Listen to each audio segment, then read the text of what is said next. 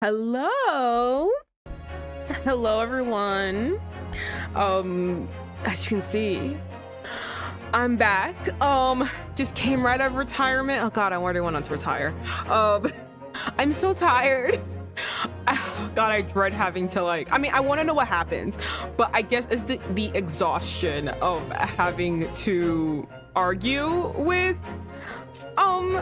I forget his name, but like the Reaper of the Bailey. Oh God, I really want to know what's going on, but I also just wish I were smart enough to be able to figure this out. Full disclosure, I have to have a guide right now because if I remember correctly, I was fucking lost. I was just like, wow, I don't know what the fuck I'm doing anymore. Yeah, so like honestly, everything is just, I don't know. So because of the I don't know and everything I'm saying, we're just gonna go straight into it and have this guide as a possible way of helping us. And I think the guide I have, which is from Polygon, basically its guide is weirdly bare bones guide. It just tells me to select something, but I have absolutely no idea what the outcome would be. But yeah, oh God, I'm honestly exhausted. I thought having to deal with Sholmes was exhausting. This is particularly exhausting. Okay, if I remember correctly, which I should have done before, but honestly, that music distracts me.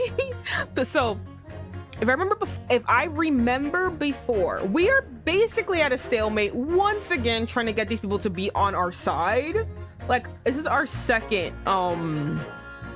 I forgot what it's called, but it's our second go around of trying to like pit their thoughts against each other to be like, no, you don't have the whole story. Let us continue. Which is weird to me that we stop trial in the middle of everything and they think that they have their answer. That's wild. But anyway. Anyway. So we're doing it again. There's a second time doing this in this one trial alone. Second time doing it. So we are trying to get our brethren, our brother from Japan to not be convicted of a crime. I don't think he murdered her, honestly. I don't think he murdered her. I don't know what happened though, but I don't think it was him. So we just gotta figure out like who the fuck it was. And hell if I know, because I don't, oh God, it's just, honestly, I don't know. All right. Which is a very significant victory for the defense. I feel like the fog's starting to clear. I'm not. And an alternative explanation to this case is starting to show itself. I don't see it. I hope someone gets to see it. The accused left behind evidence at the scene, didn't he? Those 3 books of his?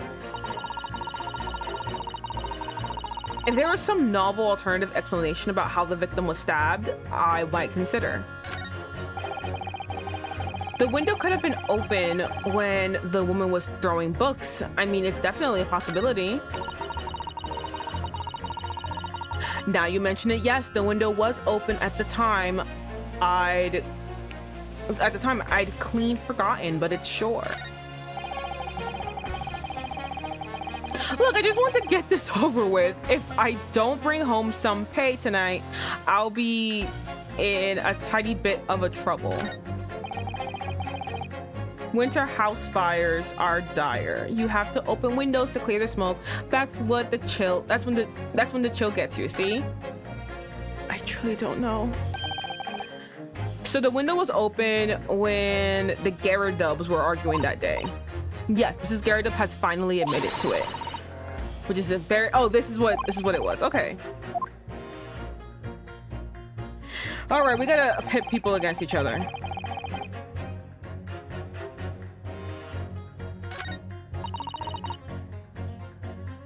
Honestly, ma'am, I would love a novel explanation of why. I remember you're the racist, but I also would love an answer to this question. Okay, so I'm guessing we're pitting him and her against each other. I'm not entirely sure. I don't want to lose any of my little bullets in the top. Let me see.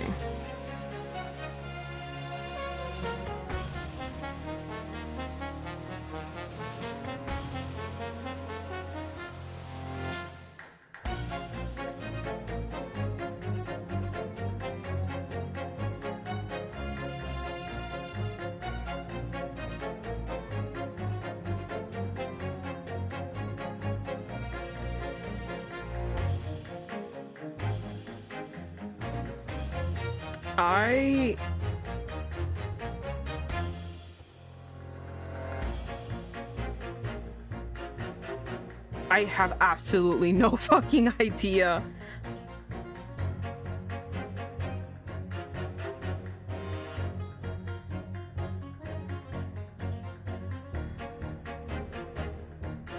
I don't even know where the hell I am. Okay. Do I press? Oh, yeah, I don't understand. Okay, the point when the victim was attacked at Briar Road, we know there was a small house fire in the Garrett household on the opposite side of the street. Oh yes, it certainly seems that way. And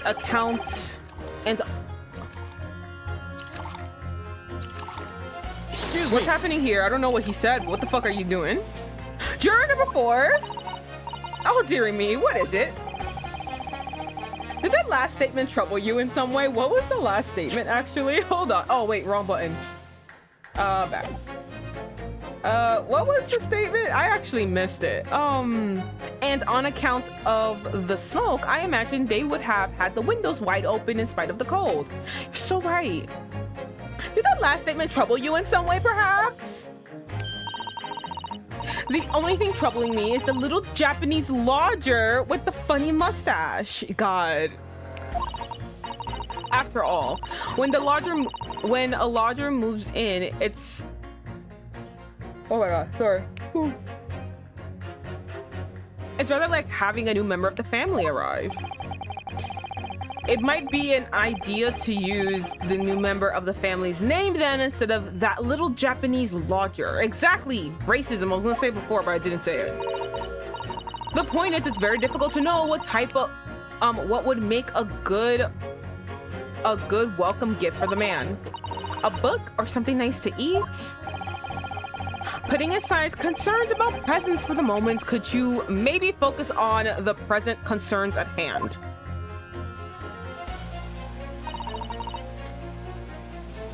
Now you mention it, yes.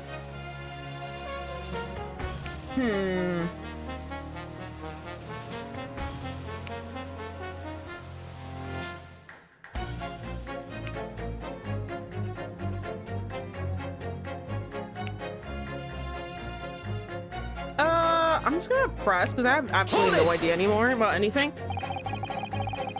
The 4th book found at the scene of the crime shows very obvious signs of fire damage.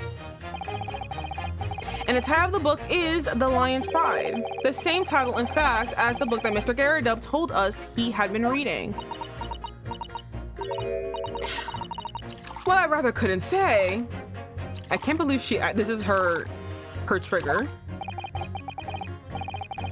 On the day in question, did you or did you not throw at your husband the copy of The Lion's Pride that he had been reading?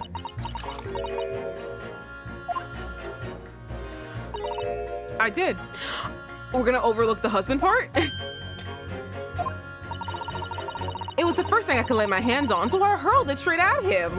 Valid, honestly. For any of the girlies that don't remember, she assumed, rightly so, honestly, but she found a note in a book with like a lipstick print of someone, like someone's lips, right? And it was just like, it was basically a love letter. So she was like, you were fucking cheating on me, you stupid bitch, and she started attacking him. And I said valid. And now you come to mention it. Yes.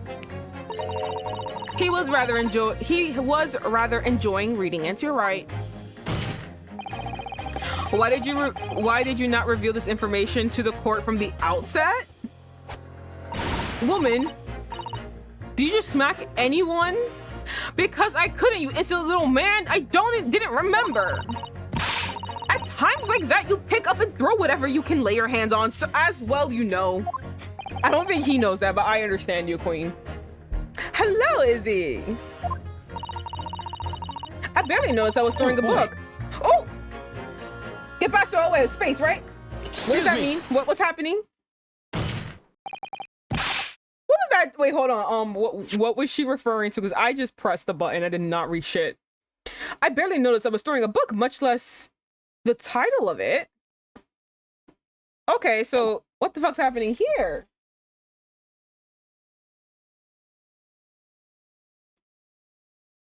What is it, jury number 5? You know something? I've remembered what it was. The memory I'd blocked. Oh no, here we go. Uh-huh. It was listening to what this oh my god, you're so mean. She's not old. She's not an old woman. I will warn everybody, I did go to the dentist to get a filling, and usually by now, like, it should be better, but like my jaw and that whole area really hurts. I tried letting it rest, doing whatever I can, but it still really, really hurts. So I'm probably not going to be as animated as I usually am when I read Ace Attorney. So sorry in advance for all of kind of like the monotone reading. I'm trying not to open my mouth so wide. I'm trying not to react too much. It's really hard because I am surprised. Like every reaction I have is a genuine reaction, and you can't suppress shock, but I'm trying to not, like, I guess, gasp so loud. So yeah, it's gonna be a very timid reading. It's just so I can relax my mouth. Oh god. I even waited hours before eating, and it still really hurts. It's no longer numb. I wish it was numb so I can, you know, not feel this pain, but like, ugh. But yeah, it will be a timid reading today. So yeah. Okay, so where was I? It was listening to what this granny was saying. Brought it all flooding back. Bruh! Call me granny. You know what? Actually, he deserved that smack. That's the one time I acknowledge and respect your slap. You should have slapped him. Who are you calling a granny, you cheeky devil? I am Mrs. Garridub, or the maid, I'll have you know. That man doesn't even flinch. Can you tell me this is not because he's so used to being hit all the time? I think he is. I think he mentioned that his wife is a fiery woman and she's always smacking him up, and that's why he loves her. It was about 2 weeks ago now. That's the energy it's giving. It was about 2 weeks ago now. I just got back home after work, like. I put my hand in my pocket for the wages I just earned that day, and I nearly died.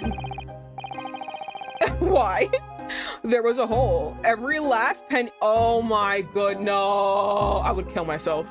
I would probably jump into the fucking Thames. No, I wouldn't do that. If I'm gonna die from drowning, it's not gonna be from poop water. Oh dear, what a disaster. Apparently Bimbo is playing supermarket together.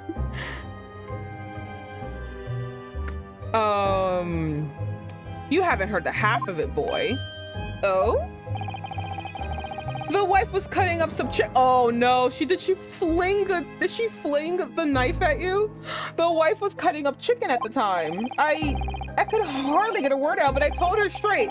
I'd lost the day's wages, love. I just love the love part. He's like, I gotta butter her up with just a tiny bit. Just a little bit. Maybe this will work. Next thing I knew, the black whistling past my ear, stuck into the wall next to me. It did. About an inch deep.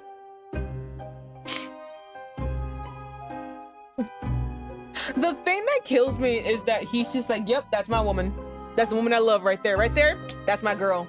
I know. Me and Roanoke are like, excuse me? No words, just terror. I could smell it then, you know. The god-awful stench of the Thames. Oh my god. Have a good stream. I'm lurking with sound on. Thank you, Frankie. Thank you for lurking. My woman almost kills me if I don't break that. Yes, Stone. Hello, Stone. That's basically what he's saying. He really is just like, that's my woman right there. Love that bitch.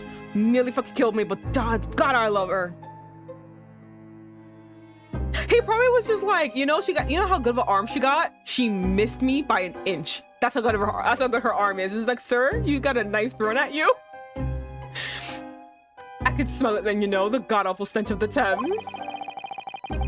She's on top most nights. Yes, that is him. I was sure I was gonna end up face down in the muddy banks that day, I can tell ya. Oh, fuck my mouth. Shit. No, that's a real disaster, isn't it? I'll never use the word lightly again. Anyway, the point I'm trying to make is this. When women lose their rage, they'll throw anything at you. Knives, hatchets, hammers, you name it. Is that a list of all the things your wife has thrown at you?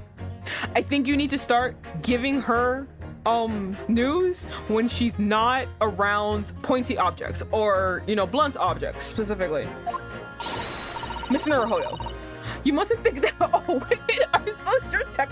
Bitch, you flipped me over like 50 times. I have a concussion because of you. Fuck you.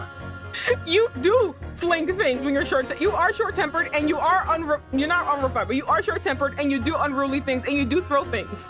Specifically a human body. Mine. To mention.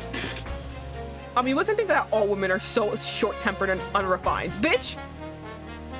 I'm not gonna go on a tirade for a second time, but like, just the fact that I had to read that out loud. I couldn't even read it the first time. The second time I just... bitch. No. I wasn't thinking that yet, Naruhodo. You just fucking don't say shit. Just don't say... She will flip you in front of this entire court. Do not say anything. Throwing household objects at people is... well, it's so uncivilized. At least attack with honor. Thank you. Using a bow or the like. What? Attack? Who are you going to attack? You. She did it before. Never mind. That answer was me. The answer was me. That's what she said, never mind. Anyway, this man's words could be rather significant, I think. All right, we'll come back. Oh, my mouth. Oh, fuck. I shouldn't have done that. For everyone, once again, I think more people just joined in. I went to the dentist and got a filling, and usually by now my jaw would feel better, but it's really, really sore. So I'm not gonna be, I guess, as animated, and the short times I am animated, I completely forget that my mouth fucking hurts. And I hurt myself, so then I go back down. So just so you all know, I won't be as animated today. Oh God. I tried pursing my lips and like, fuck, that hurt. Oh God, that hurt my jaw. It's not pursing my lips. I tried doing something and my jaw fucking hurt. All right. We'll come back to the bow and arrow thing later, if I dare. It's you. Naruhodo, it's you. Okay, so what he's saying is that, okay, a woman in a rage will hurl almost anything at you. The kitchen knife really brought that home to me. Oh God, I stopped smiling so much. Okay.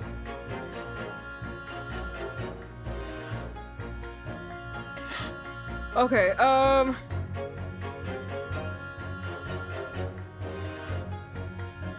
well, I guess... Alright, so according to this thing that I'm following, because I'm so lost, I'm just trying to use this as a guide to get me back, because I'm kind of confused and lost. So it says pit. Wait, 1, 2, 3, 4, 5 against 2. What was her thing? If there was some novel alternative explanation about how the woman was stabbed, I might consider. I feel like Mrs. Garridub would be offended that you guys are thinking that she threw a knife from her fucking window and like the universe came together to have it like fling from her window and perfectly landed this bitch's back. But might as well. Let's go. Objection. Objection. My objection. Those two statements clearly have a deeply significant connection. Good grief. You mean they don't contradict each other? Explain, counsel, at once. Juror number 2. Do you think perhaps that this could be one of those novel alternatives? Oh my, whatever do you mean? Look at his cunty stance. Look at him. An alternative explanation as to how the victim was stabbed in the back. I love that this is his shocked face. This is his shocked body language, and it's adorable. I love him. Well, what are you talking about? We've demonstrated that the 4th book, The Lion's Pride, that was found in the scene of the crime, oof, fuck, originated from Mr. Garridub's room on the top floor of his house. Therefore, it's equally possible that some other object besides the book could have found its way from the Garridub's household to the street below. What's that now? After all, Mrs. Garridub could have thrown any number of different objects at her husband. She fucking forgot everything. She was just like, I was just trying to attack everybody.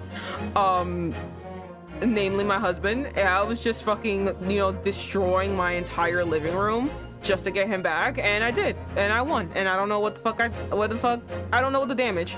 I don't think about the consequences. Isn't that right, juror number 4? What are you insinuating, you little beanpole? I'm a beanpole? I think I'm hurt. I think she actually hurt my feelings.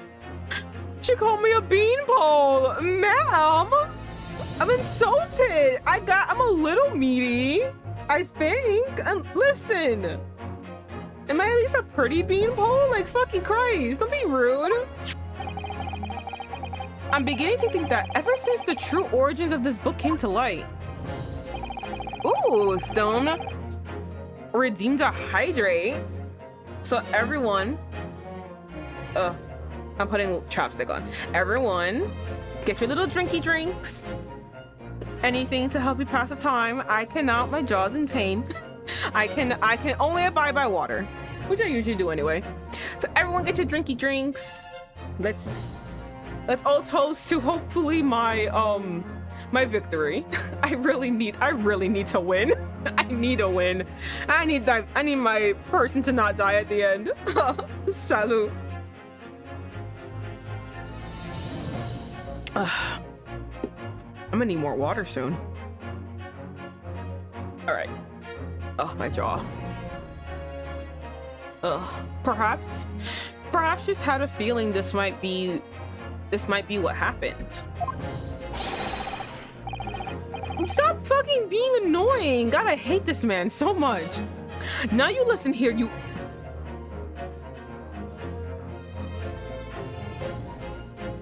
Next time I'm playing this fucking game, we're doing a drinking game, because I'm gonna, every time someone fucking says anything racist to me, everyone's taking a shot. We're not gonna do it now because I can't join you because my fucking jaw is in fucking pain, and I'm gonna actually need to start taking some medication because my jaw actually fucking hurts. It hurts even when I'm not talking. I'm gonna take medication, so I cannot join you. But the next time we're fucking doing this, I'm so fucking tired of all this racism. We're gonna benefit from this in some way, and it's gonna be from us drinking and getting fucking toasted. I'm so mad. I'm fucking pissed. And now that my quiet anger has subsided, take some medicine. I will. Just give me a second. Oh, God. I will. I just got so heated when I saw Eastern. Now you listen here, you Eastern. I don't know what that second word is. Galha? I'm offended nonetheless. You still offended me. As the foreman of this jury, I demand a straight answer. You give us this yarn about some other object making its way out of the house, but what? What was it? The fucking, I don't know, the knife in her back, sir? I'm really taking a big gamble here. That was a bold accusation to make, but I hadn't any real evidence to back it up. But I'm certain that at the very least, this warrants further investigation. Okay. A gauha is an Australian bird known to be pests. Oh, I'm offended. You use an Australian slang and you call me I'm offended. Okay, like I said, I was like, I'm offended nonetheless. I just didn't know he would call me like a fancy pest. What a fucking dick. I hate this man. All right, Mr. Foreman, I'll try to explain the defense's theory. Yes, please explain it to me, because I know it. It's in the noggin, but like you should explain to the chat what this theory is, because obviously I know it, but you know, for anyone else who don't know it, here's the explanation. Oh no, I have to choose. The other object that found its way from the Garridub household to the scene of the crime was, can I at least examine first before I send something over? All right, so this is the,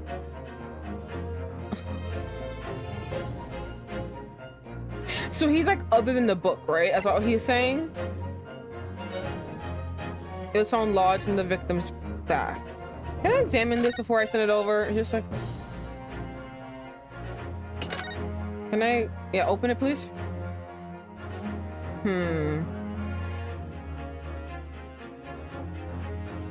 The blunt edge is very, okay.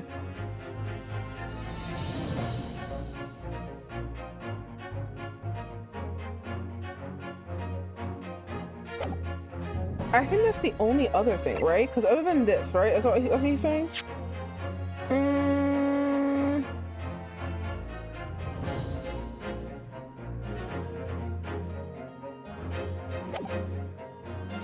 This is the only thing I have. So I'm just gonna use this as the only thing I have. Like, we talked about the book, but like, it's the only thing I got. Take that! This. He's a military man. He got weapons everywhere. He got a cannon. Oh, not a cannon, but like, oh, fuck, what's it called? He don't got the balls, but he got the cannon. He got that in his own ass house. I don't know how the hell he got it up the stairs, but he got it. He got weapons. Juror number 4, Mrs. Garridub. What? What now? I must apologize in advance for this. Oh! But I need you to confirm something else for the court.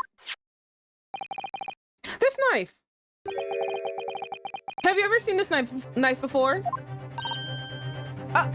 Was it your husband? Are we actually gonna find a murderer here? Good Lord, Counsel, what on earth are you doing? That's the weapon that was lodged into the victim's back, man. I mean, yeah, and... That's right. Stomp. My lord, remember what... My lord, remember that when the victim was attacked, Mr. and Mrs. Garridub were in the throes of an argument. Mrs. Garridub was hurling anything she could at her husband, who been backed up against the window. A window that had been opened to clear the smoke and through which a book sailed to land at the scene of the crime. I said scene of the crime, he said crime scene. You can't seriously believe that. The book was found in the victim's grasp. Are you saying that it flew out of the window and across the street and landed neatly in her hand? See, that's why I didn't bring it up. That's why I didn't bring it up. That just sounds too... Unless it already flew out, she picked it up. But like, who attacked her? When are we gonna get... Oh wait, we did get the cop. Fucking Christ, I know nothing. Oh God. I do love how much they love each other though. It's very admirable. Even my missus hadn't gotten aim like that. The fact that you are boasting about it. Yes, I admit there are many details we haven't yet understand, but at this point, that's precisely why we must not allow this trial to end. Not right now. Oh my. Ah, no, Grandpa. Mrs. Garridub, your answer, please. Have you seen this knife before or not? Oh, what's happening? Ah! Did she faint? Medics? My lord! What's happening? I wish to change my decision. Why do you always look like this when you do that? I'm a woman of my word after all. Thank you, madam. Yes, I agree. I certainly didn't see this coming, but yes, we got 2 bitches. I just don't think it would be right for this trial to come to an end now that so many with so many unanswered questions. Mr. Foreman, I know. Never saw it coming. I'd have to agree. 3! Not that I think the granny did it, mind you. You too? Yes, you know what? I'm not quite happy about this at the moment either. All together now, ladies and gents. 1, 2, 3, 4. Hey! Do I need to convince the other 2? Wait, we did it! I know. Oh God, thank God. Thank God for that fucking thing I was following. Oh, congratulations, Mr. Naruhodo. Stomp. Yay, thank you, Stone! I did it! I'm so happy, finally. So as a result of the defense's summation examination, a number of jurors' leanings have changed. 2 jurors called guilty against 4 now calling innocent. Accordingly, the opinion of this court is divided. And this trial will continue.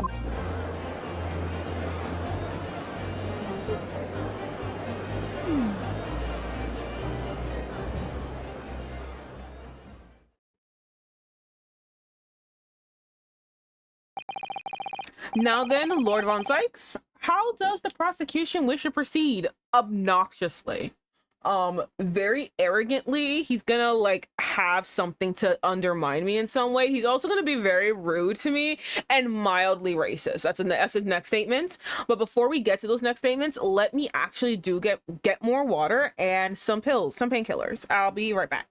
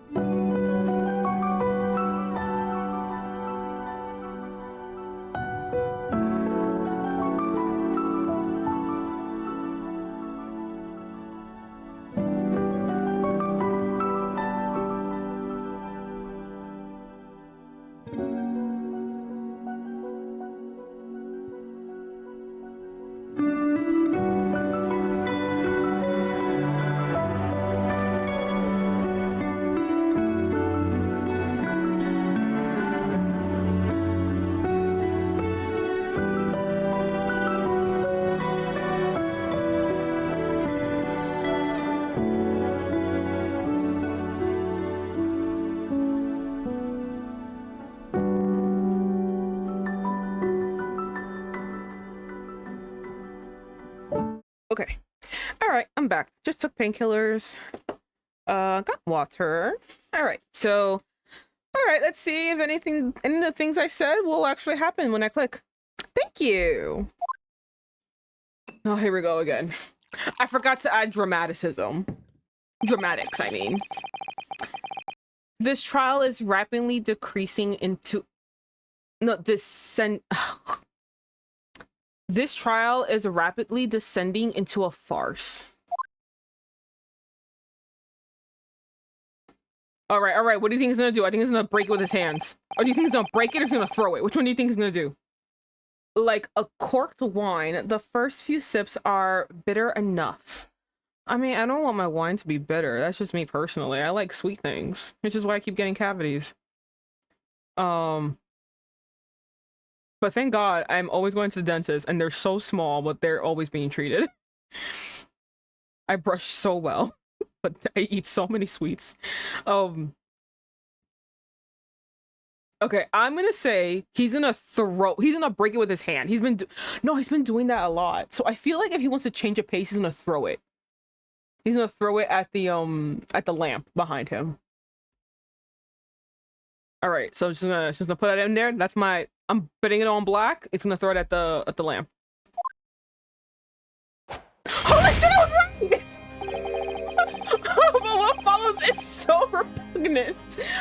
It's good for nothing save the it's good for nothing save the gutter. Are you serious? Oh my god. Oh my god. Okay, I gotta do lottery numbers. How the fuck? I gotta do lottery numbers. Holy shit, how the fuck did I get that?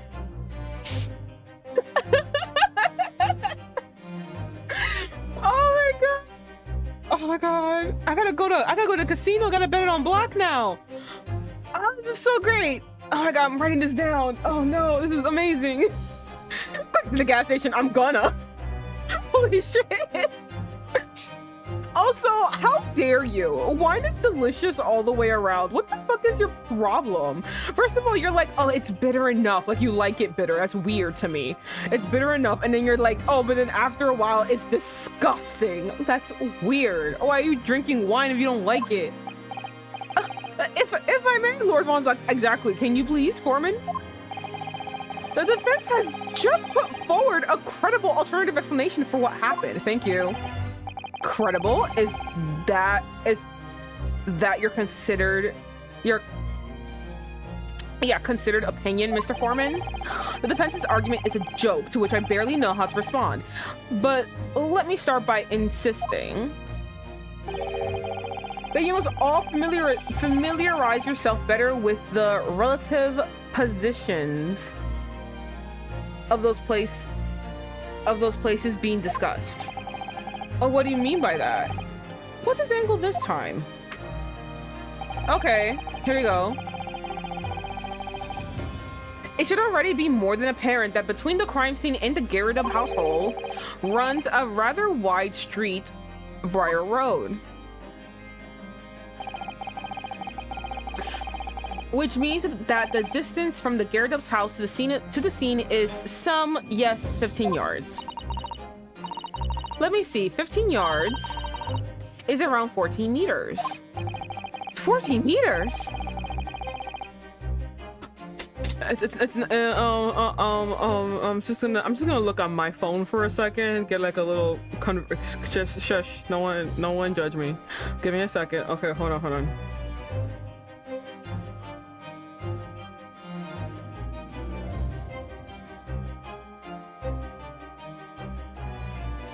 Oof, okay. Okay, I figured it out. Oh. I mean, yeah, but I'm just trying to win. Listen, being a lawyer is about winning. It's not about getting the facts. It's about winning. And I'm trying to win. I just don't know, who killed her. I honestly don't know. I literally had, before we met the cop, I thought it was the cop because he was the only other person mentioned. So I thought it was him, but it clearly isn't him. If anyone remembers what the cop and his wife looked like, bro, it weren't them. It was not them. But I don't know who the fuck it was. Oh, that's a little farther than I imagined. And as you ladies and gentlemen of the jury rightly note, as you ladies and gentlemen of the jury rightly noted as having pretentious significance, pretentious significance, the fourth book was found in the victim's clutches. I do agree with this, but I do posit that, like, she probably found it and picked it up because it is burned too, so it doesn't make sense how, like, to me, it didn't make sense that the idea that, oh, she flung it out the window and then hit her on the head. I believe she flung it out the window, it landed on the floor, and she was just like, oh, what is this? And picks it up. I don't know who killed her, though. That's the difference. That's how I'm believing that she found this book.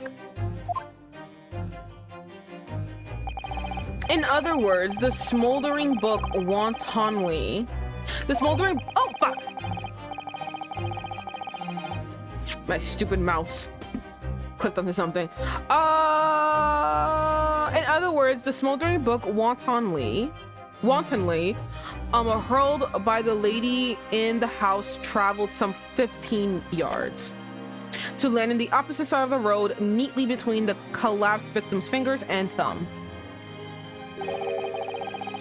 Is that your final conclusion, my learned and deluded friend? Again, I believe that it was just flung out there and she picked it up. That's how I'm believing it happened.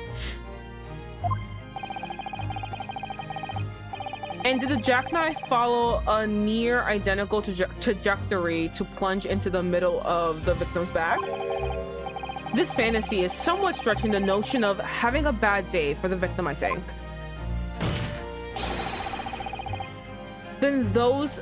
Then even those pathetic serialized detective stories have more believable plots. Oh, you're calling me worse than a Sherlock Holmes book? Bruh, I'm offended. There's nothing I can do. There's nothing I can say to that. That prosecutor loves the sound of his own voice. Thank you, Susato. Fucking hate this man. Miss Susato? Serialized detective stories are pathetic, are they? How dare he? You hit the heart of a fangirl. You're gonna pay. Maybe let's pick our battles here? No. My lord, might I be allowed to speak? As judicial assistant, you may speak for the defense. Yes, go ahead. The prosecution may consider the idea a fantasy. But what difference... what difference has oh my god. Okay, but what difference has postulated as a believable enough to persuade the jury to change its leaning? And as such, the court has a duty to explore this alternative explanation as thoroughly as possible. To that end... Oh, you saw that, right? Oh, you saw that. She got stone cold. Jury number 4, Mrs. Joan Garridup must be called to testify and submit to cross-examination. That's right, bitch. Let's go. Let's go. Saints love. A cross-examination of a juror. This is like the worst person to put on the jury. I just want to make that quick. This was a biased fucking jury from the fucking get-go. That one motherfucker does not like us to begin with. That bitch is racist. Number 3 is cool. I like him. Number 4 lives in the fucking place on the next door. This guy doesn't even want to be here. He actively is saying he does not give a shit. Number 5 can't hear. This is a biased fucking jury. This is the worst jury you could have picked out. I think I named all the jurors. I may have repeated a number, but you all know exactly the jurors I'm talking about. Bitch don't like us. Racist bitch. Number 3 is cool. 4 is the bitch that lives next door. 5 don't give a shit. 6 can't hear us. This is the worst jury ever. Love them. They're the best. Order, order, order. Well, this is highly irregular. It is unprecedented of a member of the jury to be summoned to the witness stand. We'll get a better fucking juror that's not biased to the case. Objection! What? Under what grounds? Wow, behind you? And unnecessary. Lord Von Zykes? There are already fucking Christ. There are already witnesses in the stand whose whose testimony the defense may further cross-examine. If my learned friend's farcical theory has any truth in it, then both the burning book and the jackknife must have flown through the sky before these couples' eyes. I love them. Oh my god, I love her and him. And honestly, oh god, this is my favorite. These are my favorite characters from the entire show, from this entire game.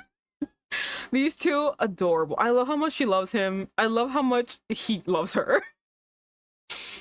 It's so delusional, but it's adorable. He's so tired. I want him to rest. And we must assume they would be able to testify accordingly. What say you, witnesses?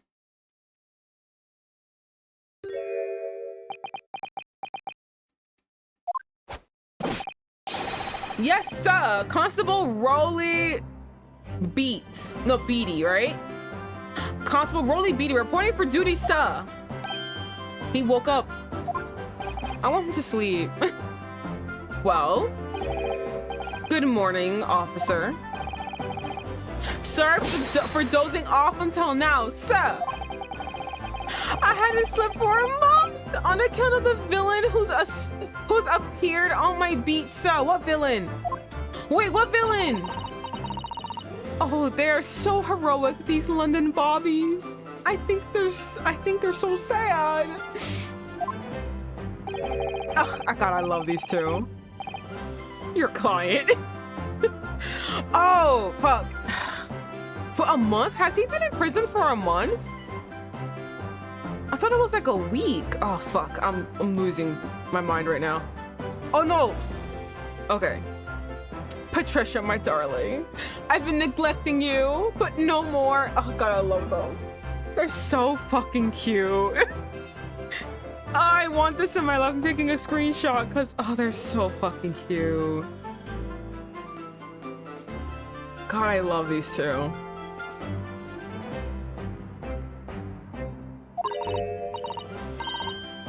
Oh, Rolly, my hero, you make me swoon. Please get a room, you two. Very well, I hereby reject the defense's request. Ah! Also, pun name. Oh, okay, I get it. I was like, who? Oh, okay, I found it. And order the witnesses in the stand to testify again. Hey, listen. All right? No need to be rude. I can get things sometimes. All right, the painkillers are kicking in. I'll stop. Don't need to be rude. It was B. I beat I don't know if they pronounce the E. I would personally.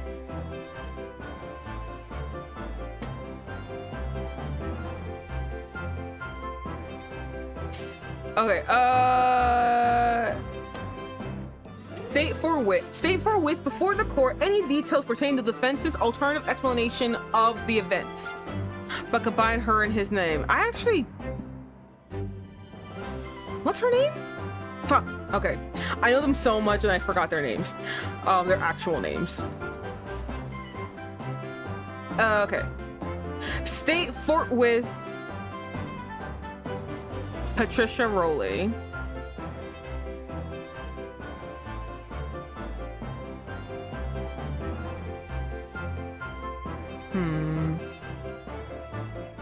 Well, I'll figure it out. It's just my jaw stops hurting. All right. State forthwith before the court any details pertaining to the defense's. My God, alternative explanation of events. Let's go, bitches. I believe in you. Yes, sir. I believe in the two of you. God, you guys are so cute. Oh, he's so sleepy. I want him to sleep. All right, here we go. This case has nothing to do with Mr. and Mrs. Garrett, but believe me, a London Bobby is good for his word, sir.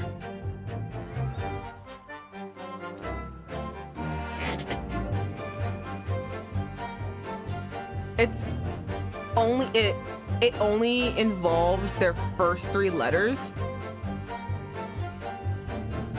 Patrolly? I don't know. Listen, I'm not gonna get every single pun. Patrol. Oh. I can't count also. They're so cute. I love them. Ellen and Bobby's good for his word, guys. His nose is so pink. You see, sir, the windows on the top floor of the garret house are top hinged casements. Obviously, if anything had been thrown out of the window, we would have seen it. I did leave the scene to go and fetch some help. My trusty Rolly was there to make sure nothing was disturbed. He was face first. I remember this specifically.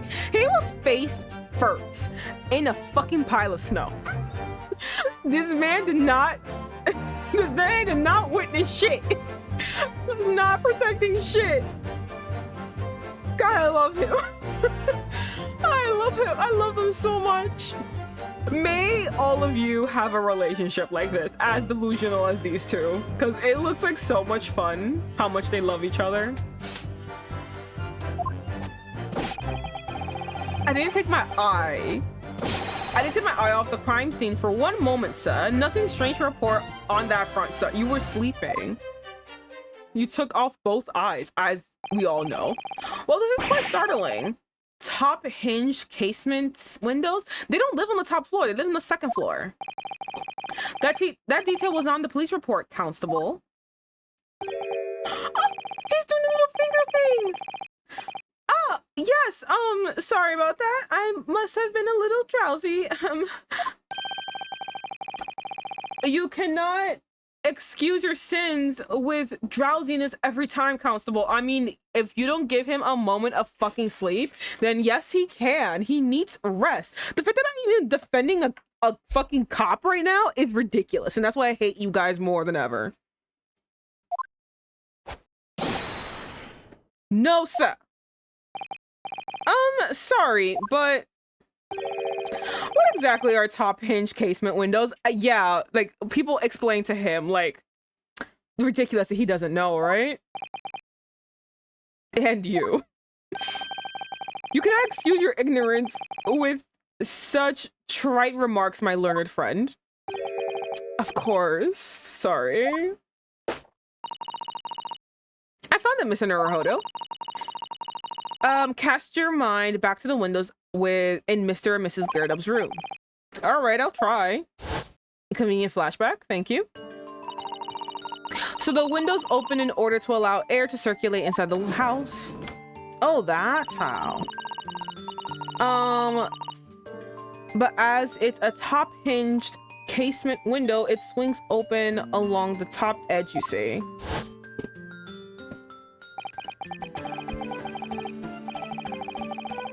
I'm glad you've rectified your ignorance. A casement window's most prominent feature is its stay, a metal bar which prevents the window from being opened beyond a certain amount. It prevents it opening? That's all news to me. Absolutely correct, sir.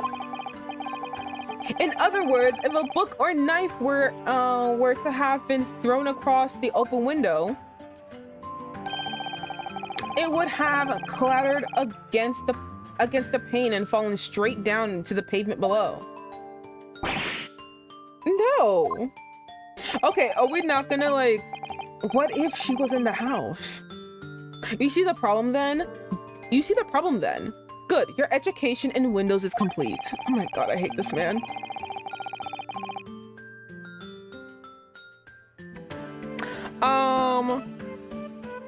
There was never any possibility of either the book or the knife traveling 15 yards over the road. That is, unless the window pane had been shattered. Had been shattered. Something we've discounted already. That can't be. Did you see that, Rolly? That young Japanese man just collapsed in agony. Yes, my darling, I saw it. I saw how he crumbled before me. God, even this is for them romantic. Oh, they're so cute. Oh, Rolly, you're so strong. How is this happening? I don't know, buddy. I'm ready to retire. I hate this place. I haven't even started the cross-examination yet, and already my arguments have been destroyed. I hate life. Counsel, if you could drag yourself upright again, and the court awaits your cross-examination. My lord. Oh, good. Another desperate situation. Again. Constable Beats report. This case has nothing to do with Mr. and Mrs. Garrida. Believe me, a London Bobby is good for his word. I'm just gonna press everything. Hold it! Press everything, sir. How can you say that for certain? A very good question, sir. Oh, wrong button. So sorry. And the answer is this. Is that your card? It has the noble founding principles of the force written on it as a reminder to all of us policemen of our sworn duty. He showed us that before, didn't he? Did he? I can't say I remember. I think I remember. It's been so long. To patrol the streets of London town and uphold the peace of the common man. It's what the job's all about. Can I take this into, record? And that is why I can stand here today beside my long-suffering wife and tell you of Bobby's good for his word. While rubbing my tired eyes, admittedly, sir. Oh, really? So manly. Of course I am, my darling Patricia. I love them so much. Oh, really? I love them. I'm gonna take a screenshot of this too. They're the cutest. I want a relationship like this. No, none of this is what I meant. I meant, how can you say for certain that this case has nothing to do with Mr. and Mrs. Garrido?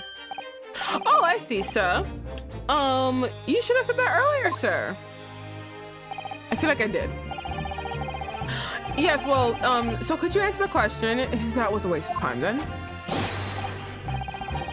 Absolutely, sir. I will answer it to the fullest of my abilities, sir. There's a surprising reason why Mr. and Mrs. Garridub's domestic dispute can't be related to this case.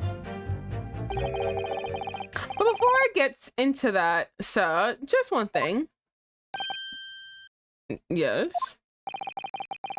I'd very much like you and all your countrymen to understand the great British institution of Scotland Yard.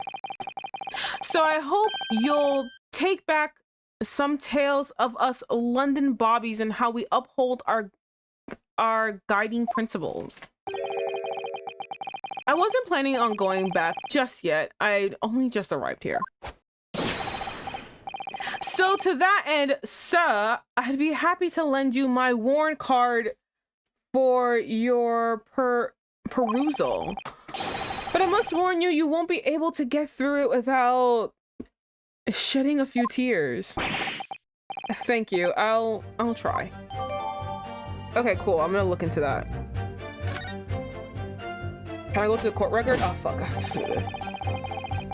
You see, sir, the windows on the top floor of the Garridub house are top hinge casements. I keep yawning, and I shouldn't be yawning with my jaw. I keep yawning. Okay. Harass. Hold it!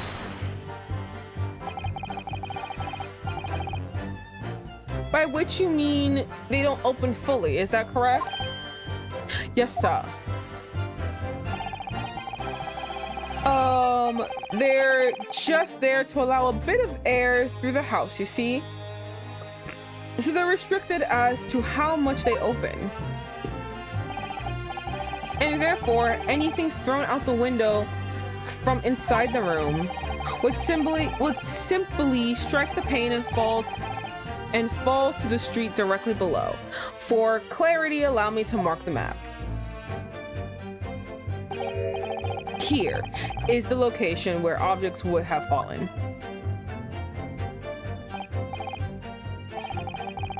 Yes, directly opposite the scene of the crime to the other side of a rather wide road. Would it have been so hard for somebody to mention this top hinge basement thing before? Honestly, yeah. Well, I have another question for you, Constable. And what would that be, sir? How do you even know? Why would you have any idea what sort of windows Mr. and Mrs. Garrett's house was furnished with? Oh, well, so that's very simple. You see, I helped with the investigation yesterday. Excuse me. Excuse me, what was that supposed to be? What was that? I mean, I'm happy that you love him, honestly, but like, excuse me? Explain yourself? Do you have something to add, Mrs. Beat? Sorry. She's so in love. I love it for her. You look, well, delighted. Is there some particular reason for that? Oh, I'm just remembering that's all. We really were so lucky. So lucky? Lucky? What do you mean? Well, of course I feel terrible for the poor woman who was attacked. Don't misunderstand me, please. But we were just so lucky it didn't happen on Rolly's beat. It was so close, you see? Oh, I hadn't realized. Oh yeah. Oh my God, he's gone down again. Oh, okay. Wait, hold on. No, he's still gone. He's done for. Oh yes, that street, Briar Road. That's the bordery, but oh God, I feel like I'm saying it wrong, but that's the bordery between Rolly's beat and the next one. Isn't that right, my love? Her curly hair is so cute. He's done. Can you let him sleep? Constable B! Huh? Oh, yes, that's right. Okay, then who's the other person? That's the reason I was helping out That's the reason why I was helping out with interviewing the occupants of the Garrett household yesterday. Their house is on my beat, you see. Wait. That really was cutting it. Wait, hold on. I'm confused.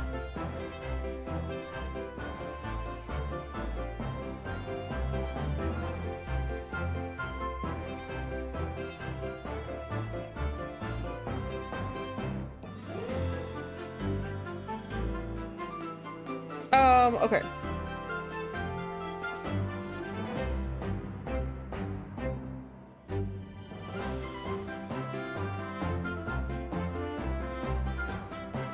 I'm confused. Hold on. I'm sorry. I have to do something else. On the side, behind the one. Oh, but wasn't it like directly outside? Because I was... Okay, hold on. Court record.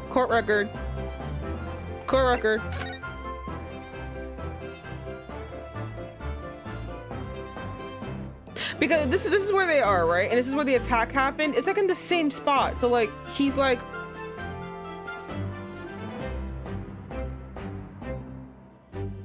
cause this is on his, oh, it's here. This is his beat. So this is on his beat. This is not on his beat. Okay, I see what you mean. Okay, never mind. This is his beat. This is not his beat. This is someone else's place, but this right here is his. Okay. You don't see my arrow. I just realized. Hold on. You don't see my arrow. I'm gonna drag it. This is his beat. This is not his beat. Okay, because I was wondering like, wait, but this is right here. How the hell? That's what I was thinking about. Okay. Never mind. Doesn't matter. But wait a minute, before we do anything, okay. Item 1, a policeman will strive to preserve the peace within his allotted beat. Item number 2, a patrolling officer is expected to walk 20 miles around his beat every day for the furtherance of community relations. Oh, wait, hold on. Oh, these are principles of policing, and these are metropolitan police regulations. Any crimes fall under the jurisdiction of the beat in which they are discovered. When a crime is discovered on his beat, a policeman must assist with initial investigations and help detectives.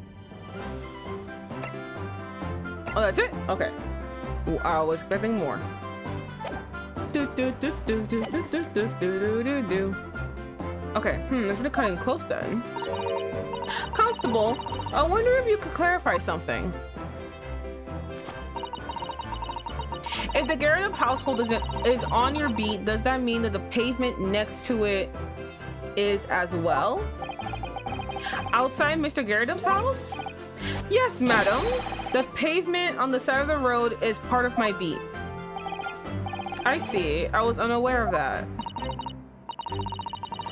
Just think, if the woman had been attacked just on the other side of Briar Road, we'd have never been able to go for that meal to celebrate our wedding. We would have never been able to go for that meal to celebrate our wedding anniversary. But it's life of a Bobby after all. Extraordinary people are Bobbies, tirelessly working for the benefit of all Londoners. Do you know what I think? I think it was the good Lord's way of rewarding my Rolly for all his hard work by making sure she died outside his beat. Don't you think so, my darling? That must be it, Patty, my love. It must be. He is so sleepy. I think perhaps we should make sure we have that information officially on record. Leave it to me, Mr. Naruhodo. I'll take care of it immediately. Okay, perfect. So I gotta look into that. And now it's my turn, I think.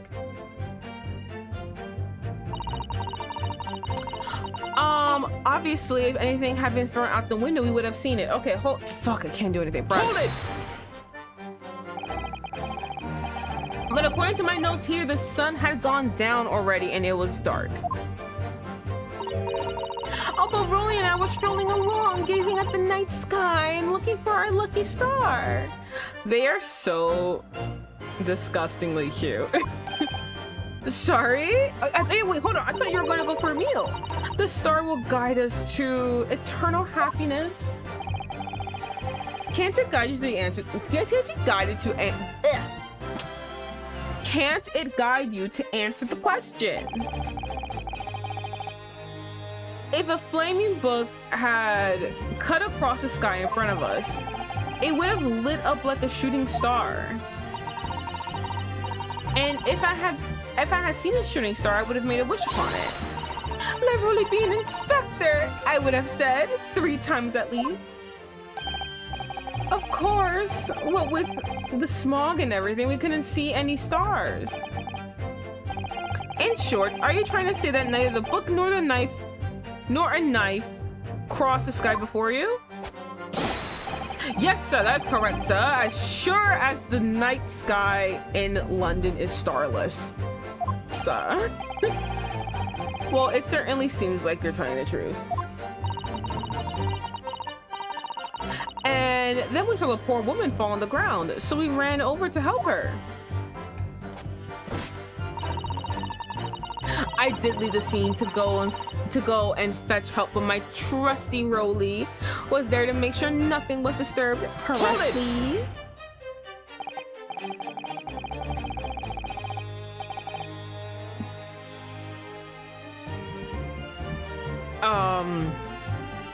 Yes, you said that you went to a nearby police box to fetch another officer, is that right? That's right, yes. If it happened on Rolly's beat, I would have known exactly where I was going, of course. Don't feel bad, my love.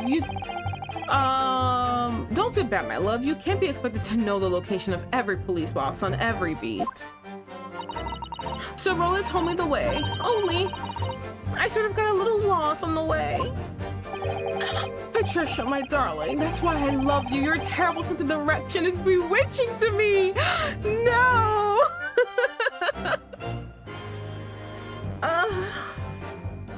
May I have a romance this delusional? I want it so badly.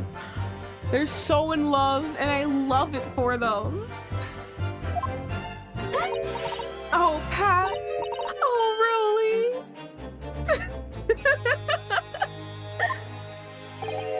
Oh, please. No. I love this. How fucking dare you? I love this.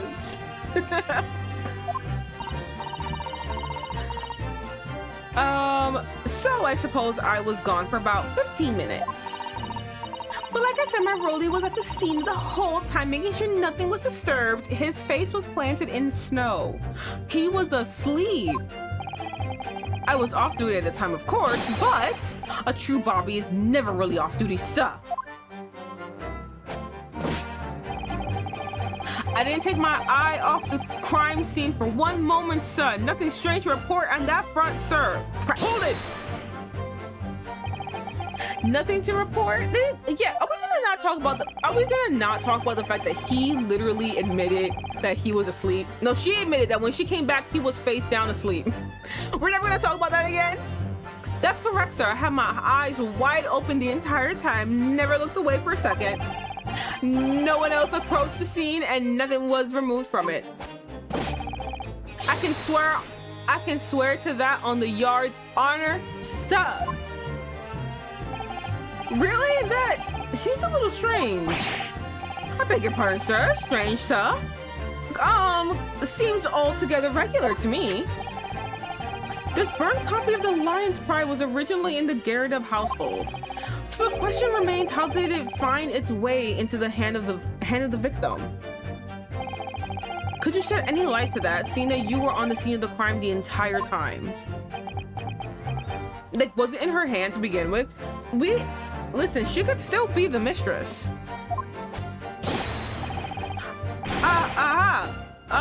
Could it be a different copy, sir? One that just happened to be burned as well? Even if it were possible, why would the victim have been gripping a book like that in her hands? As you can see from the photographic print, she had a bag over her shoulder. Well, sir, that book was in the lady's hand from the moment we arrived at the scene. Is that so? There's something about the statement that's not sitting right with me. The two mysteries of how the knife ended up in her back and how the book ended up in her hand. There must be some common thread between them.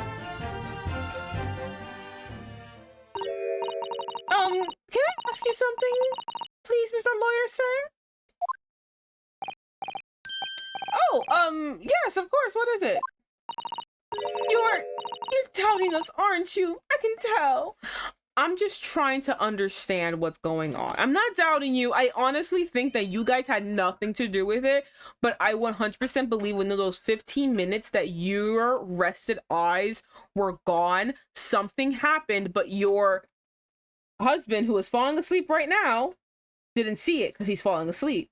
I 100% believe it. Not blaming you. He is overworked. He should not be this worked up, and you obviously need to get help. So I don't blame you. But I think something happened, and I think that you guys didn't see it.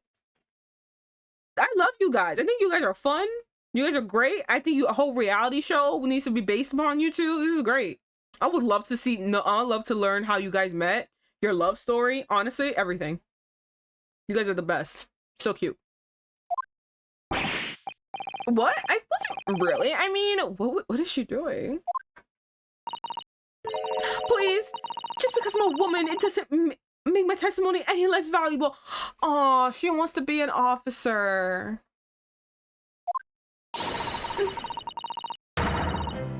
You You might just see me as a wife of a policeman, but I'm a woman of my world. Yeah, I am.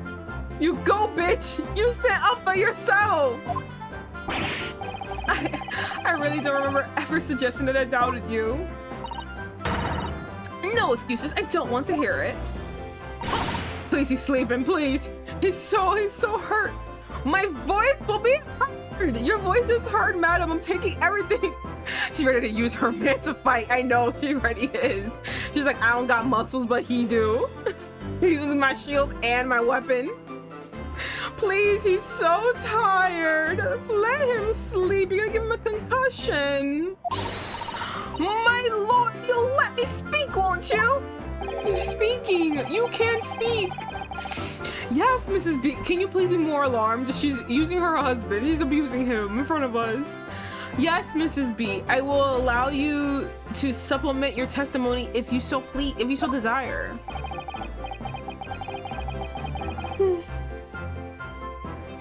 Sometimes the path of least resistance is the sage one. That was a very loud mutter. I heard that. That Japanese man thinks a policeman's wife's word counts for nothing, does he? Who said that? We have been listening to you and taking your words to account this entire time. I don't know who told you that. Whoa, watch out, sir. I might let you get away with something like that, but my Rolly won't. If he was awake, maybe. Duly noted, Mrs. B. Please, I humbly ask you to continue.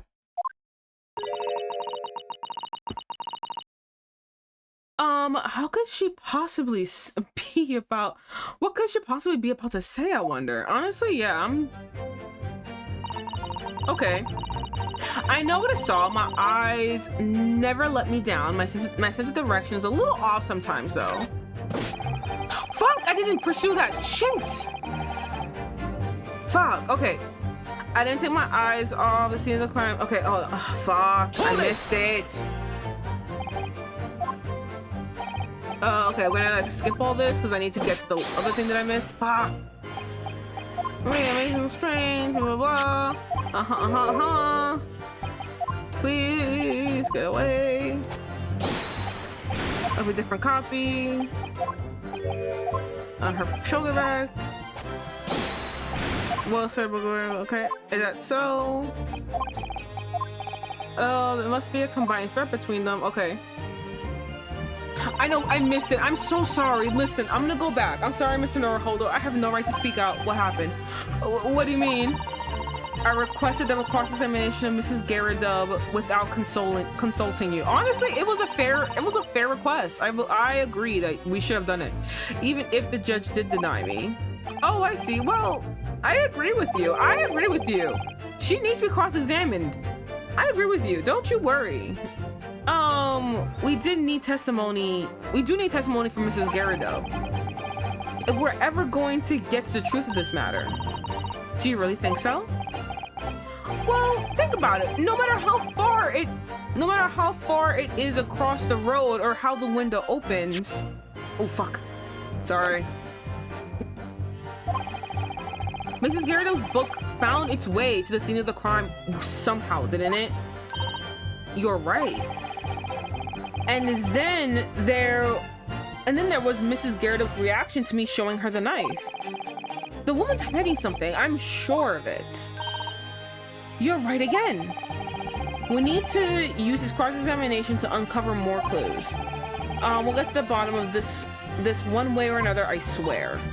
Yes. All right, we'll do it again. Okay, I heard this one. This one. Obviously, with somebody from the window, we would have seen it. I did this one, right?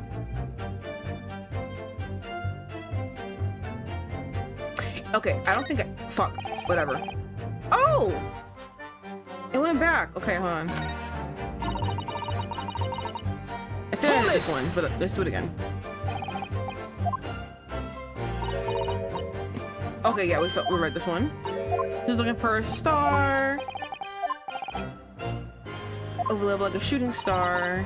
And if I seen a shooting star, I would have made a wish upon it. Let Rolly be an inspector, I would have said 3 times at least. Other Look at his fingers. Of course, with that small everything, we couldn't see any stars.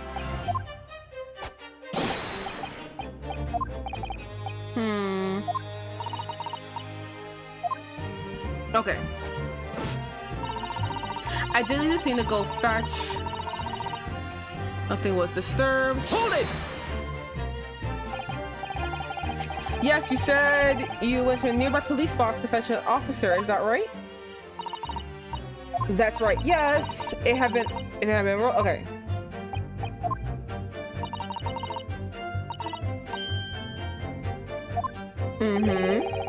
Patricia, my darling, that's why I love you. Your terrible sense of direction is bewitching to me.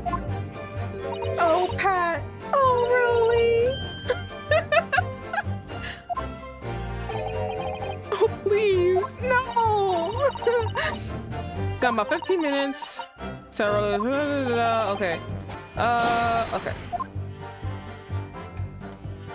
And I think this is the one. I know what I saw. My eyes down. I know what I saw. My eyes never let me down. My sense of direction is a little off sometimes, though. This is the one I want. Mrs. B, nobody's questioning what you told us. I'm not. 1000%. I think you're right. I saw it. I did that evening. I saw it clearly. That little Eastern man. Oh, don't be racist. With the whiskers. He does have whiskers, you're right. And the funny no need. All right, he's already on the ground. He's already dead. Stop kicking him. He's had enough. Slinking away from the scene.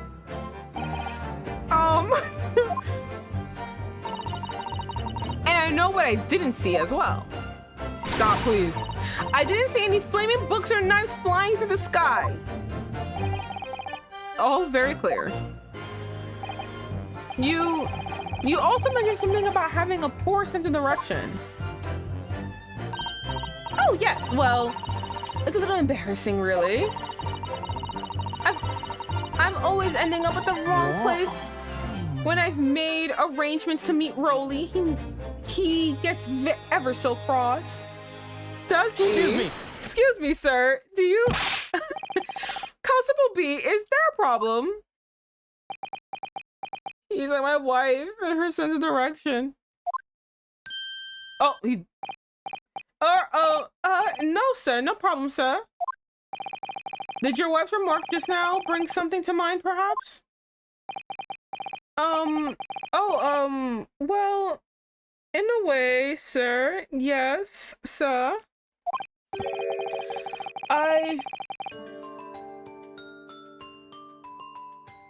I was just remembering that the same thing happened that evening is all.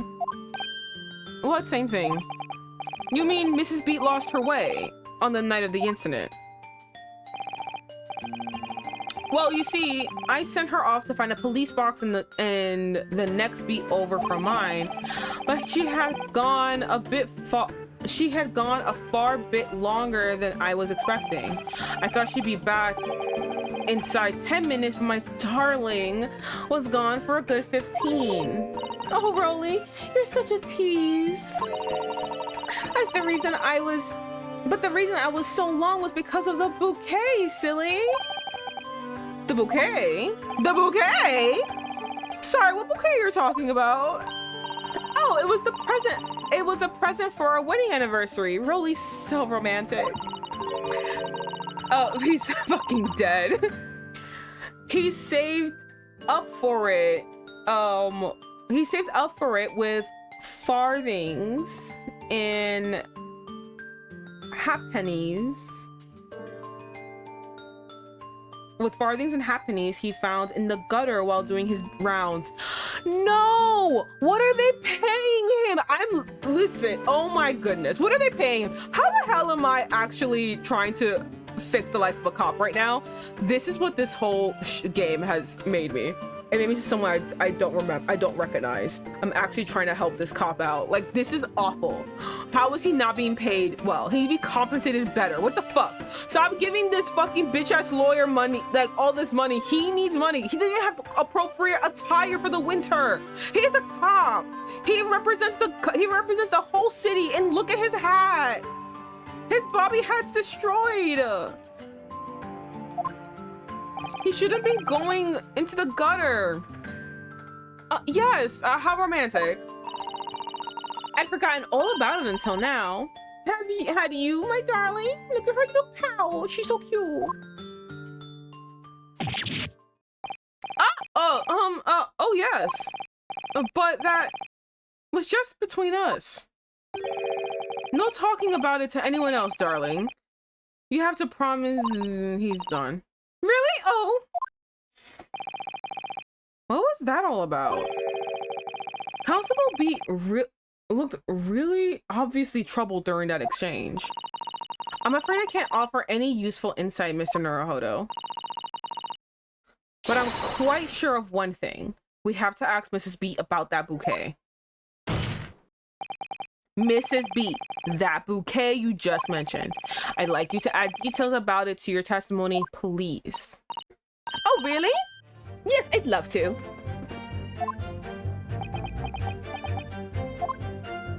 Okay, what's happening? What happened was I dropped my bouquet and ended up losing my way for a while. Hold it! You mean you dropped the bouquet at the scene of the crime? Was there a bouquet? Yes, that's right. I was so upset. When I ran over and saw the woman with the knife in her bag, I was so shocked I dropped the bouquet Rolly gave me. It was in a dark spot where the street lights weren't casting any light, so I didn't notice at first. And then you went to the police box to report it to the policeman whose beat it was on? Yes, and I came back to the scene together with the other constable, you see? And that's when I spotted my bouquet again. But the funny thing was, when I went to pick it up, it was nowhere near the victim's body at all.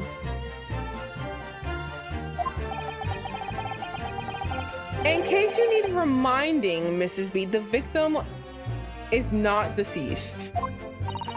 Oh yeah, I forget she's not dead. Oh my... I don't know, everyone, especially these two, keep treating her like she's dead. So I'm just like, oh my God, this poor woman died. I was so flustered for a moment before I heard a voice calling me from the other side of the road. Oh, who is that?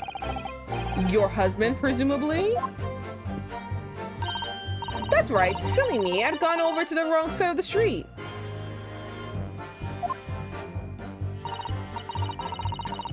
Although I'm going to blame the bouquet this time. I can't think how it got there. I really can't.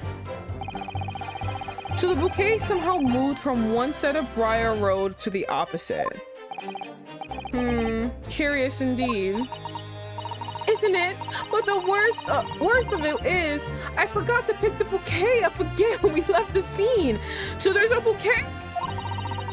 That beautiful rose Rolly bought me. With that change from the gutter he spent so long collecting. You know, okay, I will gonna say, I've been gushing about this couple because I think they're so fucking cute. I've been gushing about them for a while, and I've also been like going off about like how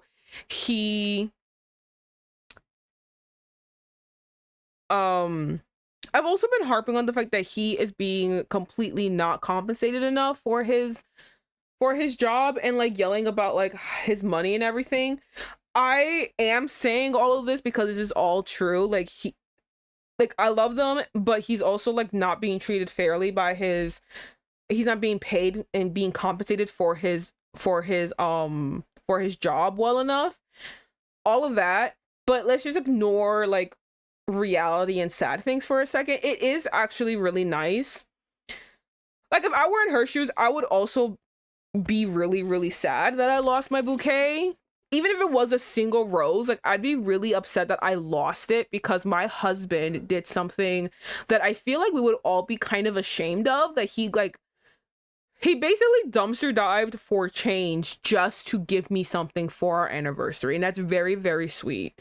Like, removing all the dramatics and the theatrics and everything, like the cheesiness of them. That is very, very sweet. That's very romantic.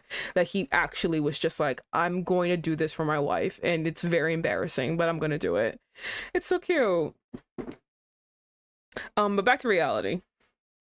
By bouquet, do you perhaps mean this solitary rose? And that's very fucking nice, okay? Yes, a bouquet means more than one, but fuck you. And he wrapped it. That's so sweet. Oh, that's so nice. Oh! Oh, yes, that's it! That's the bouquet Rolly bought me for our anniversary! With all bits of change he found in the gutter! Maybe just call it a rose? Fuck you! If she wants to call it a bouquet, it's a bouquet. Tell us, Lord Von Sykes, where did you come by the flower? Yeah, where was it? According to a report by the police officer in charge of the crime scene investigation, it was found on the edge of the pavement in front of the Garridub household. In front of the Garridub's house? Although it wasn't noticed until the morning as it lay where the street lamps cast no light. Give me a second. So the rose was here, but she says that she dropped it on the other side of the road because her thing was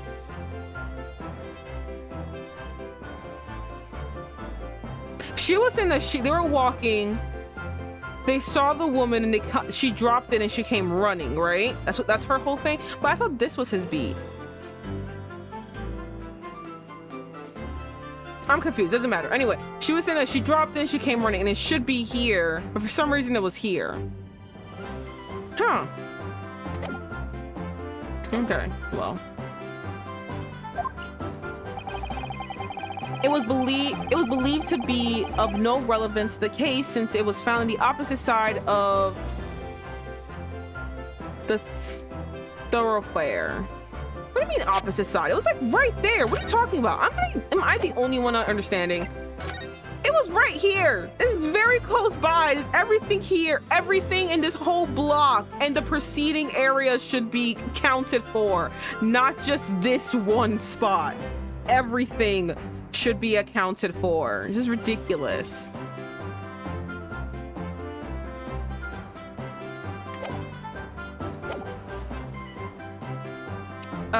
So since it was found on the opposite side of the... Oh, thank you, sir. Thank you. Can I have it back now, please?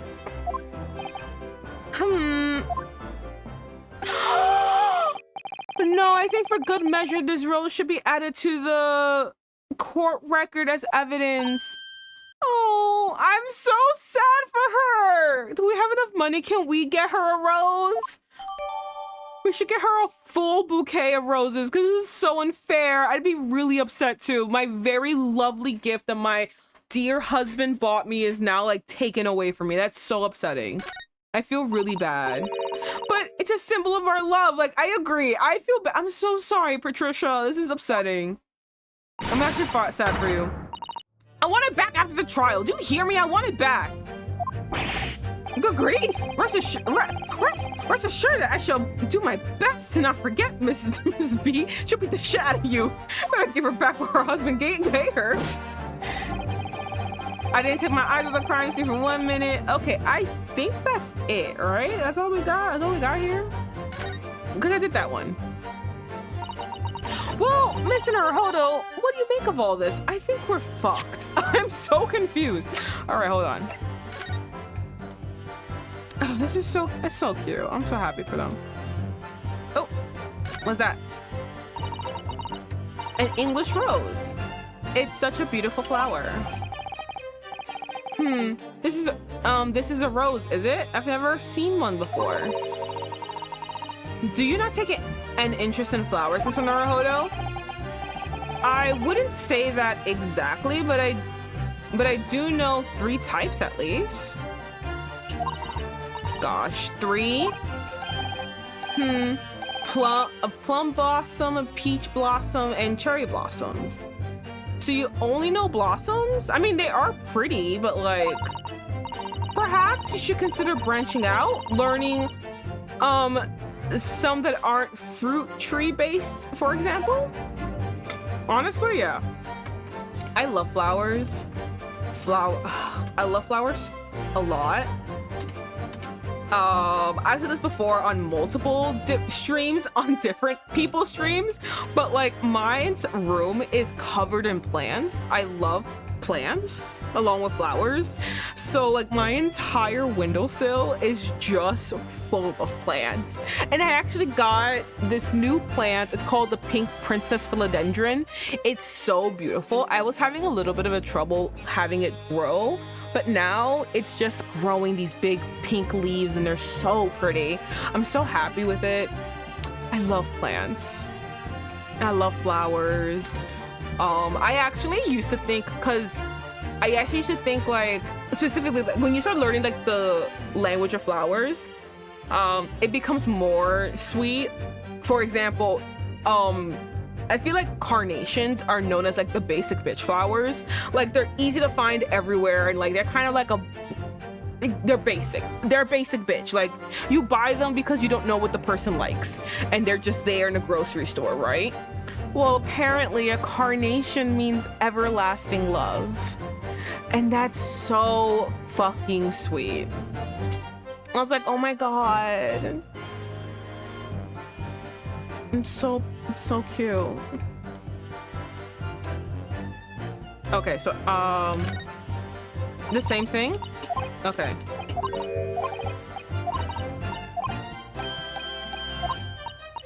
Okay, the same thing. Can we look at the paper? Okay, go. It's a very stylish paper the flowers wrapped in, isn't it? It's just an old newspaper in Naruhodo. Oh! I suppose it's because I'm not used to seeing English print. It looks so exotic to me. Ah, I see. Is something wrong? Oh, no. I was just thinking that if you wrapped a stone-baked sweet potato in English newspaper, it might look like some kind of fancy cake. Ah, Suzuto-san, you do love your cake. Tim, I wanted to unwrap it.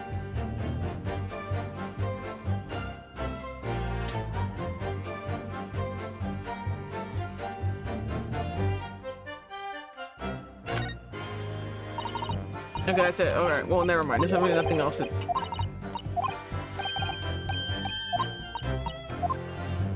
guess there's nothing else to look at then.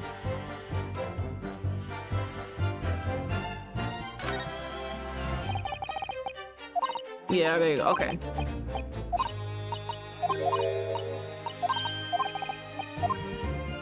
All right, never mind. I feel so bad for her. What do you think? Make of all this? Yes. The whole idea of an invisible attacker has been troubling me all along. But I believe I'm starting to get a picture of what really happened here now. I love this face she makes. I think it's really cute. The fourth book had no business being at the scene of the crime. Made me sure that Mrs. Garrett was hiding something from us. But it becomes increasingly clear that someone has been hiding something from us as well. I think I may already be armed with everything I need to strike a decisive blow here. This time, it's going to expose the whole truth about this mysterious affair.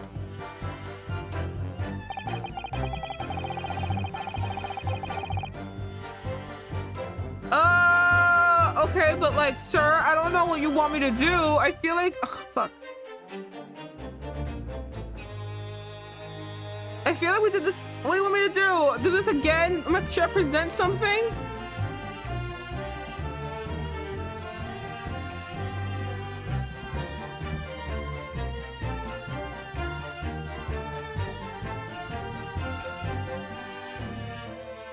Okay, well, I guess pursue everything again. I don't know. Hold it!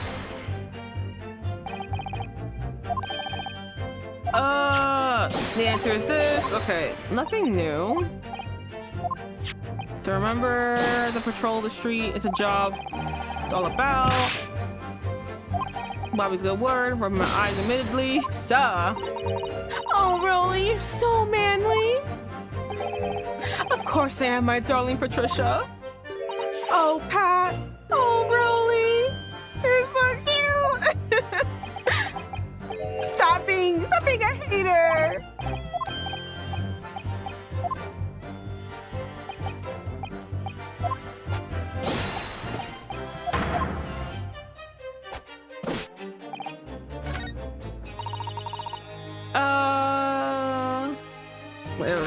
Oh fuck, I didn't pursue them, fuck!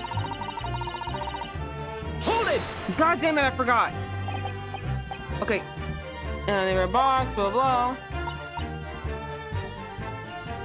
Yes. If I'd been Rolly's beat, I would have seen. Don't feel bad, my love. I didn't expect the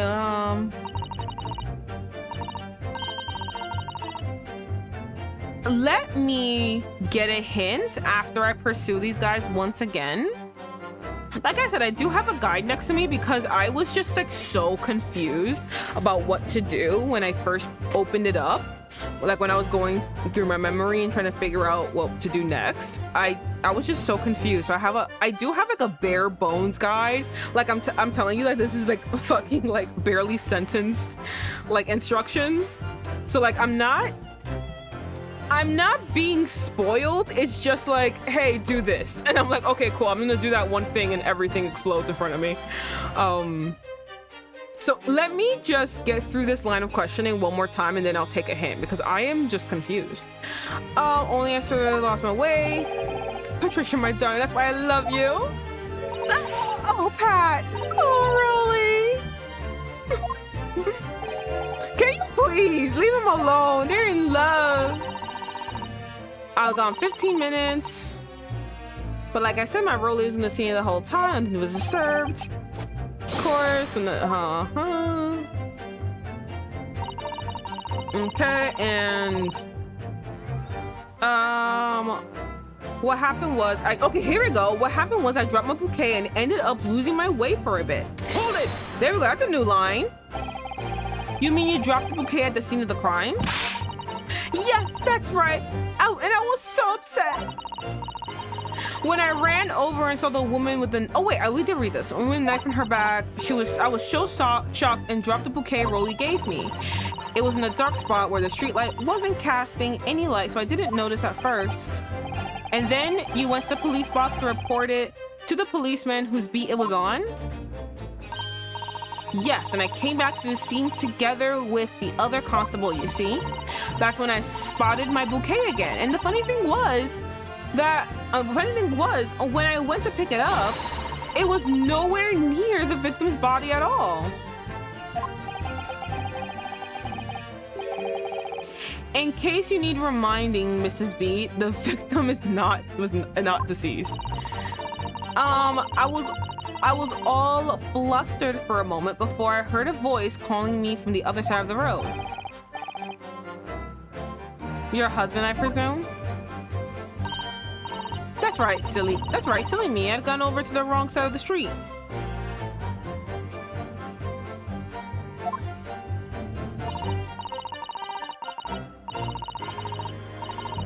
Although I'm going to blame the bouquet this time,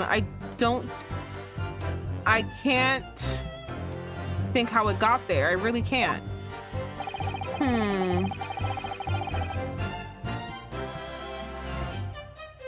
So the bouquet somehow moved from one side of Briar Road to the opposite. Curious indeed. All the crime scene for one moment, nothing. I mean, you did. Well, the rose, you did. Hold it.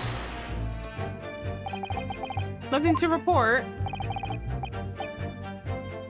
That's correct. And my eyes wide open. Never saw it for a second. No one seeing nothing was removed from it. Okay, hold on. I can swear to. Wait, hold on. Nothing was removed. Are you sure? Because like, fuck, I can only examine. Shit. All right, I got it.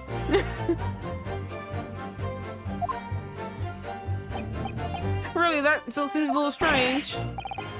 Well, it's strange. The burnt copy of the lines.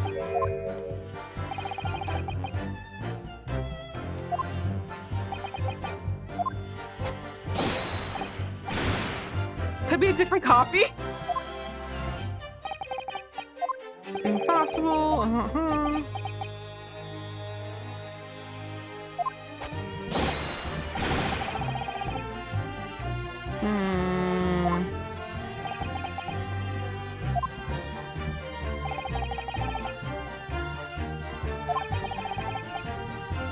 Up there, how the book under her hand.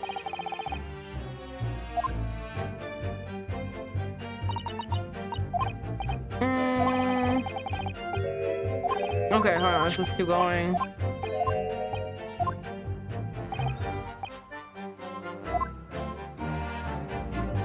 All right, I think it's the flower. Give me a second. I just gotta get to that spot. I think it's this one. Present. Present. And art. Objection. Heart's lamp. You claim, Constable Beats, there was nothing to report in the 15 or so minutes you were guarding the scene.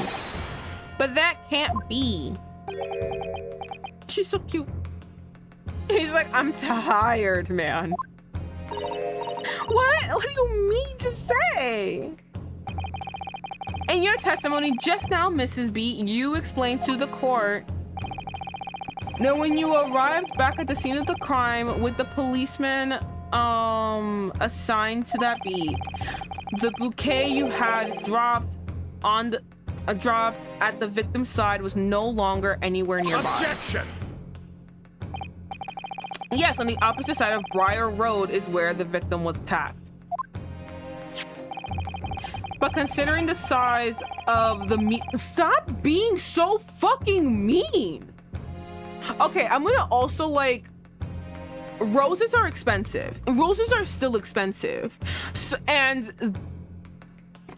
like, imagine roses are expensive in this time period where they're getting pennies as minimum wage. There is no minimum wage. They're getting pennies as random payment. Like, roses are expensive. So expensive that he couldn't even depend on his own Scotland Yard payroll to like get him this one singular rose. He had to dumpster dive for cash to get one rose. Roses are expensive. So the fact that he's calling it a meager bouquet, it's rude. Like, what the fuck? Like, he went through a lot to get his wife this beautiful fucking thing. I'm so mad. I'm so pressed about this one flower, and it's making me so mad. Like, he's being so fucking rude about it. He went through a lot just to give his lovely wife just a gift. Leave him alone. I'm actually getting heated. Tearing up, that's how mad I am. But considering the size of this meager bouquet, if a single blossom could be described, no doubt it was blown in the wind across the street back to the gutter where it belonged. What the fuck is your damage? And bruh, that's not how it works. It's not how physics works. You're always talking about how I'm stretching logic. You are stretching logic right now. This is ridiculous. Thank you. Don't listen to him. He's a little bitch. Look at him. He has never seen the fucking sun. He's never felt the touch of a woman or a man in his entire life, and he have never smiled. That's why he looks like that. That's why his skin looks like a fucking corpse. Objection. Don't listen to him, Patricia. But if that were the case, why did Constable Beat not testify to the fact? Thank you. You got something to add? Got that pole, you got that pole out of your ass for like 1 fucking second?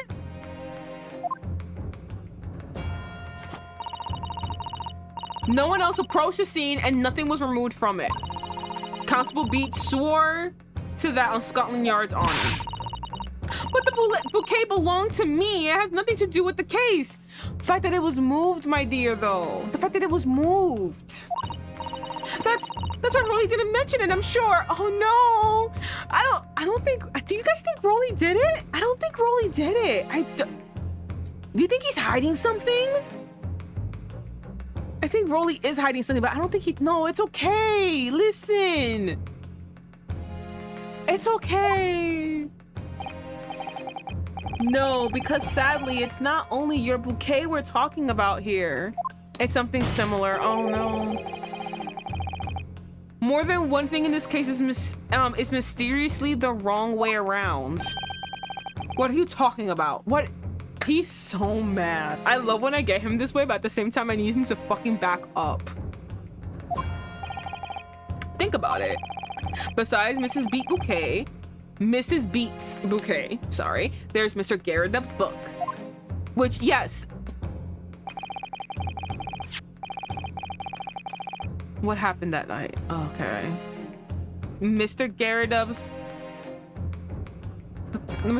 copy of The Lion Pride, which was thrown out the window by his wife, would have struck the plane of the casement window and landed here on the west side of the street. And yet, it's true, it was on the east side. It was actually found here on the opposite side of the road, the victim's hand.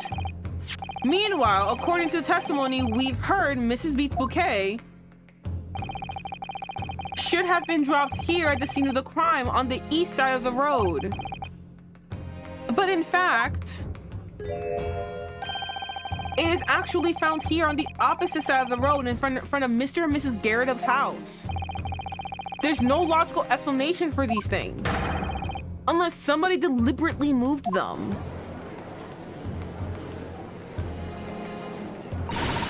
What are you trying to say? The way you're talking, it sounds like you think my Rolly's done something wrong. Don't you listen to a word that scoundrel lawyer says. You did something. No, Rolly didn't do shit. It was this bitch. What was special that night? You mean other than the fog? Don't listen, this bitch did it. She's trying to blame Rolly. I'm on Rolly's side. I can't believe I'm taking a cop side. I'm on Rolly's side. Twittering on about books and bouquets. Why should we care? It's nitpicking, that's what it is. Oh God, Mrs. Garridub's will come round. I said oh God and he meant oh good. Yeah, he's supposed to say oh good. I said oh God. What does the rose mean? You might call it nitpicking, Mrs. Garridub, but deliberately meddling with the scene of the crime is a criminal offense. It's called tampering, Mr. Naruhodo. And the person responsible for the tampering cannot admit to it for a very subtle but compelling reason. Objection! Stop being a bitch! I'm cooking, let me cook! Tampering? You've barely heard the term before. I knew that there was a word for the big generalization that I was making, so go calm yourself. Tell us, my learned friend, who would possibly have cause to carry out such an elaborate deception? Yes, there is someone who tampered with the scene of the crime that evening. Oh my God, you're gonna make me fucking pick this out? All the evidence and all the testimony points to that one particular person. Mrs. Garridub? Counsel, I must admit, oh fuck.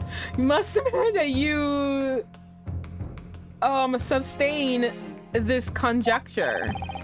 Who are you saying is responsible for tampering with the scene of the crime? Fuck. Mrs. Garridub?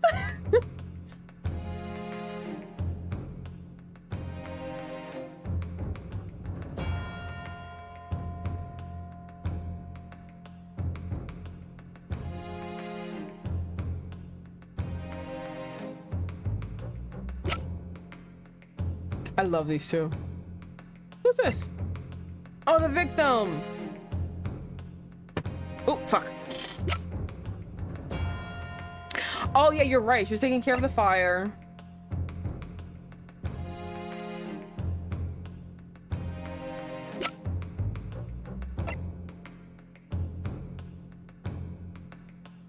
All right, we got... Okay, she was gone. What was he doing? I mean, you know, other than dealing with that fire. He was dealing with... It has to be... No, it can't be Rolly! It can't be Rolly, no! This is why you don't believe in... This is why you don't... You're not nice to cops. I was like, no, not you, Rolly. I believe in yours and Patricia's love.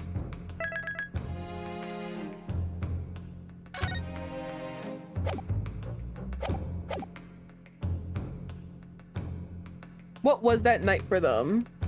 I mean, their anniversary, yeah. I'm gonna feel so bad if I like say it's Rolly and it's not Rolly, but God. I can't think of anyone else. Like, no. I don't know, you didn't say you were doing anything. No.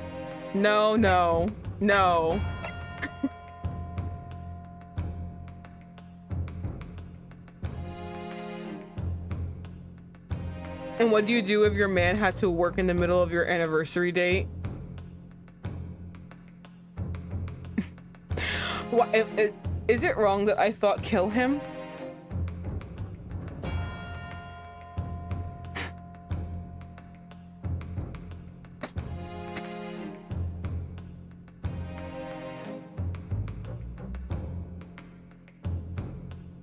Did she throw it at him? Is that what happened? I'm gonna say it's Rolly. Take that! Obviously, there's only one person it could have been. Constable Rolly beat. It was you. What? A policeman? A member from Scotland Yard? Yes, always blame the police officer. What nonsense? Why would my Rolly do something like that? Did you throw something at him? Because you know you're being really aggressive right now. There's no one straighter. I'm sorry. There's no one straighter than my husband. No, Bobby works more tirelessly for the people of London.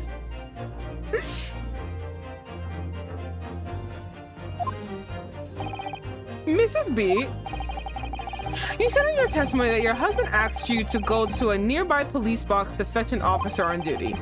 The 15 minutes that you were absent from the scene is the only opportunity anyone had to tamper with it. You're making it up. It's no nonsense. It's all lies. Use him. Oh my God. I love how just he's so okay with it. And what about the Japanese man with the whiskers? I bet it was him. He did it. Objection. That's right. If that was true, Constable Beat would have seen him do it. Oh. And forgive me for pointing out, but when you dropped your bouquet, Mrs. Beat, it was after the defendant had fled the scene. Well. Objection. Get off my dick! First, you make accusations about the landlord and his wife. I mean, have you met them?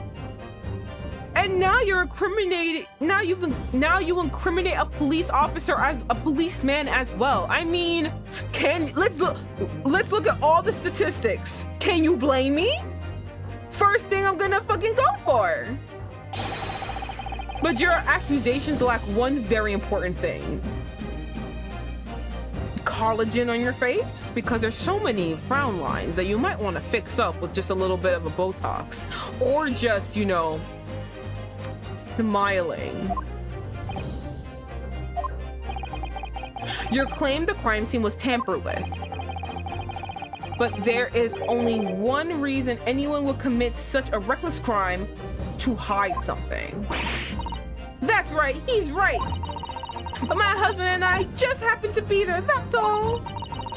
So why would we have anything to hide? It doesn't make sense. You've offered no motive for this alleged tampering. And until you do, your accusations are nothing but empty threats. Constable B had a very good reason for wanting to tamper with the scene of the crime. That's the key to this entire affair. Mr. Norohodo, have you managed to solve this mystery? Yes. Yeah, I have. Definitely. Constable, you've made a very serious accusation against a London police officer, and if you are mistaken, I'm sure I need not point out what your reputation as a lawyer, that your reputation as a lawyer will be irrevocably damaged. With that stark warning in mind, you will now explain to the court the motive of this alleged tampering. Damn, his hard ass nod. Yes, my lord. All right. Constable Beat's motive for tampering with the crime scene was to hide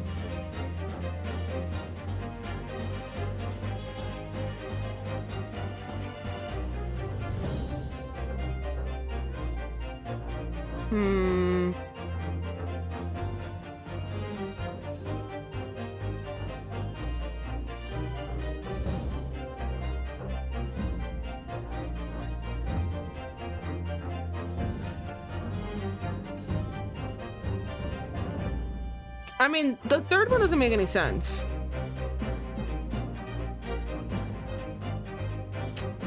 But the first two, because he moved both of these.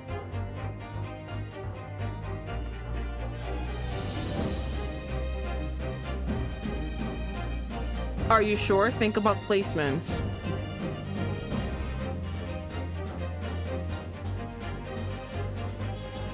Are you telling me he moved the body?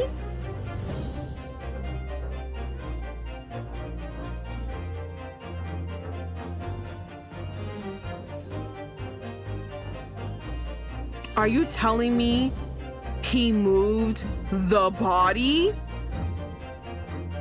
That's sick.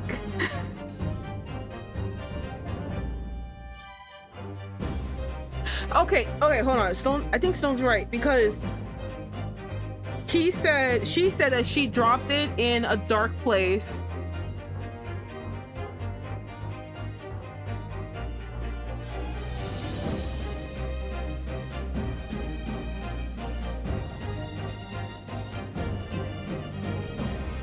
She said she dropped it in a well, it was a very special night for him. I mean, yeah, but like, I guess he just didn't want to work. He was just like, move this, please, get away from my spot. Okay, I think so. Okay, Stone's right, because she says that she dropped her rose in a darkened area, and it was still in a darkened area, but it was just on the other side. And let's say she was already grabbing the book. He just had to pick her up and move the book over there.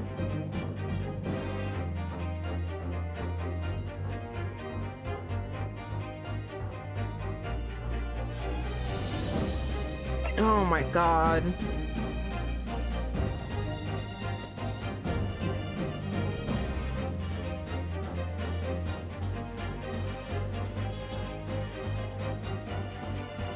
All right, let's do it. Where the victim fell.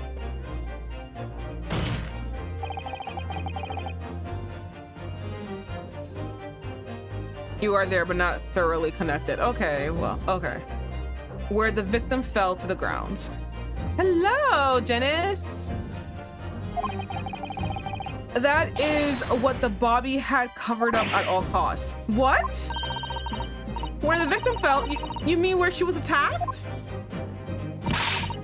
What are you talking about? We told you at the very start, didn't we? Please. On the pavement of Briar Road, we saw it happen, remember? There are two pavements. All that matters is where he was patrolling that night and what side of the street mattered. it was right here, as if anyone didn't already know. That's certainly what everyone has been led to believe. But in fact, that isn't where the victim was stabbed at all. I have fallen behind with Ace Attorney. I gotta watch the YouTube. Yes, watch my YouTube. Get caught up on my YouTube, shameless plugging of my... but the sleepy guard, oh, I love him. Oh my god, I love the two of them. They're so fucking cute.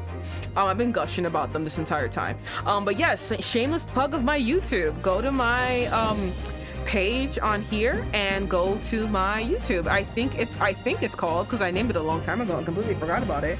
I do upload things on it, but the name completely escapes me. Give me a second. I'm gonna find my name. Just give me a second. It's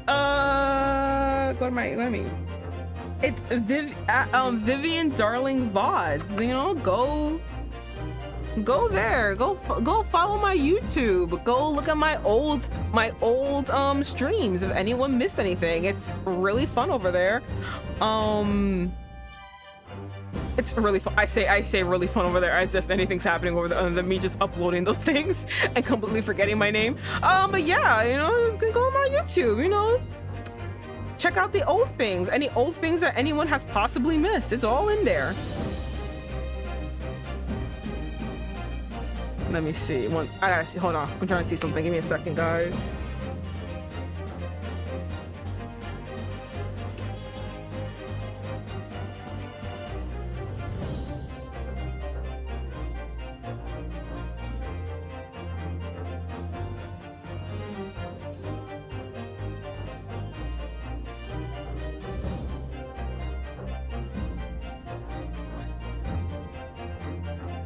Okay, I just have to see. Okay, but yeah, you know, just go over there. Okay, but in fact, that wasn't where the victim was stabbed at all. What? What?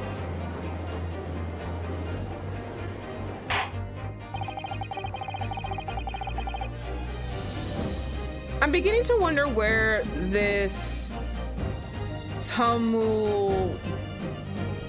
I'm beginning to wonder where this tumultuous trial will end, Council. Me too. If that's your assertion, then the court is dying to know, my Nepalese friend. Where are you proposing the crime actually took place that evening? You know, I don't know if I would have figured it out. Ooh. Ooh. I kind of wonder. I mean, no, I'm not saying this at all as a slight to anyone. I 1000% appreciate all the help, especially because I said it before. I'm just like, I'm just like, oh my god, I'm so fucking tired. I don't know what else to think or what else to do. So I 1000% appreciate the help. What I'm saying next is not at all being like, oh, never help me ever again. No. Please help me. Your girly sometimes just cannot think fully and really needs all the help. And really grateful for all the help. But I wonder if I probably would have gotten that too, but it would have taken me a lot longer. It would have had me be like, okay, hold on, I gotta really think right here.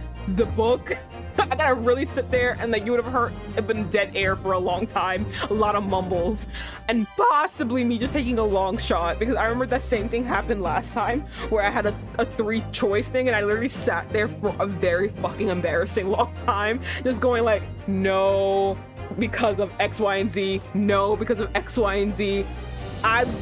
This is the weirdo fucking response right here. But I wonder how long it would have taken me, basically, is my question. Yes, hello. Hello, great Skinardo. I'm sorry. Hello, Grace Skinardo. Probably pronouncing your name completely incorrectly, but yes, it is this case. I'm losing my mind. I'm losing my mind. Here. Oh, present as R. Take that! Here. But that's on the opposite side of the road. Yes. I I don't understand. On the evening in question, Mr. Garridub's book fell directly down from the open window above, and your bouquet, Mrs. Beat, never moved at all. What did move was the scene of the crime itself. Good gracious! Objection! Suck my dick! Perhaps you hadn't been listening to the ample testimony the court has heard, but these witnesses both saw the moment the attack took place. That's right, I saw it with my own eyes. It was 5 o'clock in the evening and already dark. There was the typical London fog on the ground. Once again, whenever they describe the scene of the crime, I'm gonna continue saying my cousin Vinny scene, because like the my cousin Vinny scene perfectly like exemplifies exactly what the fuck is going on here. Once again, for anyone who has not heard me talk about this scene, basically Vinny, who is a lawyer, who is the cousin of the accused, is defending his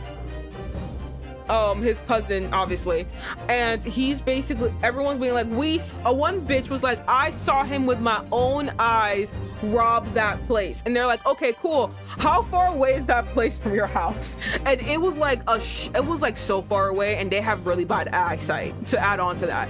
It was like a shit far distance from them, and like, okay, cool, so you saw it outside of this window. The window was completely dirty, you couldn't even see through it. And he's like, yes, I saw it from that window. Cool. And right outside that window are these bushes, which basically overtake the entire visibility of that window. And like, yes. And it's like, and it's this far away. Yes. And you have this bad eyesight. Yes. And you completely saw him. He's like, maybe not. It's like, fucking Christ. That's what it sounds like. They're like, we saw him in a foggy fucking day where you couldn't see your own hand in front of your face. You saw nothing. Shut up. It was the typical London fog on the ground. When you saw the incident unfold and ran to the victim's aid, the country stands. It was actually the west side of Briar Road. No, that's not true. It couldn't have been. Constable Beat then arranged for you to be absent for a while before sending you for help. Wait, I read that wrong. I read it completely wrong. Constable Beat then arranged for you to be absent for the while by sending you for help. Okay, there you go. And arranging the 15 minutes you were away. And during the 15 minutes that you were away, he transplanted the crime scene. He moved all the things shown in this print, the victim herself, the 4 books. He moved everything, in fact, to the pavement on the east side of Briar Road. Extraordinary. But the constable overlooked one thing. The rose. What did he overlook? The bouquet, I presume. Exactly. The prosecution told the court just a few minutes ago about the discovery of the rose bouquet. Lord Von Sykes said it wasn't noticed until the morning as it lay under the street lamps It lay where the street lamps cast no light. Yes, it couldn't be seen in the dark, obviously. Which is why it was only the bouquet that was found in its original position on the pavement on the west side of Briar Road.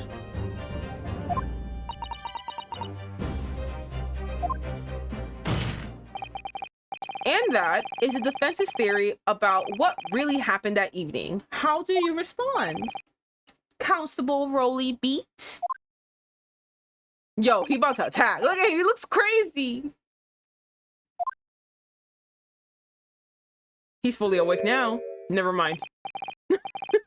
Well, I'm very sorry. Response. I didn't mean to nod off again, but I hadn't slept properly in a month. Did I miss anything important? Oh, really? It isn't true, is it? What the lawyer said is all lies, isn't it? I know it is, because you're the most upstanding, righteous man I know. Oh, I feel so bad. Are you gonna divorce him? I had a dream. A terrible dream. All the things I did that night. Everything came out. Everything exposed. There you go. Only it seems it wasn't a dream at all. Good golly! Order, order, order! What on earth is the meaning of all this? Oh, really? Why? Why would you do something like that? Because he wanted to have fun with his wife on his anniversary. That is so cute. I love them still.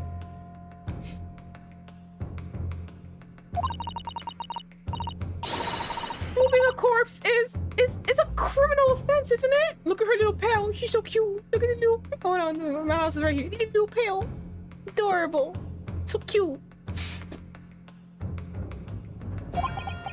It is. But once again, he wanted to be with his wife. A plus wife. A plus wife guy behavior to tamper with the crime scene on his anniversary.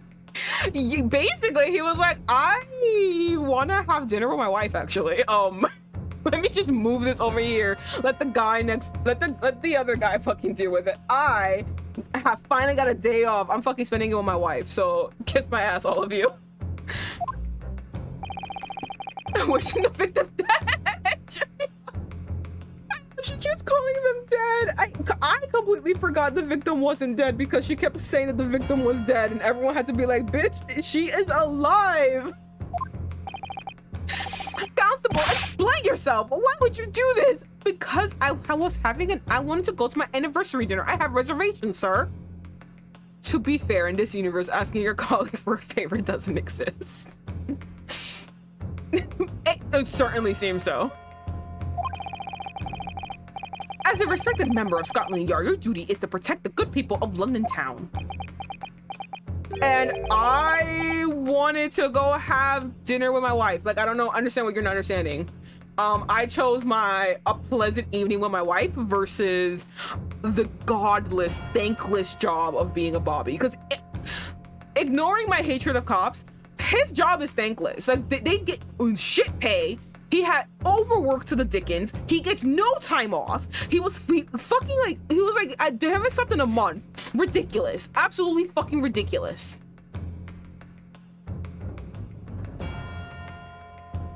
I can't say, sir. What? I really am ever so sorry about all this.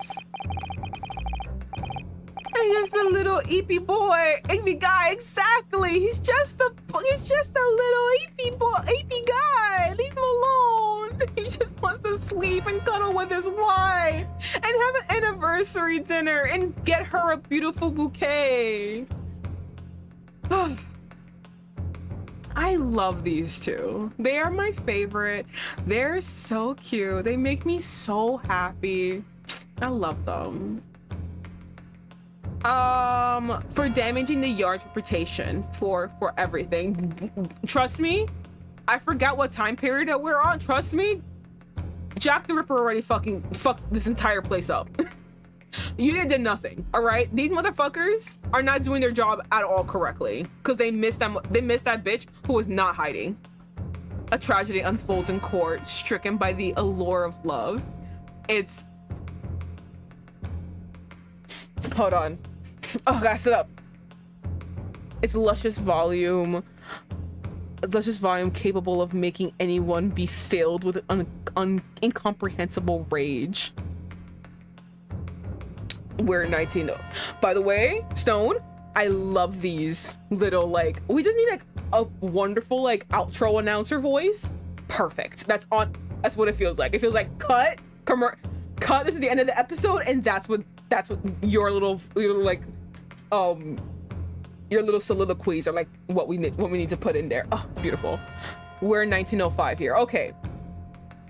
Jack already happened. Beto, like, don't worry, you did nothing. These motherfuckers need to wise up. Need to get whipped into shape. But then I'm actually, give or take. Okay.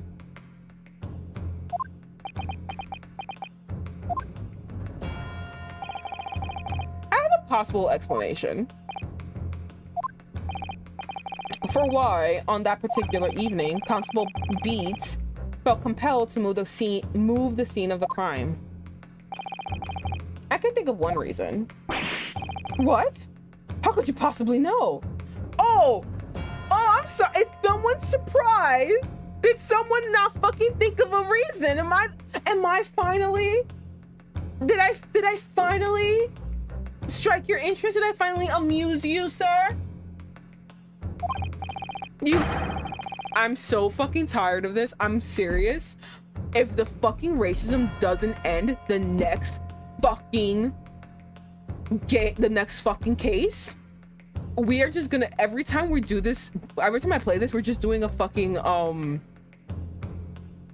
we're just taking shots every time there's another fucking racist like comment that gets thrown our way. Von Zyks literally cannot perceive true love. Yes, you can tell by his fucking corpse appearance. He just knows nothing of love. He's a Dracula. It's like a disability. His corpse, you can tell. Like, look at him. He's never smiled in his life. Those freaking frown lines right here are permanent. Disgusting. Oh God, gross. You, a foreigner, presuming to understand the mind of a Scotland Yard policeman. Oh, I'm sorry. Is he fucking like a being ascended from us? What the fuck is your problem? Like, my God.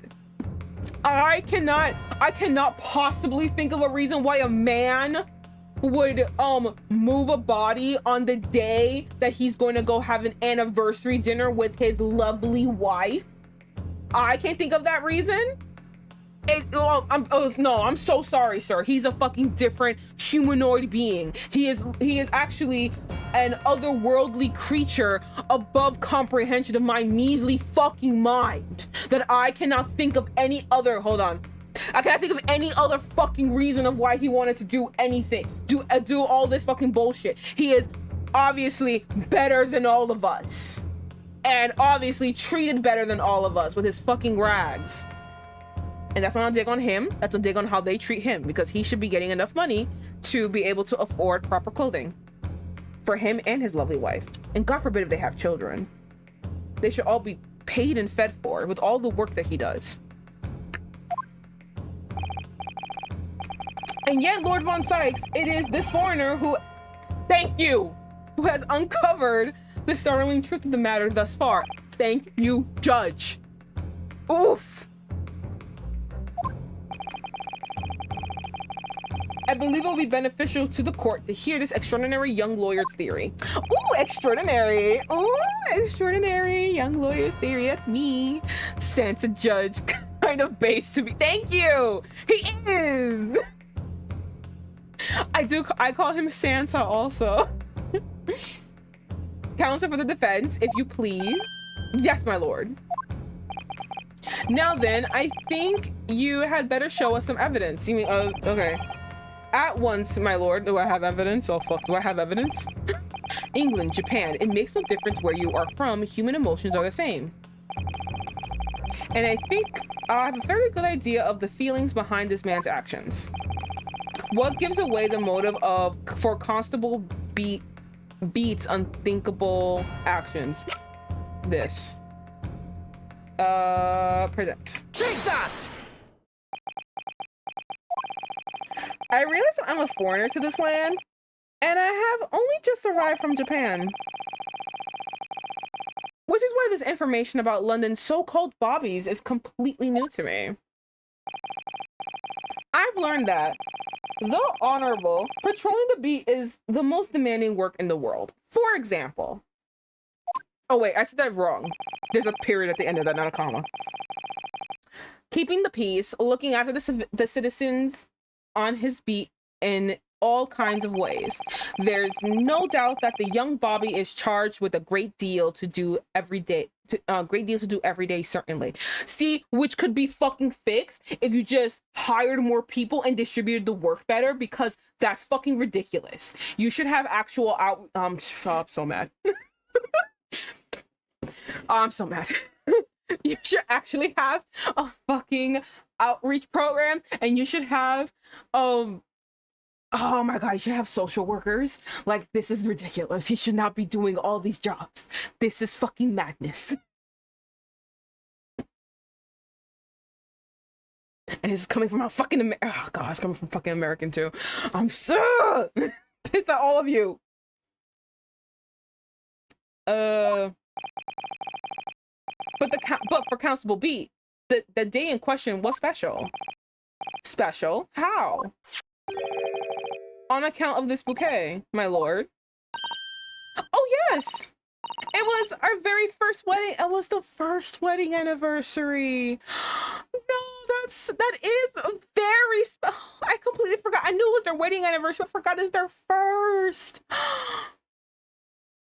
Patricia, I'm so sorry.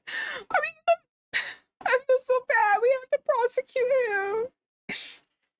I feel really upset. I'm so upset for Patricia. I know, he was just like, did you see his face? He was like, what's that? Constable B had worked so hard to be able to afford this simple gift for his wife, which was so fucking romantic and special that all of you, except for Nurahodo, excluding him, all of you have been fucking maligning. It's a beautiful fucking gift that's very fucking worthwhile and meaningful, that he just did so much for that one rose. And roses are fucking expensive. They are still expensive. They are a lot of fucking money. And he did all that just for one rose. It's beautiful. I'm angry. I'm always mad. I'm a romantic at heart. So my anger, my love will always be shared this roughly. But it's so beautiful. And was so looking forward to taking her out for a celebratory meal when he and Mrs. B stumbled upon a crime along Briar Road. When he saw the shadowy figure through the fog collapse to the pavement ahead of them, what must have gone through the man's mind? Yes, sir. Just on that one particular day, I was looking forward to celebrating my wedding anniversary. Mrs. B puts up with a lot being married to a Bobby like me. I want to show my dear wife how much I care.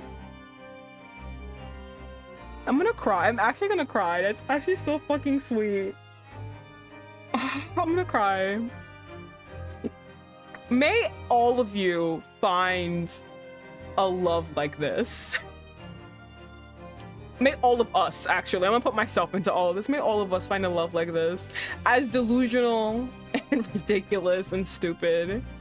Oh, but God, it's so sweet.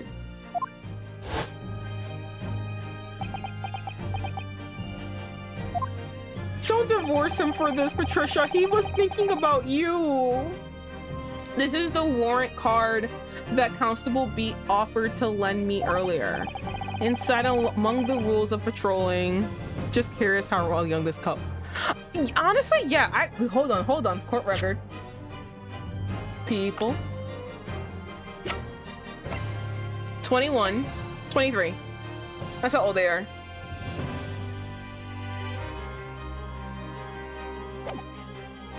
And given the time period, it's fine.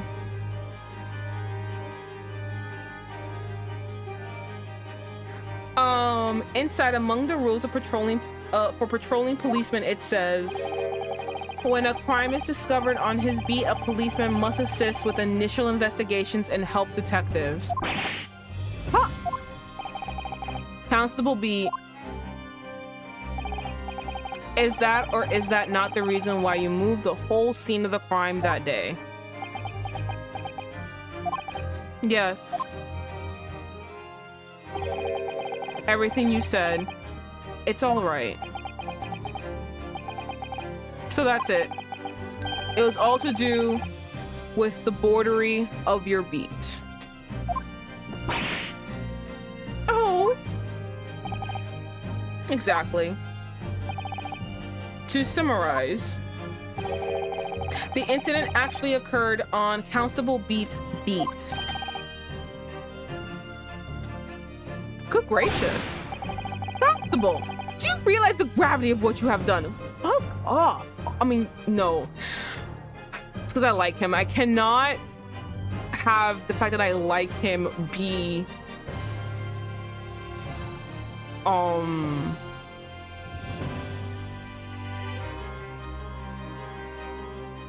cannot have the fact that I like him cloud my judgment that he actually did something bad.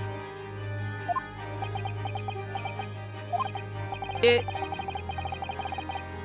was the first time since I became a copper that I'd ever cursed God. No! No, Rolly!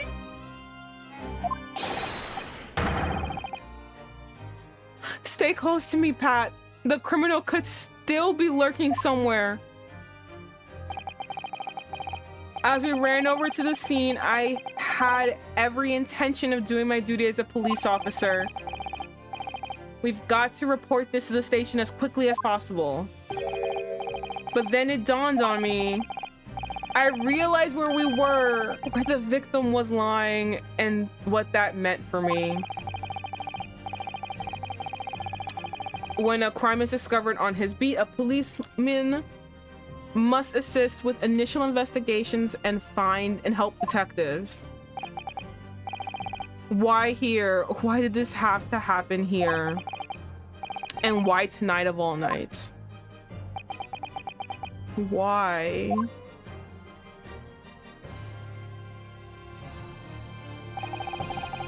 It's a copper's job to guard the scene of a crime, so I told Pat she had to go to the nearest police box and fetch whoever was on duty there.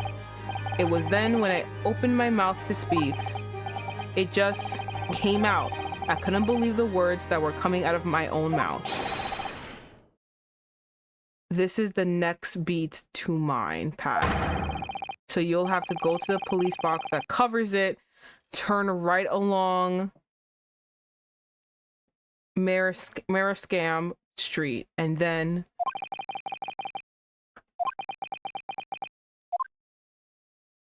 I'm so sorry, Rolly. I know, same. Every bitch with a heart is crying except for the. We're like, oh no. He just wanted to have dinner with his wife.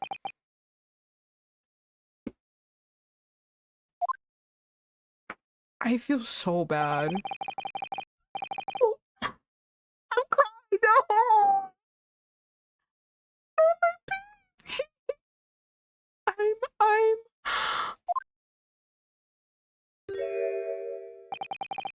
I'm sorry. I'm so sorry. Oh, Constable, I know. Susan told me and you are crying. I just wanted just that night, that one night, to take my Patricia out for dinner. Oh, Rolly. Just that one night.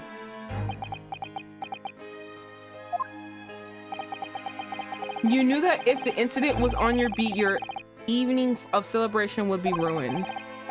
And so you decided to move the entire crime scene outside your jurisdiction.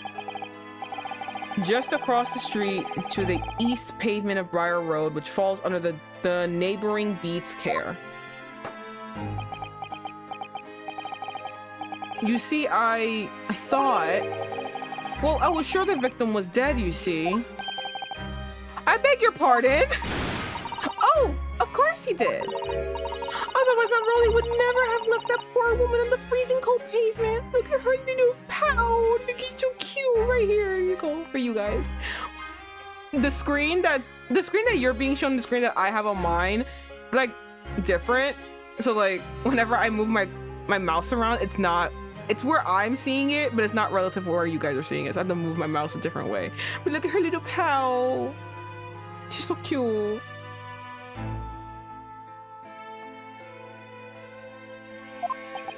Actually, okay, look, listen. It being cold was actually a benefit for her. She survived because it was cold. It stopped the blood from rushing out quicker. I see your meaning now.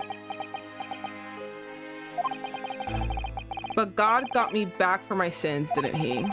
That's why I missed the rose I bought for Pat. Oh no, Rolly, that was all my fault. I love her. She's like, no. She's ride or die. She's like, I'm gonna help you with this. I'm sorry that I didn't help you fix the crime scene that you tampered with. I'm sorry that I didn't help you enough. I should never have dropped it in such a dark place. I'm so sorry, Rolly. I love this. Oh, she is willing to help him disturb evidence of a crime.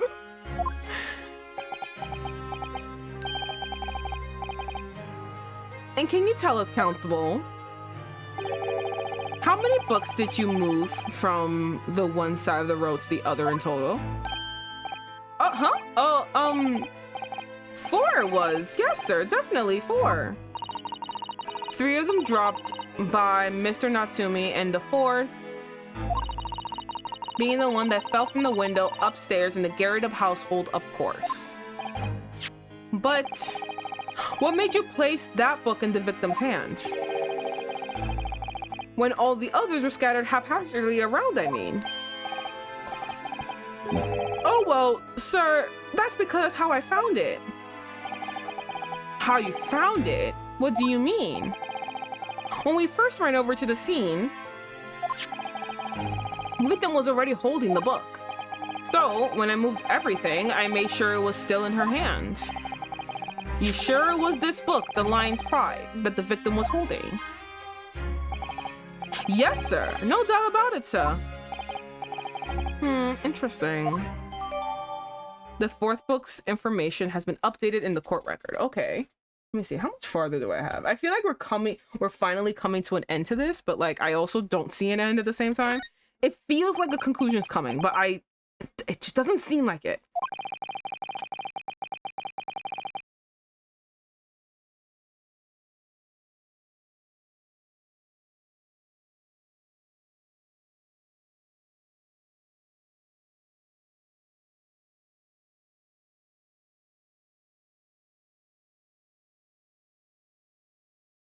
Okay, I'm sorry. I'm at the last stretch. Okay, we can probably finish this by today, hopefully. I thought it was an open and shut case at the time, you see. There were only the 2 people at the scene, and Pat and me both saw it happen. However, however which way you look at it, it had to be the fellow who ran off who done it, I thought. I couldn't see the harm, really. I didn't think moving it all over the road would make a jot of difference. Ooh, okay, cool. Another 30 minutes. Okay, perfect. I suppose this is all for me now. I've had it. What do you mean all for you now? You've had it, my lord. Yes, Lord Von Zykes. I believe that concludes the cross-examination of the witnesses. Constable, you may withdraw. Yes, sir.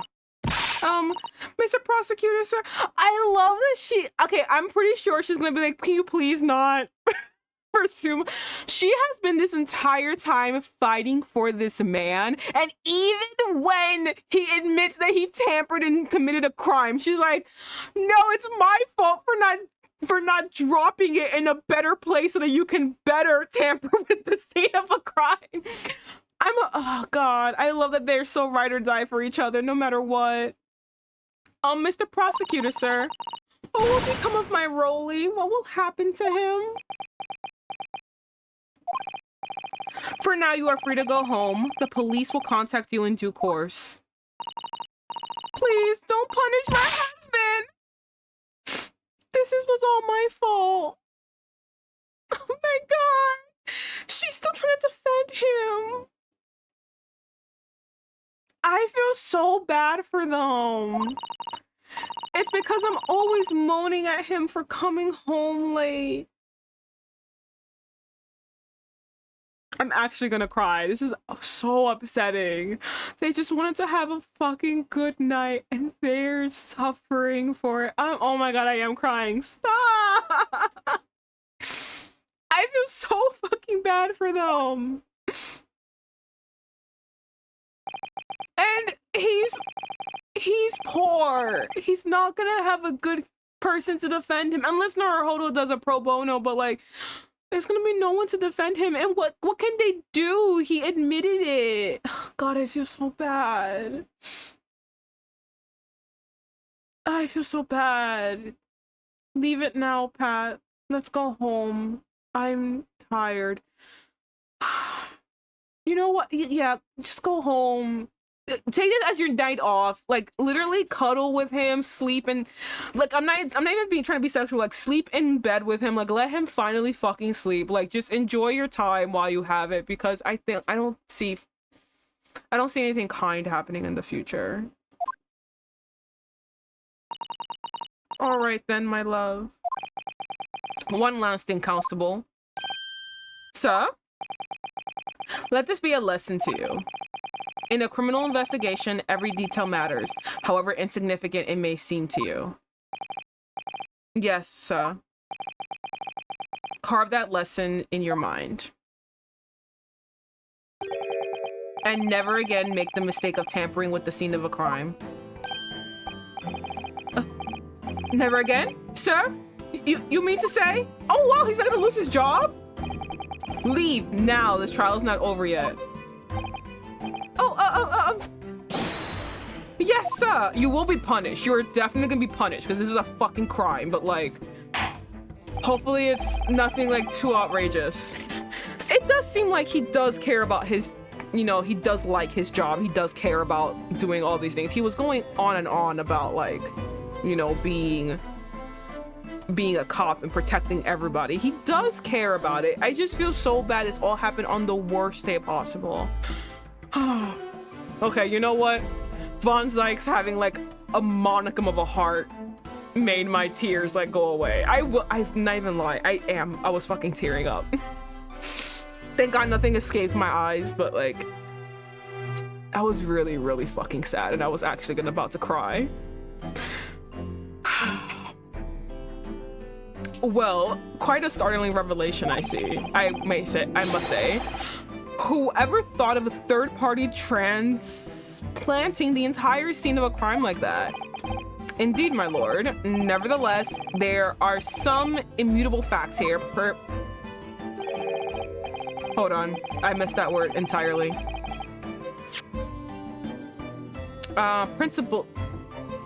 Principally, okay, that the accused, Mr. Satsuki Natsumi, is the only person who could possibly have committed this crime. I don't think it was him. No, I disagree. It had to be Mrs. Garrett, Mr. and Mrs. Garridup. They know something. I just don't know what it is. What is that very flamboyant guy that we saw that one time?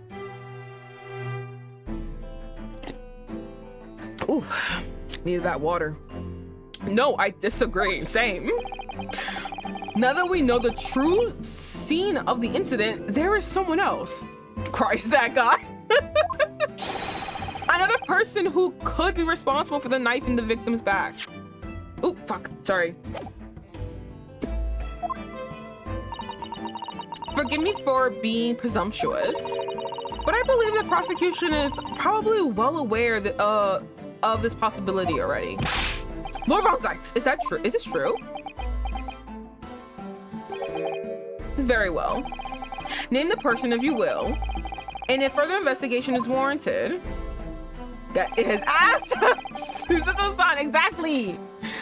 The prosecution has no objection to the trial continuing. You will name this other person who could have perpetrated the crime.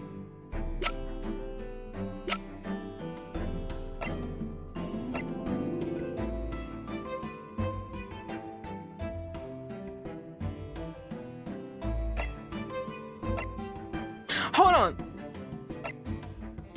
How does he look? What's his body type look like?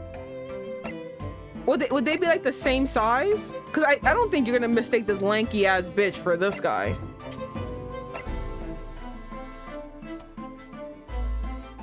All right, hold on, listen. It's not because... No? I literally can't think of anyone other than Mr. and Mrs. Garrett, one of these bitches. But like, you're not gonna mistake this man for this man. But it just seems weird because, you know, she was...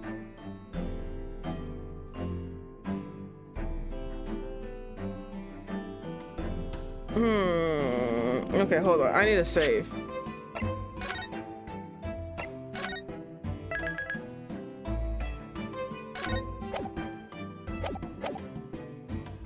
Okay, it's not her, it's not him, it's not him, it's not him, it's not her. It's not him, she's the victim. It's not the two of them. It's not, we already said it's not him. It has to be one of these two. I just don't know which one it would be.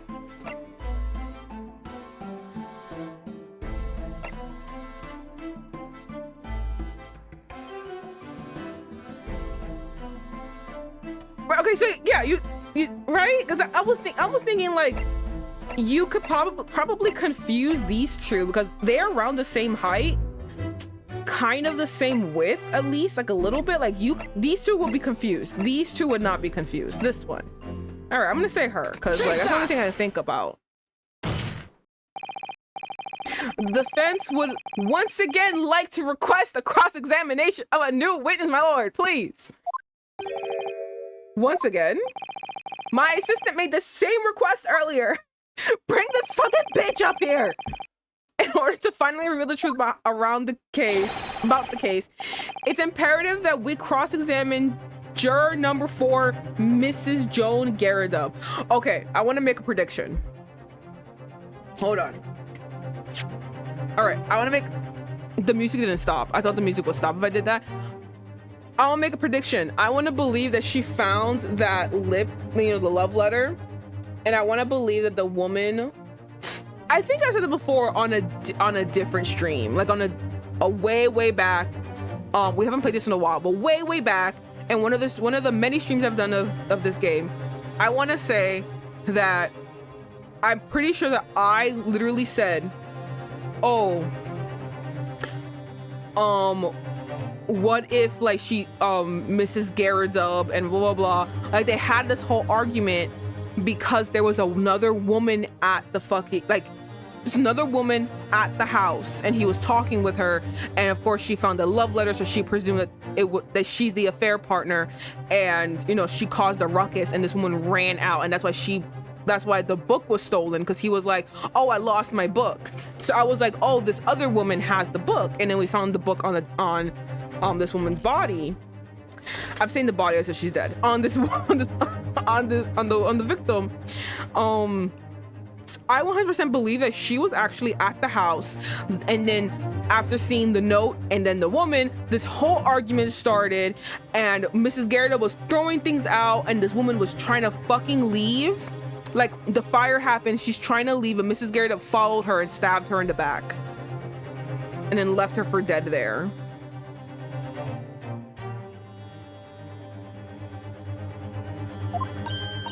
Me? Oh, dearie me. Objection! What?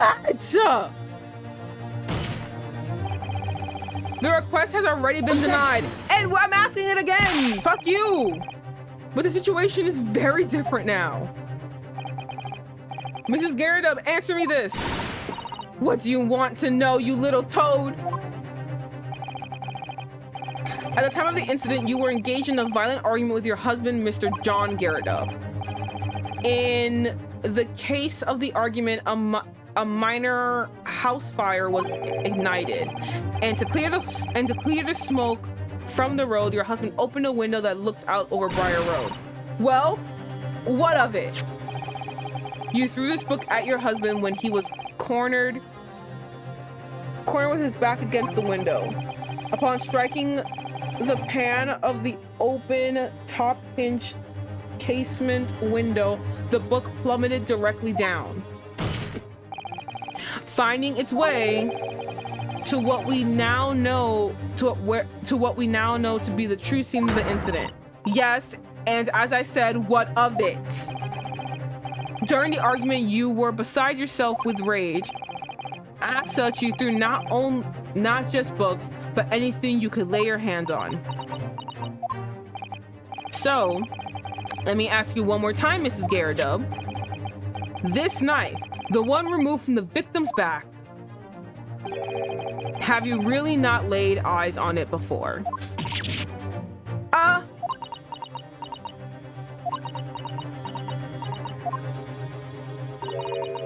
I don't recall it.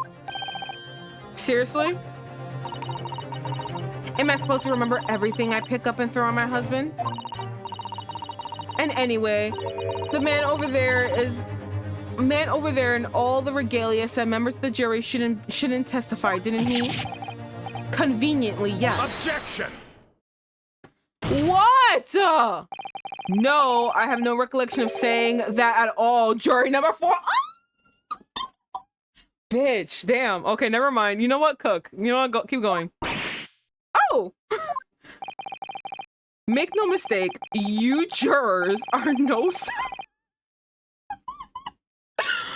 special in any way. You are not immune to judicial process. Damn, bitch. He said you worthless. If you know something about this knife, madam, let the truth come out. Damn. But that's just a common or garden knife. It could have come from anywhere. We have several like that at home. If one went missing, how would you expect me to know? Oh, I love how she said that with everyone around her. They're like, wait, hold on. We've been watching you abuse the man next to you. Hold on. What's that? Are you joking? What are you saying? Please, Mrs. Garridub? Yo, you fucking said way too much, bitch. Now you listen. Now you listen to me. I refuse to believe all this nonsense. I cannot bear the thought that I'd injure someone. Do you hear? I can't bear it, and... Oh, the poor... No.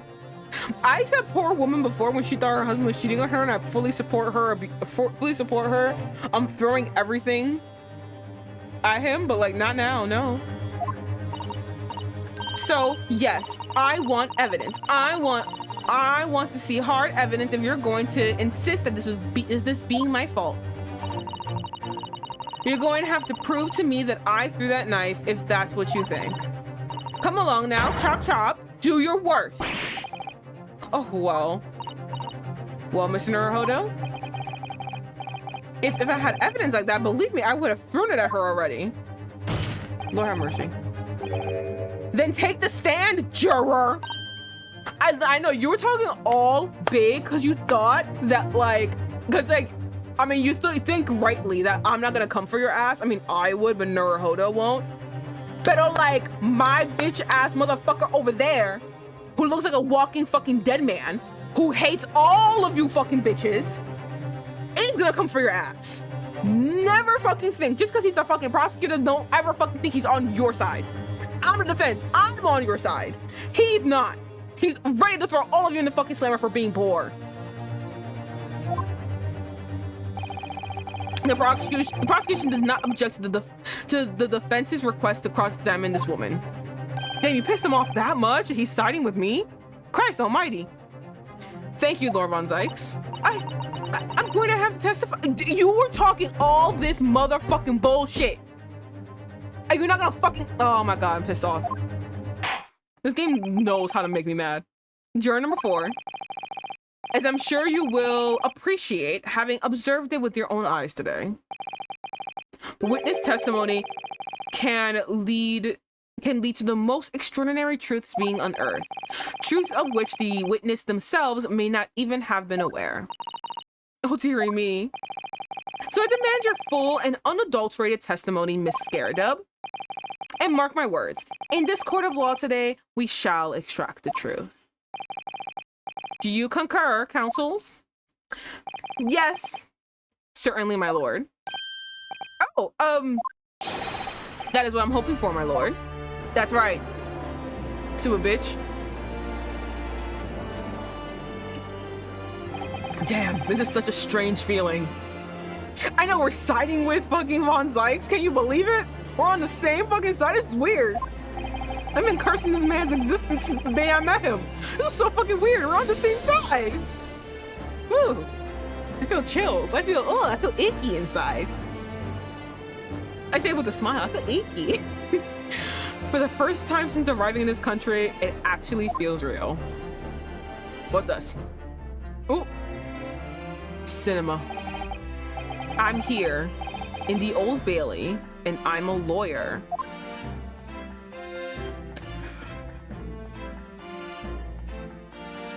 Damn, okay. Witness, state your name and occupation. Oh, yes, my name is Joan Garadub. And I'm, well, this is gonna be very awkward.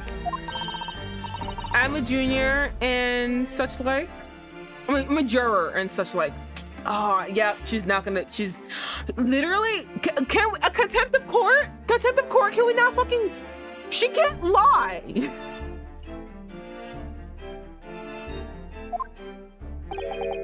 It sounds like even she doesn't know if she's a housewife or a maid or what anymore. The court has decided your testimony. The court has decided your testimony is required in order to clarify matters in this case. Do you understand, madam? Yes, my lord. You will tell the court everything that took place in your household on the evening in question. I mean, we don't need to nail her to the wall. I mean, we don't need to nail her to the wall at this point in particular. No, we don't. But it's just literally fucking annoying that she won't tell the truth, even if it's something so minor and unimportant, like her occupation. She just needs to say that she's a housewife or she's a maid. It literally doesn't matter. But she just will not fucking say shit, and that's the problem. She is actively, to her own detriment, still lying. Everything would be fixed if she just told the truth. She seems terrified. Well, then she shouldn't have been talking fucking big shit. I don't know what to fucking tell you. Don't open your fucking mouth if you can't don't open your mouth if you can't cash whatever you fucking said.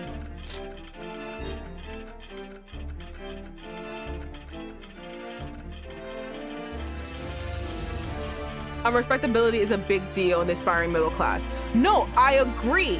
Which is why she needs to like admit to something now. Also, self-preservation, my guys. Like, she needs to do something. This is a do or die time. I understand why there are problems. That doesn't matter. We're in court now. There's a attempted murder case and you are on trial and you are being accused of the person. You might want to fucking say the truth at all fronts to make sure you're not there. Do you remember the quote I said earlier?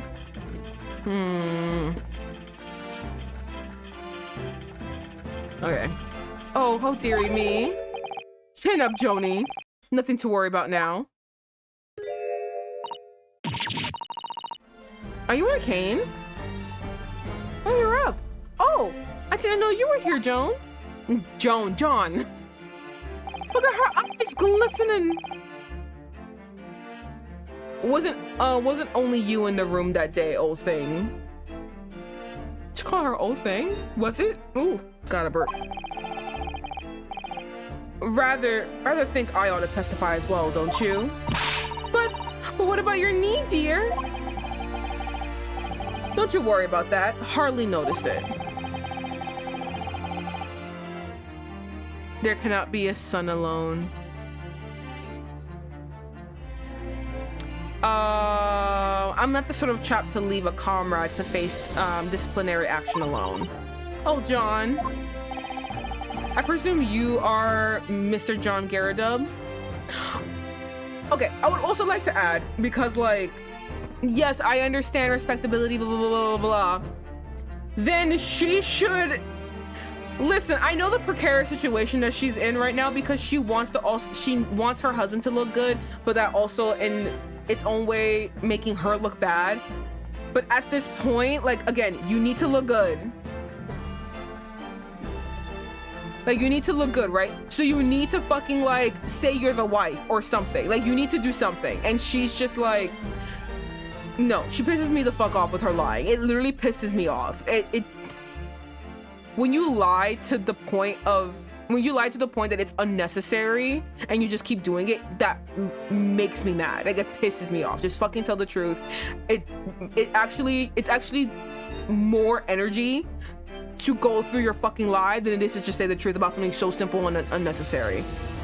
And yes, we are getting two different loves going on here. It's still ride or dies. Everyone on the right side is a ride or die. They're like, I'm going down to the fire with you, bitch. Sir. I mean, I know that's a convenient place to put it, but like, why the fuck did you put it there? Yes, sir. Former second lieutenant of the third regime of the 4th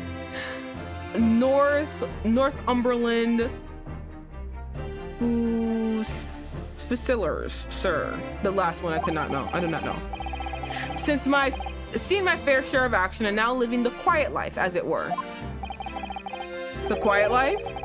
Were you not engaged in an incendiary battle with your spouse on the day in question? Ah, well, yes, quite. I love that we're completely brushing over the fact that he has his wife be his maid. Like, we're all saying that, yeah, that's his wife, and we're just ignoring the maid costume, which is, again, another reason why it's annoying the fuck out of me that she won't say maid or housewife. You can literally say either one, because we all fucking see it, we all have eyes. I know, like, apparently everyone in that jury's an idiot, but, like, we all have eyes, we all see. Just say one of the two, and we're gonna gloss over it because it's literally pathetic. Oh, well, yes, quite. I believe this may represent a first in the proud history of the British court. Calling a juror to the witness stand is unprecedented. You guys need better jurors. Like, your selection process is stupid. However, the court will hear your testimony now, juror number 4, and that of your husband. You will recount clearly and concisely the events in your home at the time of the incident in question. Sir, at once.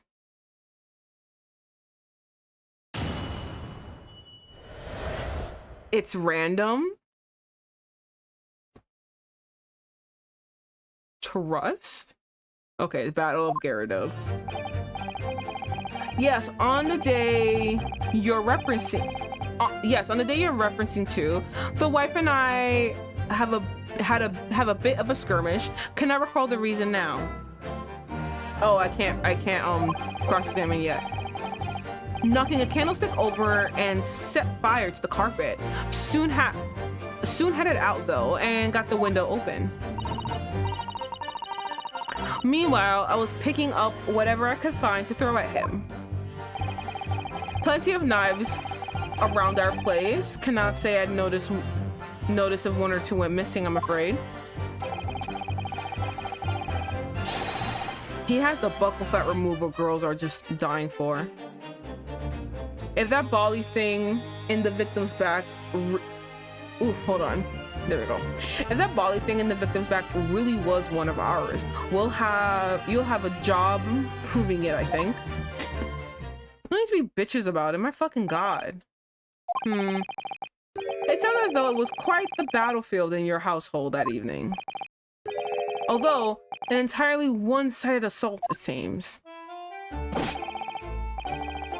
The enemy caught us on the hop, sir. Had no choice but to dig in and take defensive measures. This is, okay, I also want to say, when I was mentioning that this is pathetic, about like her situation, it's not on her, even though I feel like she should honestly like take a stand against it. It's pathetic on his end. Like, are you seriously gonna have your wife pretend to be your maid and look us all dead in the eye as if we don't already know that that's your wife? We know who the fuck she is. Parading her as a maid does not make you look better. It actually makes you look like fucking scum. It makes you look pathetic.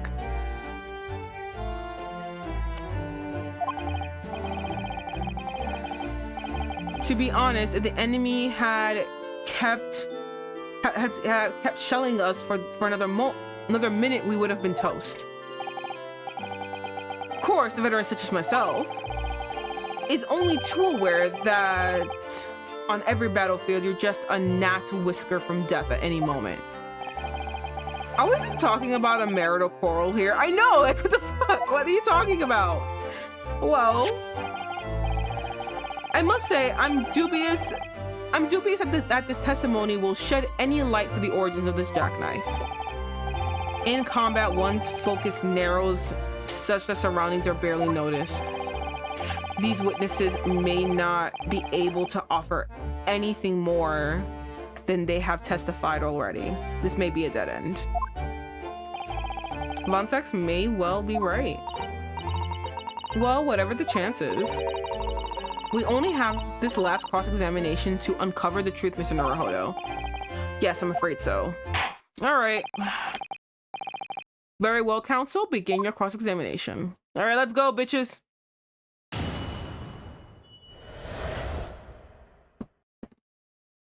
Okay.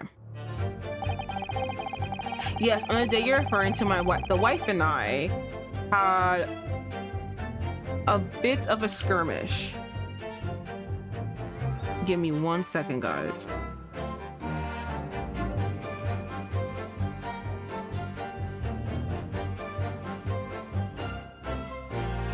Okay. Oof. All right. God, my finger was going crazy. All right. Hold it! The reason is what you told us yesterday, I believe. Oh, free. God, okay.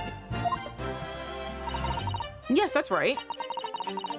If I remember correctly, it all started because of a note that was tucked into the pages of a book belonging to Mr. Garridup. A rather passionate note, in fact. But Mrs. Garridup found the note discovering her husband's little secret. And she gave him a mighty number of slaps across the face for it, too. She's so happy. What a sordid taste of affairs. Oh! Hell on earth. He's like, what the fuck? I say, when a chap says he can't recall such things, it's common decency not to drag it all up. And besides, half of it was wide on the mark anyway. What do you mean? A likely story. These waters run very deep. And what transpired next after these multiple blows to the face? Knocked a candlestick over and set fire to the carpet. Soon it had overruled. Professor, how dare you? Hello, Professor Rosterman. We're finished. How's it going? It's going good. I am having just a time trying to solve this case. My God, it's so fucking... So many twists, so many turns, so many things are going wrong. I almost cried because there was a couple here that I really, really liked. And I thought they were gonna be like you know, arrested, and I was gonna cry. I was crying because like they should be arrested because they did commit a crime, but at the same time, like I felt so bad for them. But thankfully they're not. They're gonna be punished, but they're not gonna be arrested. He won't get to lose his job. I'm so happy about that. Ugh. I really was crying. I was like, no, my babies. The note doesn't even have his name on it. It's someone else. Oh, I forgot. Hold on. Damn it, I don't have the option to look at my stuff. I completely forgot if it was someone else's name or not. I've always wanted to try the Ace Attorney games. This one in particular is really, really fun. If not extremely frustrating from all the racism that you're gonna encounter. It's really fucking annoying, but it's really fun. Hold it!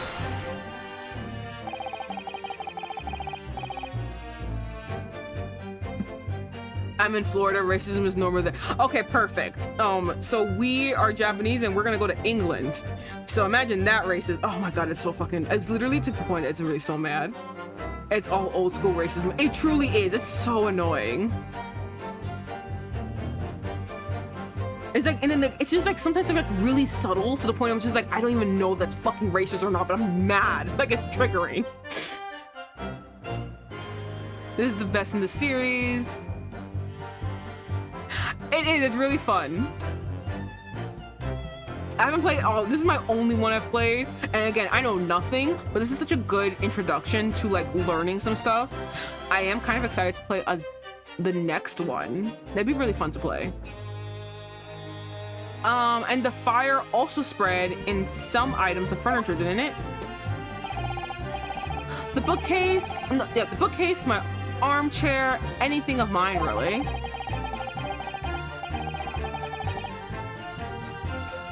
Compared to Dustborn, this is nothing. Dustborn.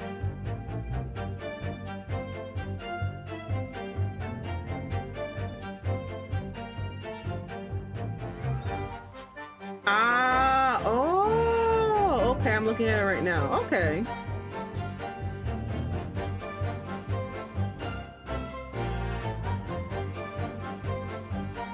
Oh, the Persona series.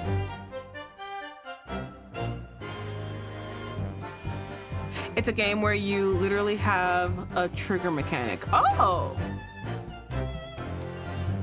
Oh yeah, no, Professor, this is the end of like one of the cases, so this will be kind of spoilers to figure out what's happening in the case.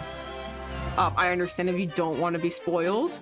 I understand if you don't want to be spoiled, and you can always just lurk and not pay attention, but I do understand if you just don't want to like spoil yourself and you just gotta like, okay, I gotta go now. It's okay. I get it. It just so happens there was some bathwater around that evening, so I sloshed that about to put it out. Okay. The most precarious situation you put yourself in. Honestly, ours is a three-story townhouse on the west side of the street where the water main isn't connected yet. Oh.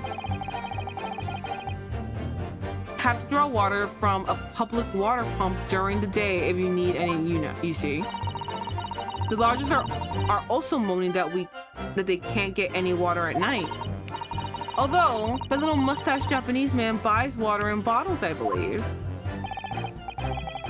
The defendant, Mr. Natsumi, you mean? Yes, he receives a stipend from his studies, you know, from his home country. Can you imagine being able to brew a pot of tea at all hours?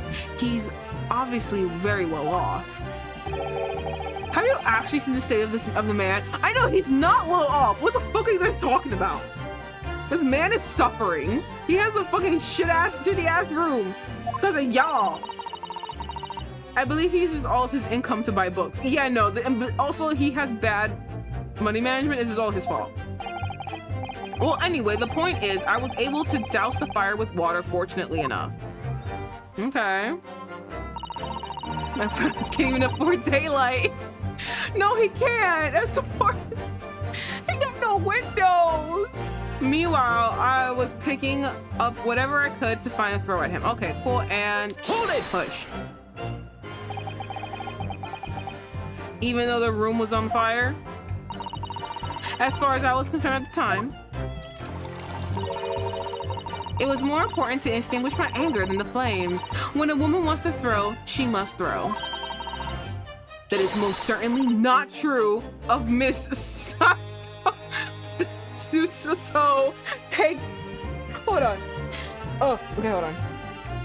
That is most certainly not true of the Susato takedown, Mr. Naruto. How did you know I was thinking that? Because obviously, we're all thinking it. I was like, Susato, shut the fuck up. You are number one in this fucking bitch. So please cast your mind back and try to remember. Was a knife among the items that you threw at your husband that day?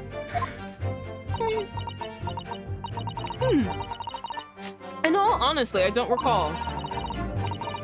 But I feel I must point out that I'm no monster. I don't know, ma'am. You have been smacking a man that is not your husband, like, the entirety of this case. He's been sitting next to you and just been slapping him. I feel like you are a bit of a monster. Let me see. Some bread, a cabbage, garlic, a towel, and a sponge, a napkin. Oh, wait. Fuck. There you go. And it was really only soft items I was throwing. Excuse me. Excuse me, what the fuck? What you want to say? What you want to say? You want to act up? What you want to say? Do you have something to add, sir? Fucking slam your hands down, Mr. Gyarados. Oh, don't shoot. Oh, sorry. I beg your pardon. Did your wife's remark just now bring something to mind? Nothing of any significance, no. Just like a little barrage of projectiles the old thing launched in my direction. Was someone more solid than she implies? Books, bricks, and a fire poker, I seem to recall.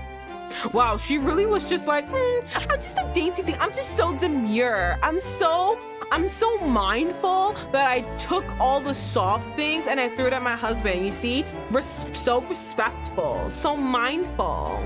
That's what she was saying. Stupid bitch. Ouch. And the woman's aim is uncanny. Oh my goodness. Look, brief woman. We're not at home now. This is the court of law. Oh, dearie me. I'm ever so sorry, dear. Damn, she's like...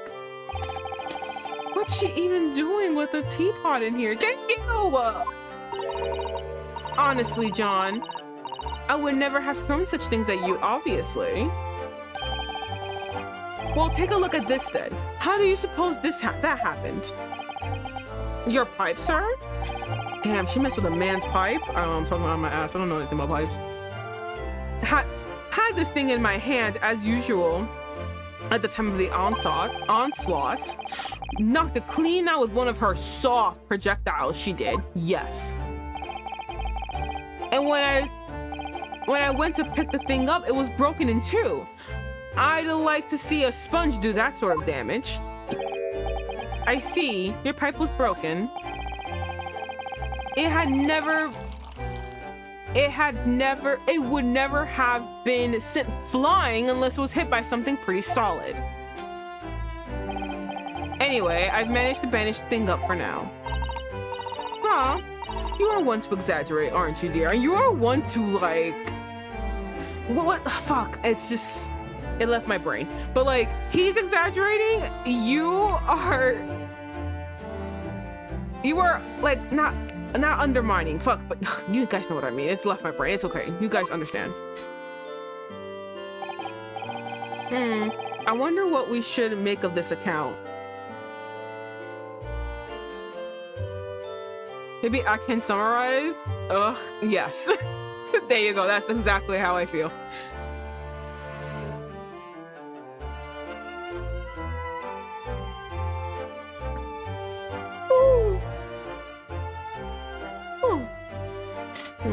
Okay. think it's very important. She's literally throwing hard ass shit at him. It is important. A fucking fire poker? Yeah, no, that's serious. This could be important. The defense believes Mr. Garrett's remarks just now to be a great significance. I hate this man so fucking much. This war veteran's words only tell us one thing. Betray a fiery wife and pipes as well as hearts may be broken. Sentimental wisdom, perhaps, but hardly worthy of adding to a formal testimony. Indeed, common sense, what might say. Might one? In that case, would you at least permit us to examine the pipe, sir? Well, I don't see why not. Oh, dearie me, there you go again, trying to ingratiate yourself with a young lady. Wow. Very well. The court will accept the gentleman's pipe as evidence. I thought what they meant was like, it was important about the actual objects. So we're gonna fix the testimony from her saying that she just threw soft things to her throwing like hard ass things. That's what I thought it was about. I didn't think it was about the pipe. Oh, let's see if the pipe has anything to do with anything. I hope I didn't speak out of turn, Miss North. No, you saved us. Thank you very much. You made me not look stupid. I was just feeling rather disappointed for you that your request was turned down. Oh no, it's fine. Thanks to Suzuto-san, we have some new evidence to work with. We should examine it carefully. We should. Like right now. Let's look at it. Oh wow, this thing is chipped. Oh! What's that? Oh, something just twinkled inside the chamber of the pipe there. Yes, I saw it. Something stuck in there, I think. Let's turn it over and give it a shake. What's this? It's a tiny fragment of metal. It looks like the tip of a blade or something. No, bitch. The tip of a blade? Surely it couldn't be. Did he do it? No, motherfucker, you did not. The small nick on the bowl there, look, it appears to have been made relatively recently. And see how there are little scrapes and dents all over it? It's clearly a well-loved pipe. Yes, you're right. It seems to me recently that being well-loved goes hand in hand with getting some battle scars. This particular nick is catching my eye though. But it's clearly new. Okay, well I guess that's about it. That's all that's... Oh, fuck!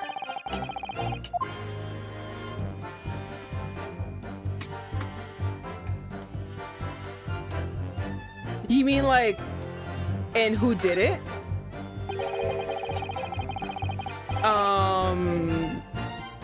It looks to be a sorry state with the bandage on it, doesn't it? But for some reason, it feels slightly ominous to me, like it's trying to shout out a warning.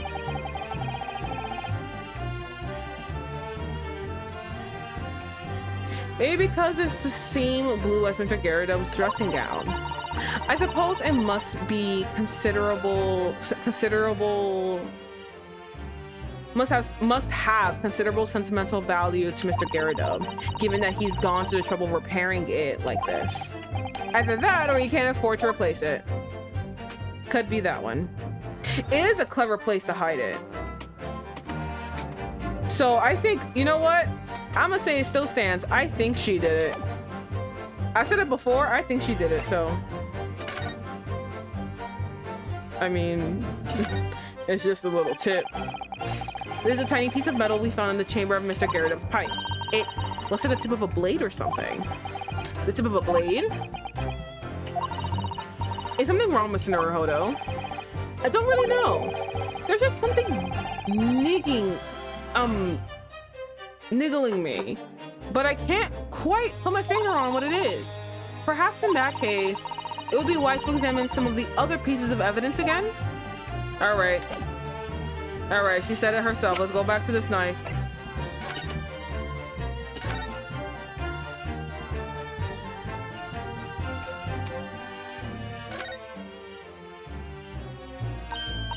Oh, look here, Mr. Naruhodo. Just at the tip. A small piece of the blade appears to be missing. Wait, part of it's missing? I could be wrong, but I've got a feeling... You remember this? Oh, that's the tiny fragment of metal that we found inside Mr. Gyarados' pipe. Yes, and just maybe... Oh my god, can you guys fit it? Oh my, it's a perfect fit! Somehow, I just knew it. Oh, it's not gonna be repaired? Okay, never mind.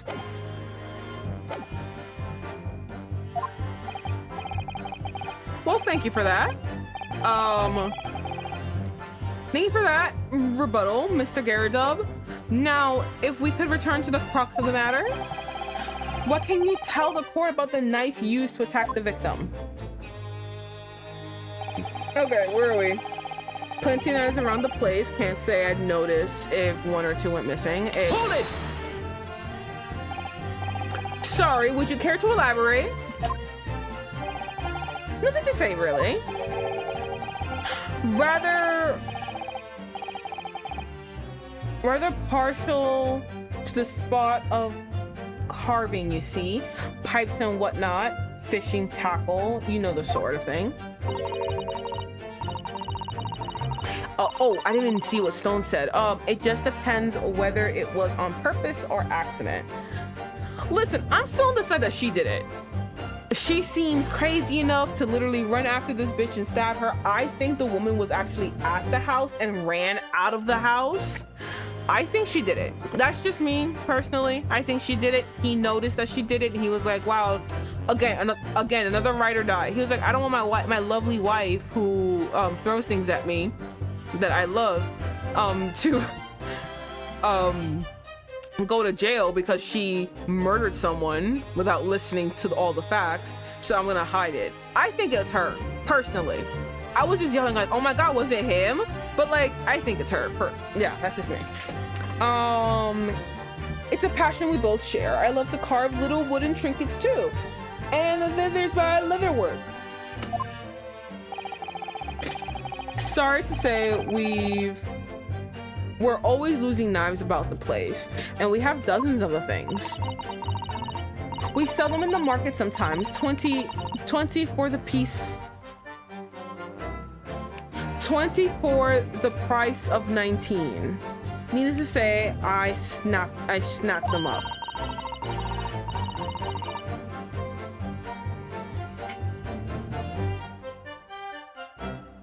You do know the love card was from the librarian, not from Olive Green. Like I said, I completely forgot like whose name was written on the love card. I completely forgot, and I don't have it here, so I just don't know.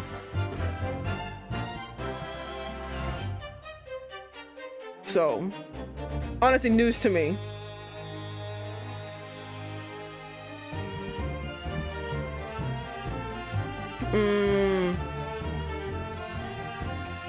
Okay. Wow. Listen, I still say it was her. I don't know how, I say it was her. John prefers to use 2 knives at meal times too, instead of a fork and a knife. Wait, hold on.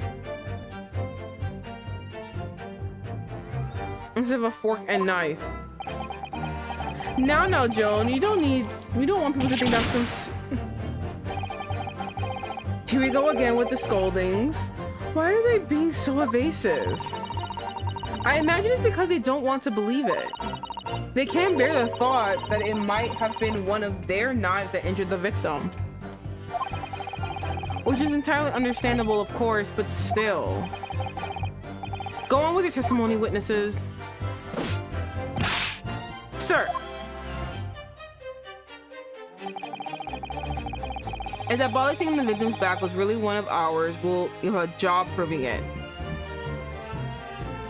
Should I? You know, I'm gonna press before I even do anything. So you have no intention of admitting that it's your knife unless we can provide proof. Look at him! He needs to learn how to lie better. My god, sir! Even though there is no other credible possibility if Mr. Natsumi is innocent. Objection! What? I thought we're on the same side! You forget, my Nepalese friend, that it has yet to be established that the accused is not responsible for the attack. All right, fucking right. I get it. You're racist. You want the Asian to fucking fall.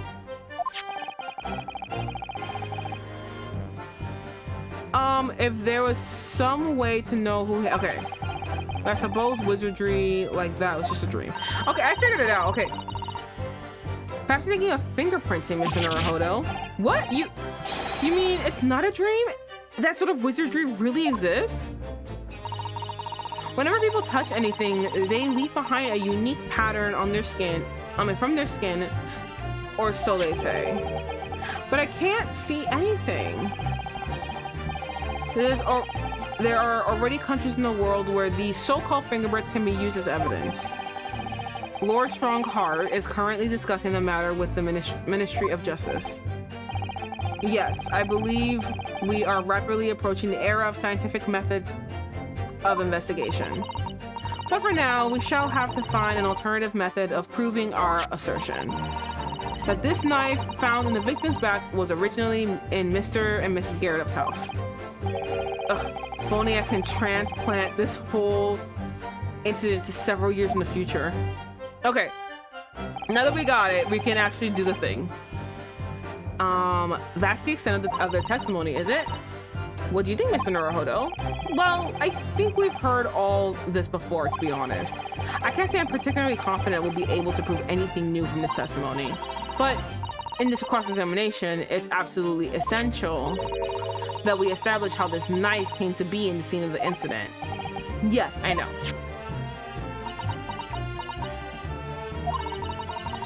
I'm sure both of them must be feeling very worried. Worried that it was, in fact, a knife belonging to one of them that caused the victim's injury. If we can find even a tiny shred of evidence to support that theory, it might clinch this trial for us. It would explain everything. Yes, it would. So for Soseki-san's sake, we must find the last critical piece of evidence. Okay, so we kind of know already. I just wonder what exactly should I present. It's the last one.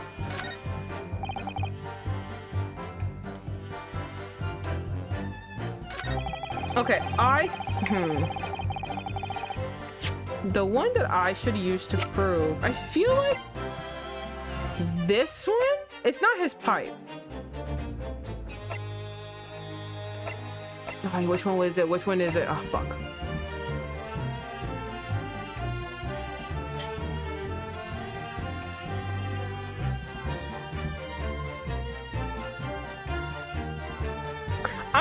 I'm gonna say the metal piece for now. Oh, fuck. I'm gonna say the metal piece for now, cause I don't know, I'm gonna say the metal piece. I'm gonna use this. Oh, not examine, fuck. Present. For the wrong statement? Seriously? But if I can prove it, are you sure?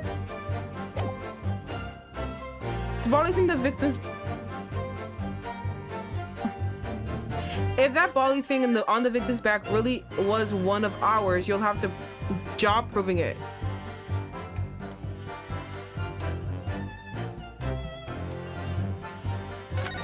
Oh fuck, what the hell? Okay.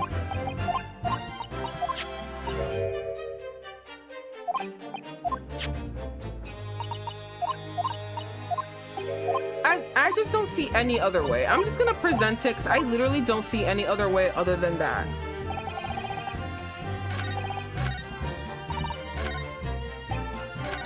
It has to be this. I'm just gonna... If I'm wrong, I'm wrong. But it has to be this one. Objection! Mr. Garadub, can I ask you to take a look at this please? You can ask, but I can't see a bally thing. You can't? Used to call me Deadeye Deb back in the regiment, of course. But that was some time ago now. God, look at this fucking face. What the hell is this? Even when I'm trying to enjoy a large print book by the fire these days, I struggle to tell the B from a D and a P from a Q, to be honest. I think you're just I don't you sure it's just being blind? It could be you're dyslexic. Oh, he does. Dearie me, it's rather wearing being asked about every other letter and every other word. You meant D, very dusty. Very dusty. What is that? A tiny scrap of metal? Yes, almost certainly from the tip of a blade. And what may appear at first to be such a tiny scrap is, in fact, a critical piece of evidence. Interesting. And where did the defense come by this evidence? It was lodged in the chamber of Mr. Garridub's pipe. My pipe, you say? By Jove, I wonder how it got there. I wonder if he's being honest. Like, oh wow, I don't know. Or like he's actually like, oh yes, I don't know. Teehee, I don't know how this got here.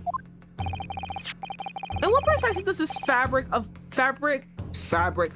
fragment of metal signify, counsel?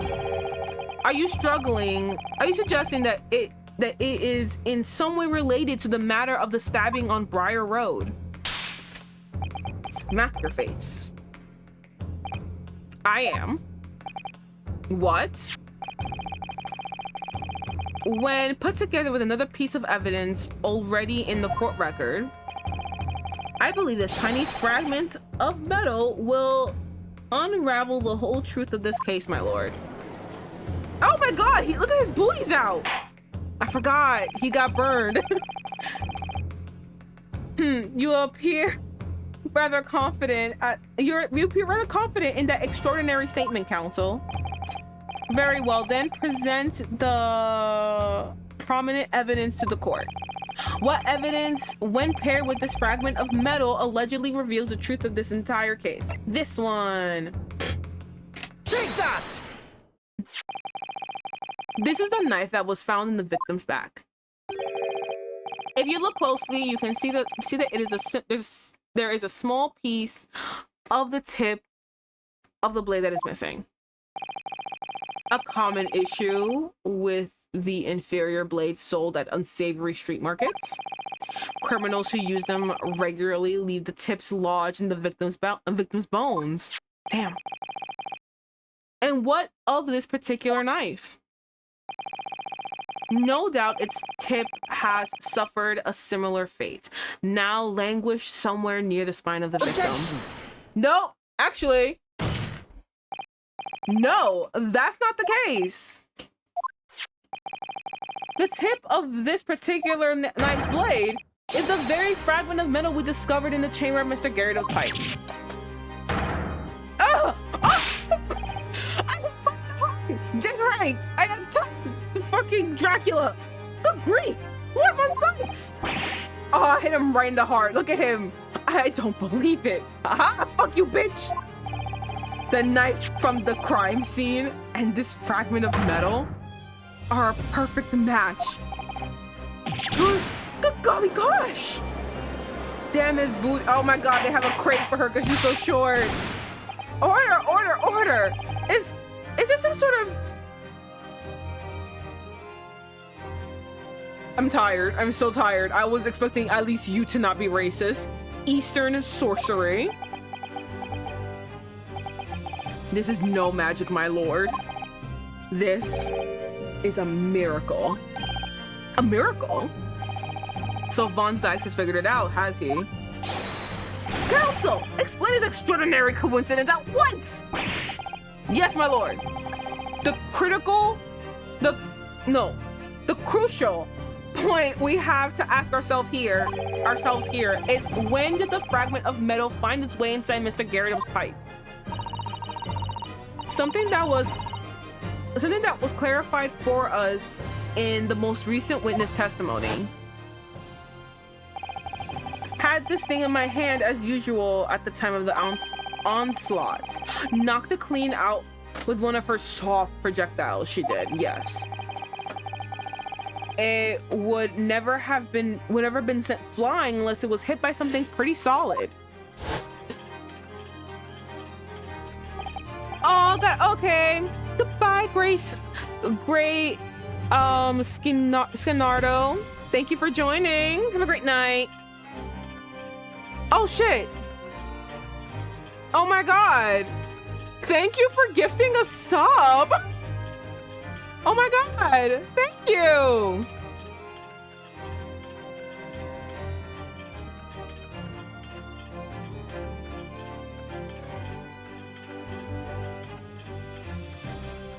Thank you. I did not need this, but I will take it. Well, it's always appreciated anyway. Thank you so that's so nice.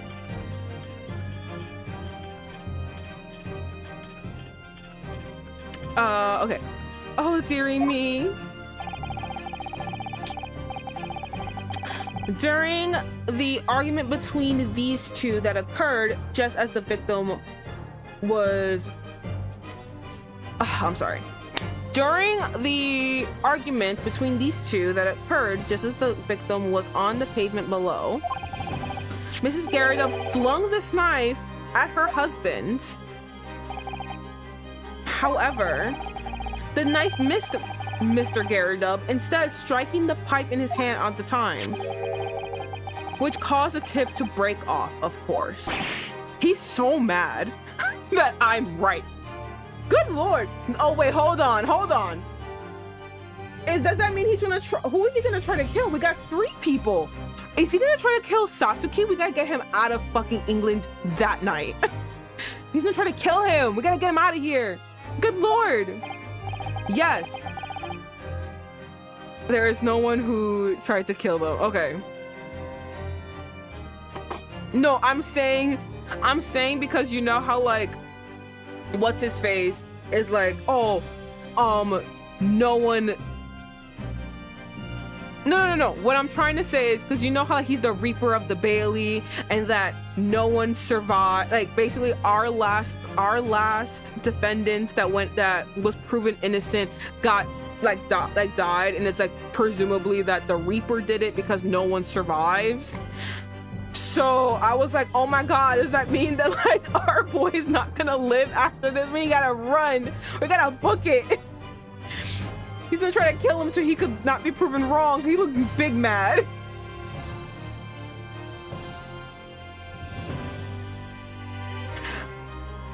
I don't know. That depends on what Sasuke does. I don't trust this man. Not Sasuke. Fuck, I forgot his name, but the Reaper. Yes, and that is when the tiny tip of the blade found its way inside Mr. Garrett's pipe. The fact that you've been smoking this pipe and have not realized that that's in there, it's crazy. The chances of that are 1 in a million. Or a million to 1. I'm so sorry. I don't know how the hell I mixed that up. And yet there's no other credible explanation for how the tip of the blade ended up in your pipe.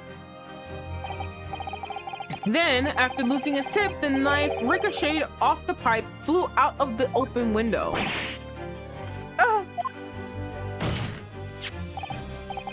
In short, this knife, which fell from the window of the Garredub's house, is the very same knife that struck the victim in the middle of the back on the street below. That is so like unlucky, so unfortunate. Like just bad timing all around. Oh gosh, oh dear, oh no! Objection! What? Why? All right, hold on. I think he's gonna crush this one with his hand this time. Because we already got the fling to the thing. We're gonna get the crush in the hand. A full-bodied theory. I'll give you that. Okay. I'm gonna lock it in. He's gonna crush it in his hand. No, but he's really mad. He might throw it.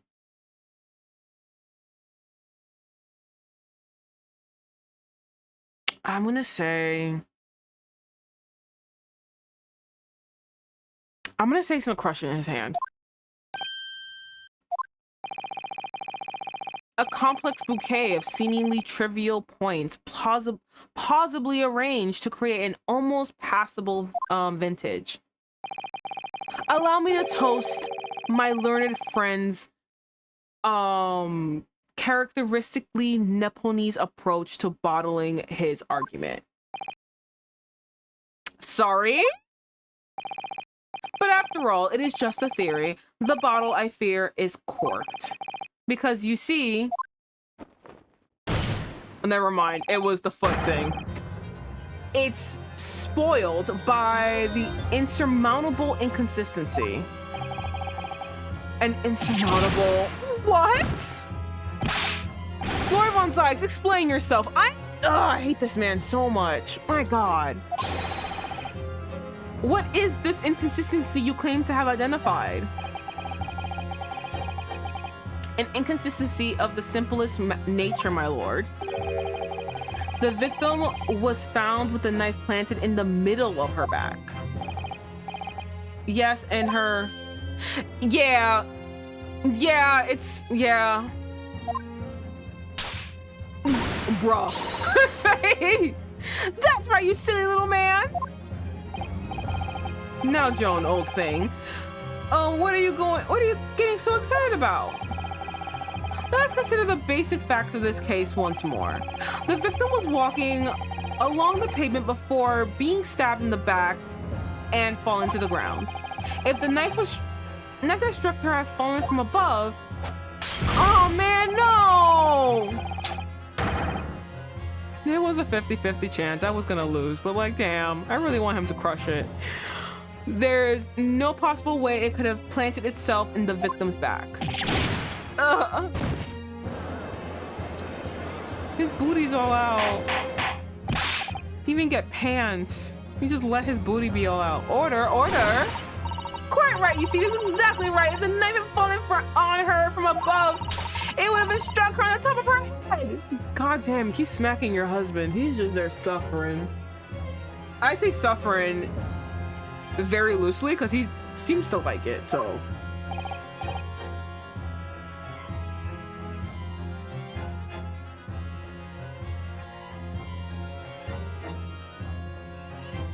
Well, he's lost for words, look. I knew it. I never liked his theory in the first place. Shut the fuck up, all of you. I don't know, though. What really did happen? It would appear the defense has made rather a spectacular blunder. If a theory has even one inconsistency, it cannot stand. Your theory, my learned friend, is history. My God, calm the fuck down. All right, think, brother, think. I'm not gonna think. You gotta think. We were so close. I could see the truth. It was. I was so sure we were on the right track. But now the way has been blocked completely by just one simple inconsistency. Or in other words, we simply need to eliminate that one inconsistency and the theory will stand. Oh, I get it. Oh, fuck, I figured it out. Mr. Sato, you mustn't worry, Mr. Naruhodo. You were just caught off guard, that's all, and your mind went blank. But if the path you were on is indeed correct, then a way will present itself. The key to this in the court record, I'm sure. All the information you need is there. You seem to have nothing to say, my Nepalese friend. Well, your silence speaks volumes.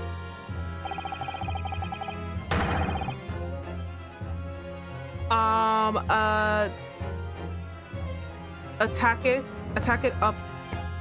acceptance that your theory is fatally flawed.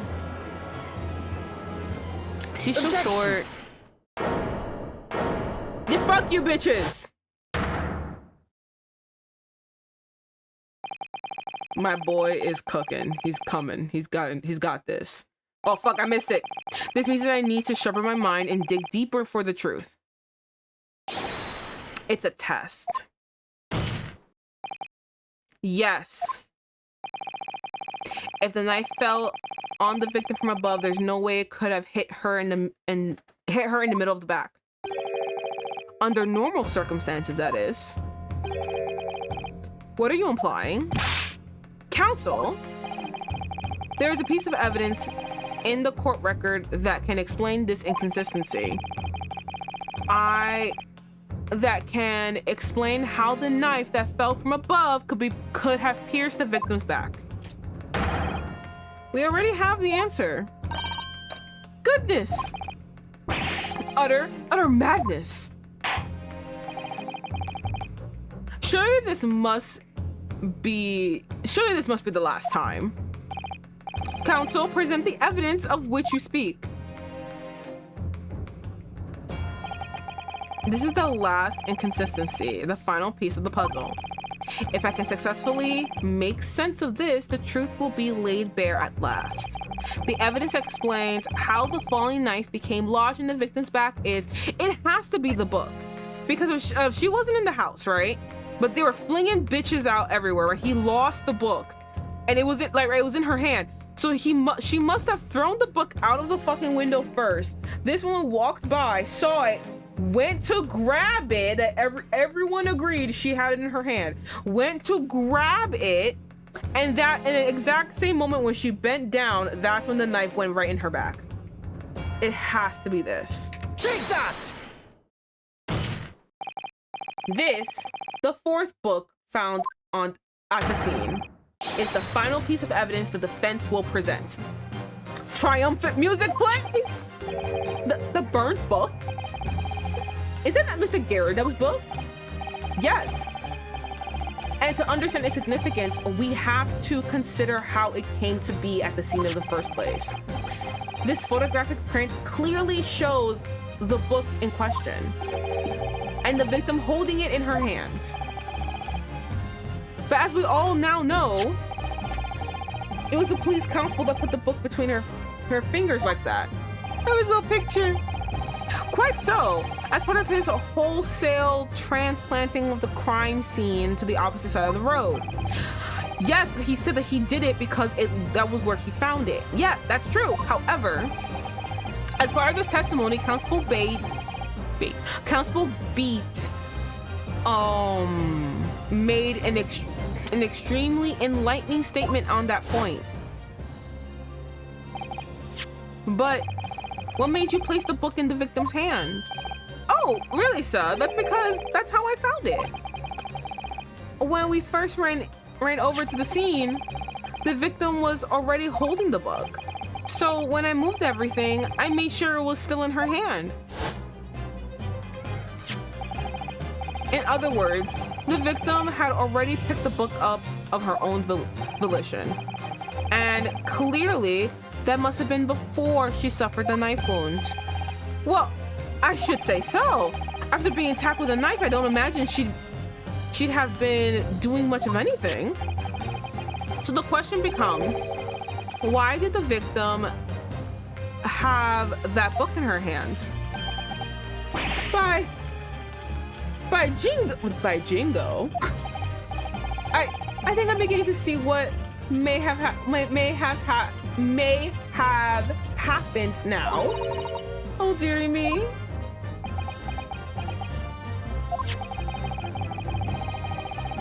We know that the book fell from the top floor of the Garridub household on the pavement below.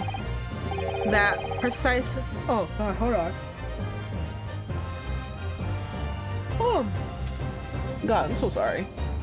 At precisely the moment that the victim was walking past.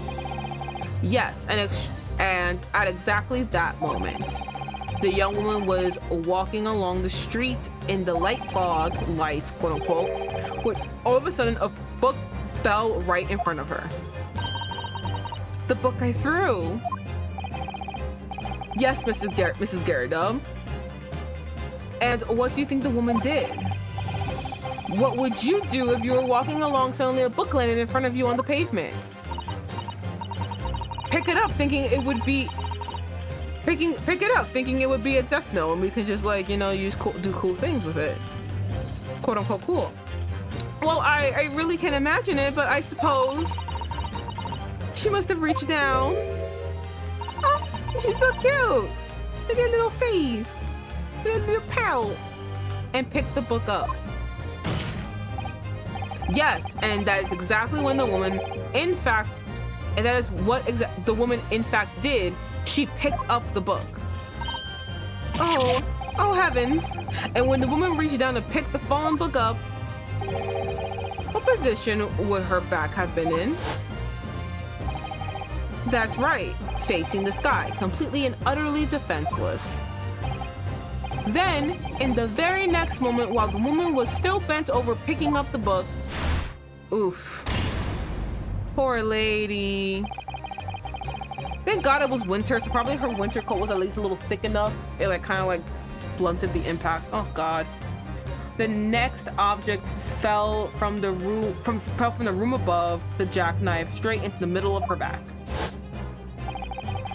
And at the same time, walking by chance directly behind Miss Screen was the defendant, Mr. Satsuki Natsume. Well, I never... It appeared that Mr. Natsume... Wait, hold on. I think I read that wrong. It appeared to Mr. Natsume that the woman simply collapsed on the floor. In the dark and the fog, he didn't see the knife falling on her from above. And from the other direction, the constable and his wife saw no one but the victim and her apparent attacker. So there never was a real culprit to run from the scene in the first place. No, there was nothing more than a series of unlikely events that culminated in an unfortunate accident. And that is the real truth behind the case. Ooh, this is a good pose. Ooh.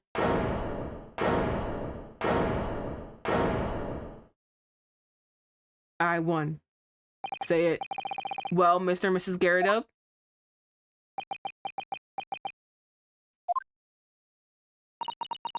The very first time you showed me that knife, I had my suspicions.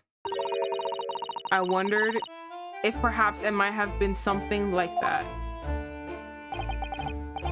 There, old bean. Old bean! There, old bean. Poor Mrs. Garridub.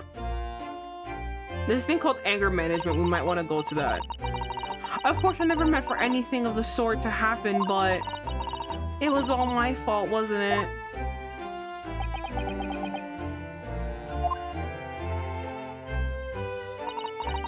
I take full responsibility. I let my anger get the better of me. I threw that book. Sir, you need to actually like validate your wife a little bit because like she's clearly insecure because obviously you demoted her from wife to maid. She's clearly insecure. You need to fucking fix this. You need to fix yourself because look at all the shit that happened just because of everything. This is all your fault. And you need anger management, Missy. You're not off the hook fully.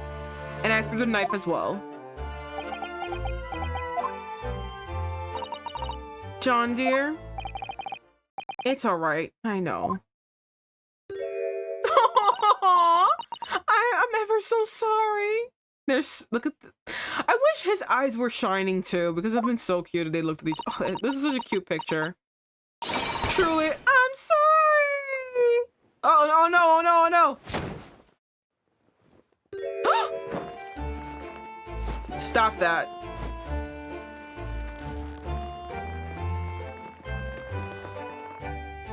Listen, that means you gotta improve leg day, bitch. Damn. That was so cute though. She fell, he picked her up immediately. Oh. Lord Von Zykes, what news of Mrs. Garridub? Oh, she's been taken to the infirmary.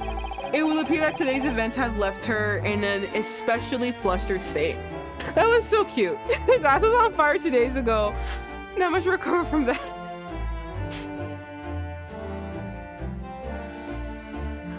And he should at least change his pants because I can see his underwear clearly. That was so cute. The way they looked at each other at the end was so cute. And then she just had like a, oh, and he picked her up. Adorable. Okay. However, I believe she will recover in due course. There is no cause for concern. Okay. Yes, unbeknownst to themselves, they caused what could easily have been a terrible tragedy. They should have to prepare themselves for the consequences of their actions. There is some good news, however, my lord. I have just had word with the hospital where the victim is being treated. Her condition is improving steadily, and the doctor believes that she will regain consciousness soon. Oh, that's good. That's good. It's strange. We've been talking about the victim all this time, and we've never once met her. How wonderful. The woman is out of danger, it seems. Yes, that's good news. So, Mr. Soseki Natsumi. Here he is, my shifty boy. Oh, yes. On behalf of my fellow countrymen, I would like to take this opportunity to beg your pardon. You came from your distant eastern homeland to study our great British culture. It's been horrible. And had been repaid with immeasurable unkindness. Please accept our heartfelt apologies. He want out of here as soon as possible.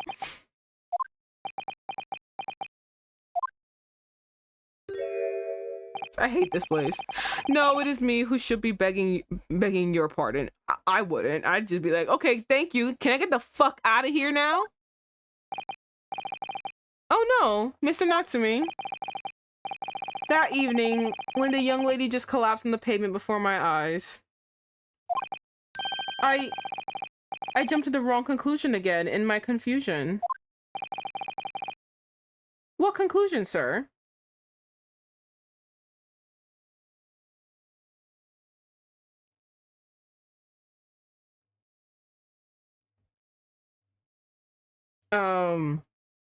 Okay, give me a second. I was sure that the woman was dead. I think we all thought that, yeah. Yes, Constable Beat said the same thing, didn't he? He thought she was killed too. I suppose she must have looked completely lifeless.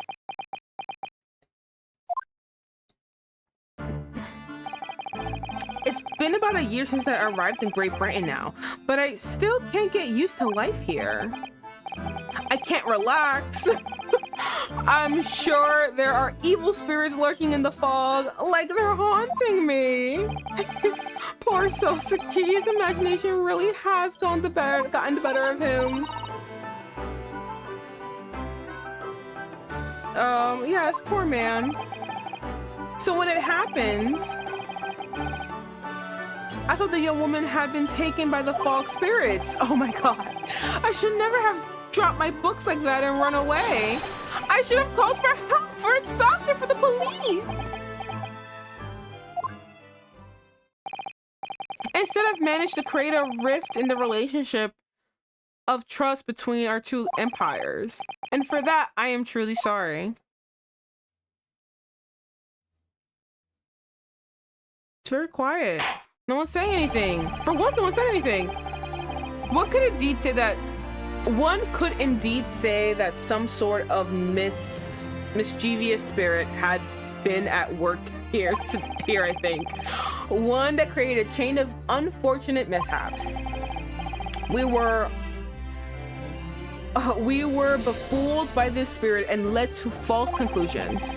But thanks to Lord Von Sykes and our young lawyer here, thank you, I should be the first one to listen, thank you, from the East, that chain has now been broken and the spirit exorcised. I heartily commend you both. Oh, yay! Now then, ladies and gentlemen of the jury. Yes, my lord. In concluding this trial, I must ask one last time for your decisions regarding the defendant's culpability. Are you ready to present your findings to the court? As the foreman of the jury, I can assure you we've reached a fair and just conclusion. I do declare the truth can be extremely cruel at times. Well, I didn't suspect the woman next to me, that's for sure. Sitting in for the old bean while she's out of action, you know, but I know what her decision would be. Hilarious. For the fact that they allowed him to sit for her. That doesn't mean I'll finally be able to get out of here and start work. Well, it's about time. I'd say I'll have a crocker of a story to tell the grandchildren when I get home, will I?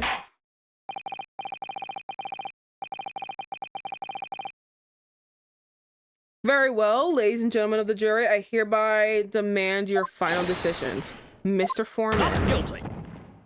Not guilty. Not guilty. Not guilty. That's what you sound like? Guilty. That's what you sound like? Not guilty.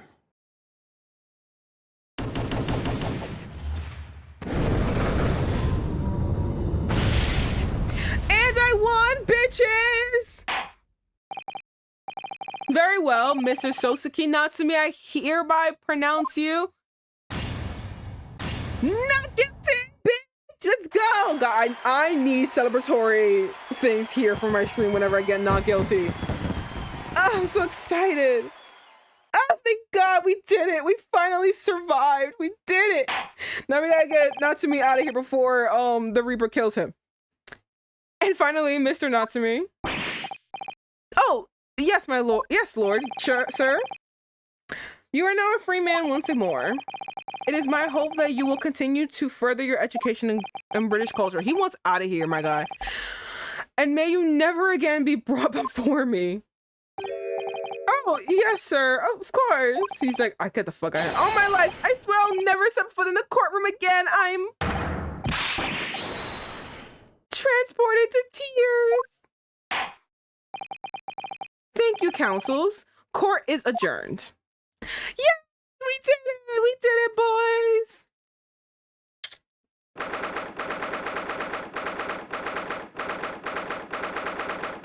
Okay, the 20th of February, 3:17 p.m. The Old Bailey Defendant's Antechamber. Oh, loco. Wait, you mean me?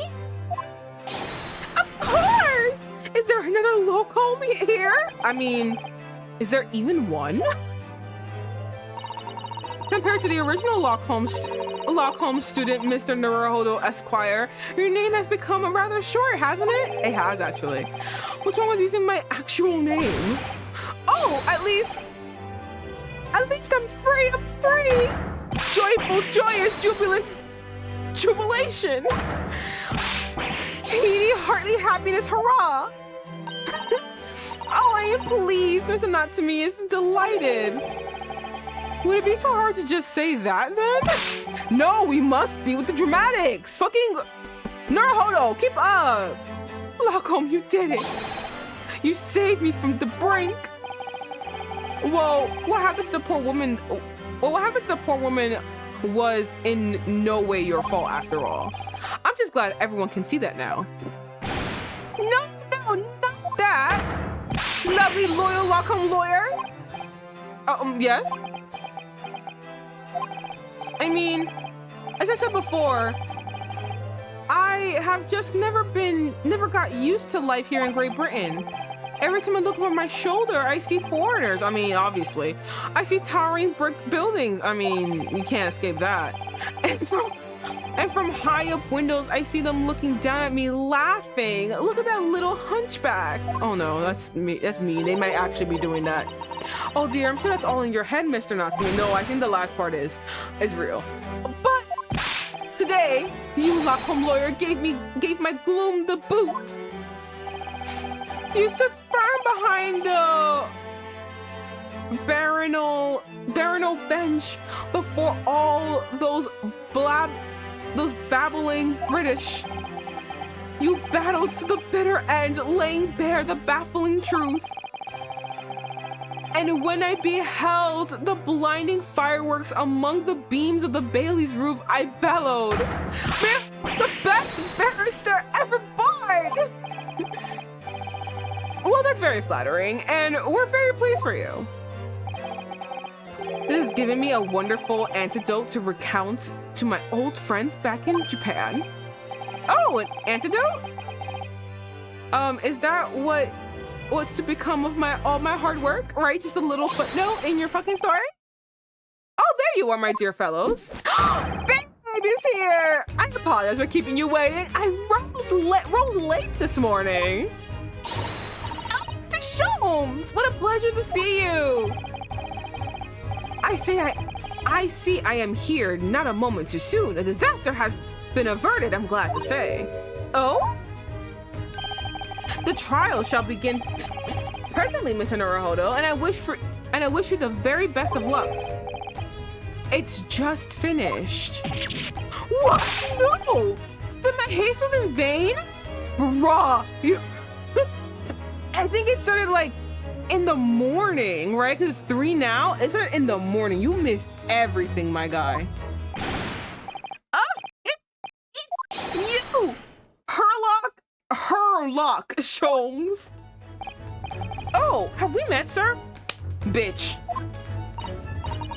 This is Mr. Natsumi, the man you had arrested, Mr. Sholmes. Oh, I see. I failed to recognize you at first. Our previous encounter had taken place in the gloom. Either of your bleak lodgings or that prison cell. I simply can't place that curious face in the light. Charming. This is all your fault, Herlock Sholmes. You're the reason I had to go through all this terrible ordeal. I'm gonna give you a piece of my mind. My apologies, sir, but I assure you, I place you now. You're the fellow who abandoned that poor woman. That's so fucking rude, my guy. You're the fellow who abandoned that poor young lady and ran off, are you not? So fucking mean. Can you not? Has she be taken to the hospital more urgently? I feel perhaps she would have regained consciousness by now. Oh. But it was unavoidable, I'm sure. You are but human after all. Anyone would have been shaken by such an experience. I know, that doesn't make me feel better, actually. Somehow it makes me feel worse. I do feel very bad about how I behaved. Well, never mind. Now then, what was it that you wanted to say to me, sir? He really did just fucking stomp you down, didn't he? That fucking bitch. Nothing. Priceless.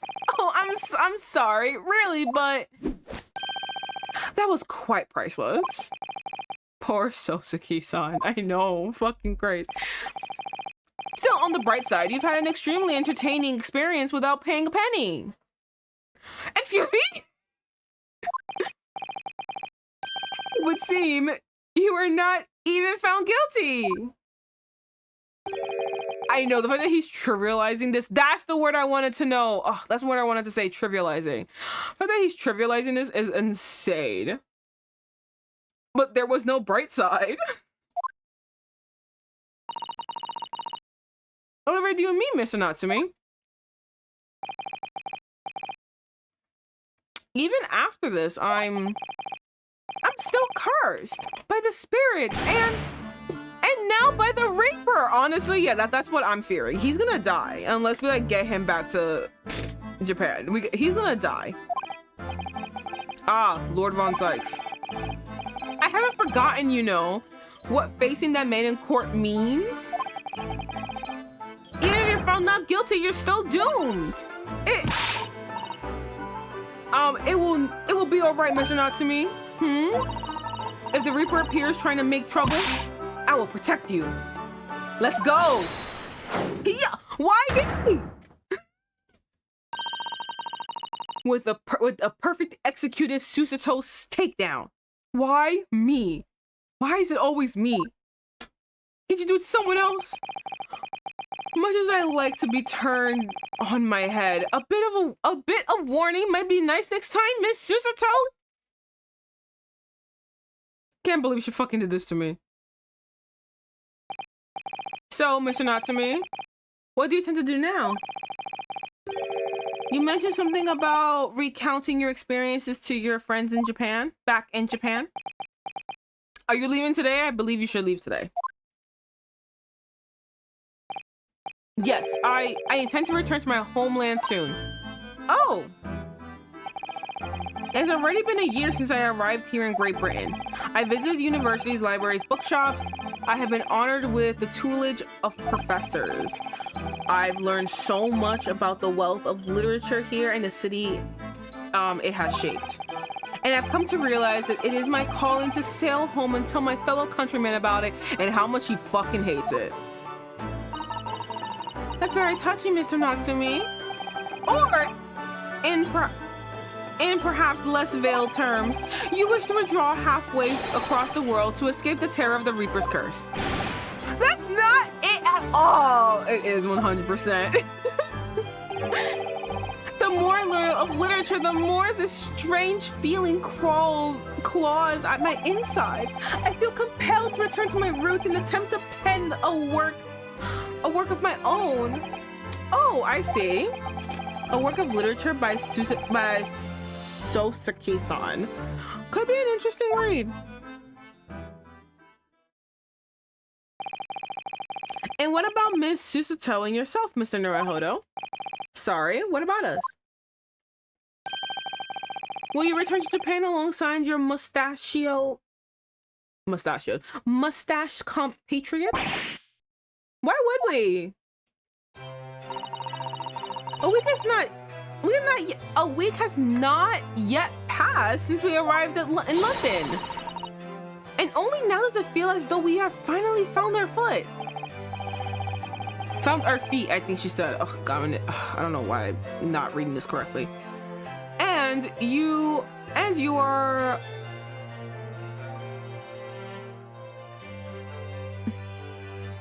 I'm sorry. And you are accommodated in a hotel at present, are you not? That's a lot of money, that's right, but we need to find lodgings before it bankrupts us. I've calculated that we can only afford another 10 nights before our entire budget is exhausted. Well then, you can take my lodgings. No, thank you. Oh, the windowless room?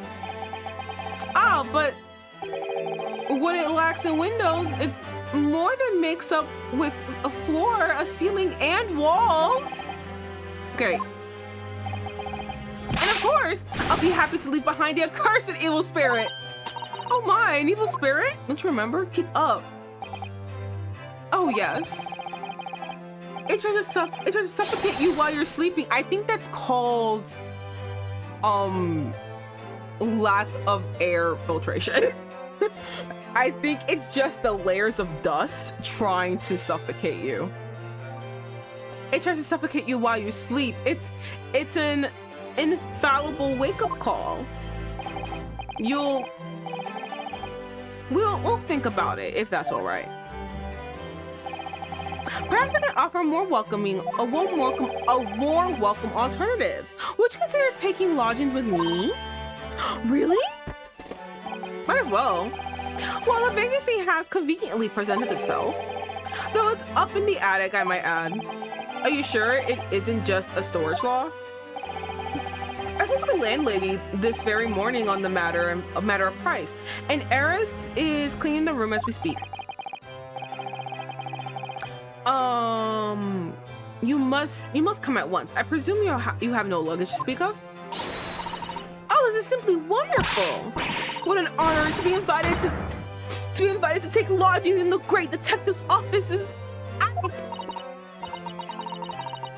I am too overcome for words. Damn, she's having a fangirl moment. So suggesting we look elsewhere is out then. Yep, she wants to be in that attic. Then it's settled. Iris will prepare a welcome dinner this evening. And you must come too, Mr. Natsumi. I insist. I don't know what to say, but thank you, and yes. Wonderful. Then I'll go and complete the paperwork for your formal release, Mr. Natsumi. It shan't take long. Somebody's happy. Mm-hmm. Lock home. I knew you wouldn't let me down.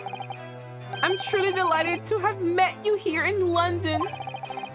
Likewise, Mr. Natsumi, it's been a privilege meeting you too.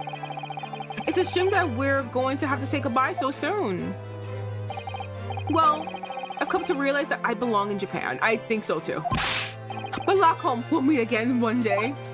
Yes, I'm sure. And hopefully by then, I'll be a successful lawyer. Hopefully by then, I'll be a successful author. Well, my dear fellow, our carriage awaits to have... Wait, hold on. I completely missed that. Our carriage appears to have arrived. There you go. Shall we go, Mr. Naruhodo? Yes, Mr. Sholmes. I've little doubt Mr. Natsumi will be released in time for dinner this evening. I don't want to leave him alone, can we not? And so, with Sosuke-san's innocence successfully established, we rode with Mr. Sholmes to what was to become our new home, 221B Baker Street.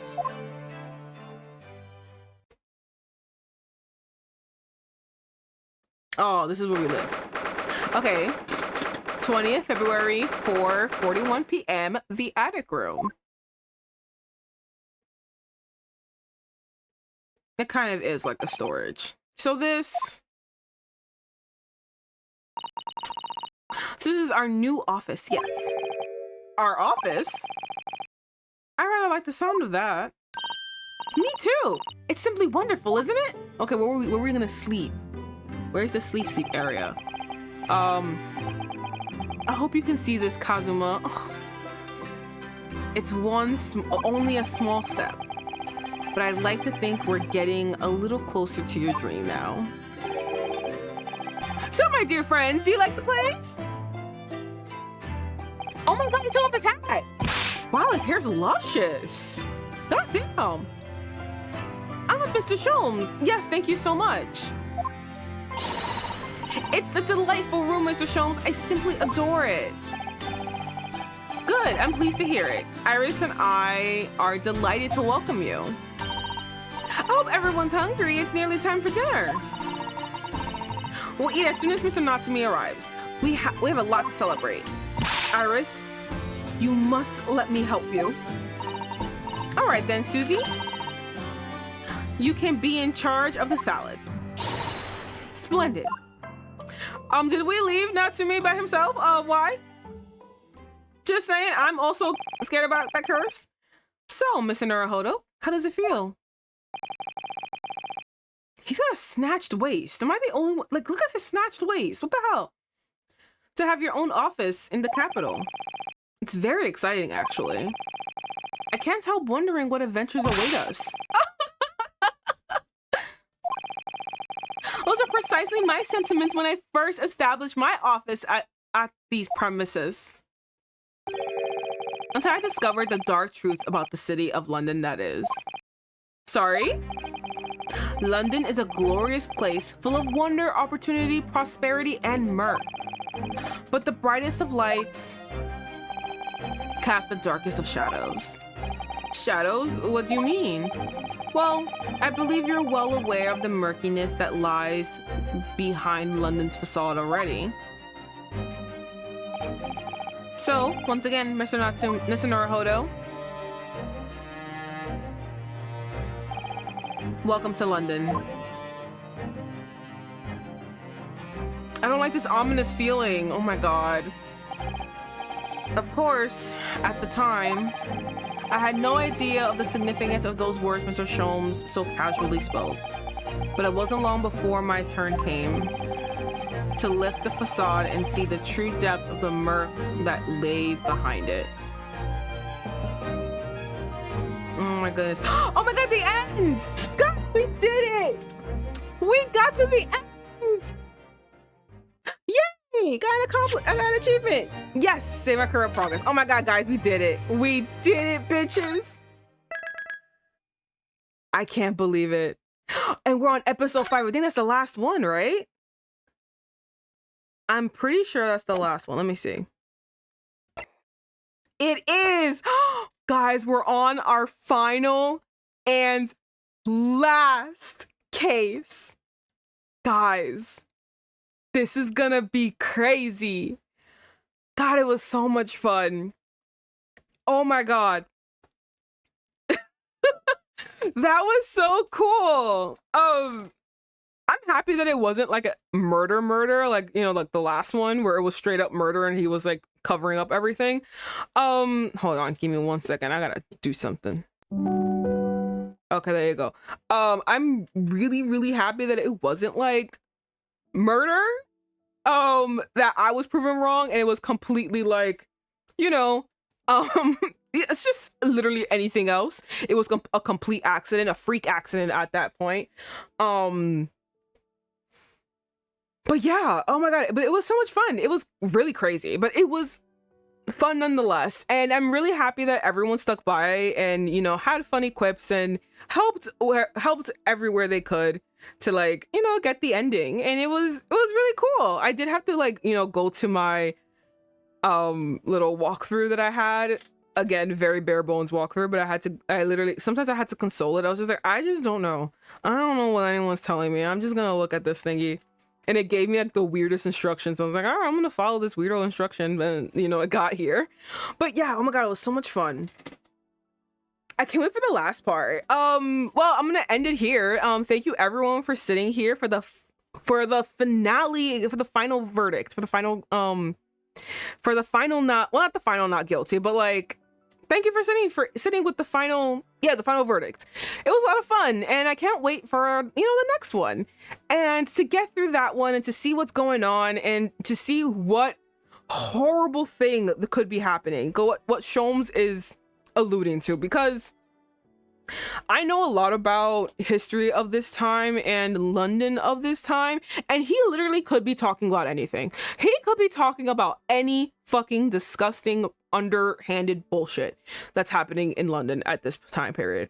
I wonder how far the game will go. I don't think they'll go that far that I'm thinking, but it'll be fun nonetheless to see. Well, thank you everyone for joining. Thank you for seeing all of the mayhem, helping me out and everything. And I will see you next week where, yes, have a good night. And I'll see you next week. And I'll put up a whole thing, a whole schedule showing what I'm going to do next week. But see you guys next week for a full stream of mainly Ultimate games and back to this.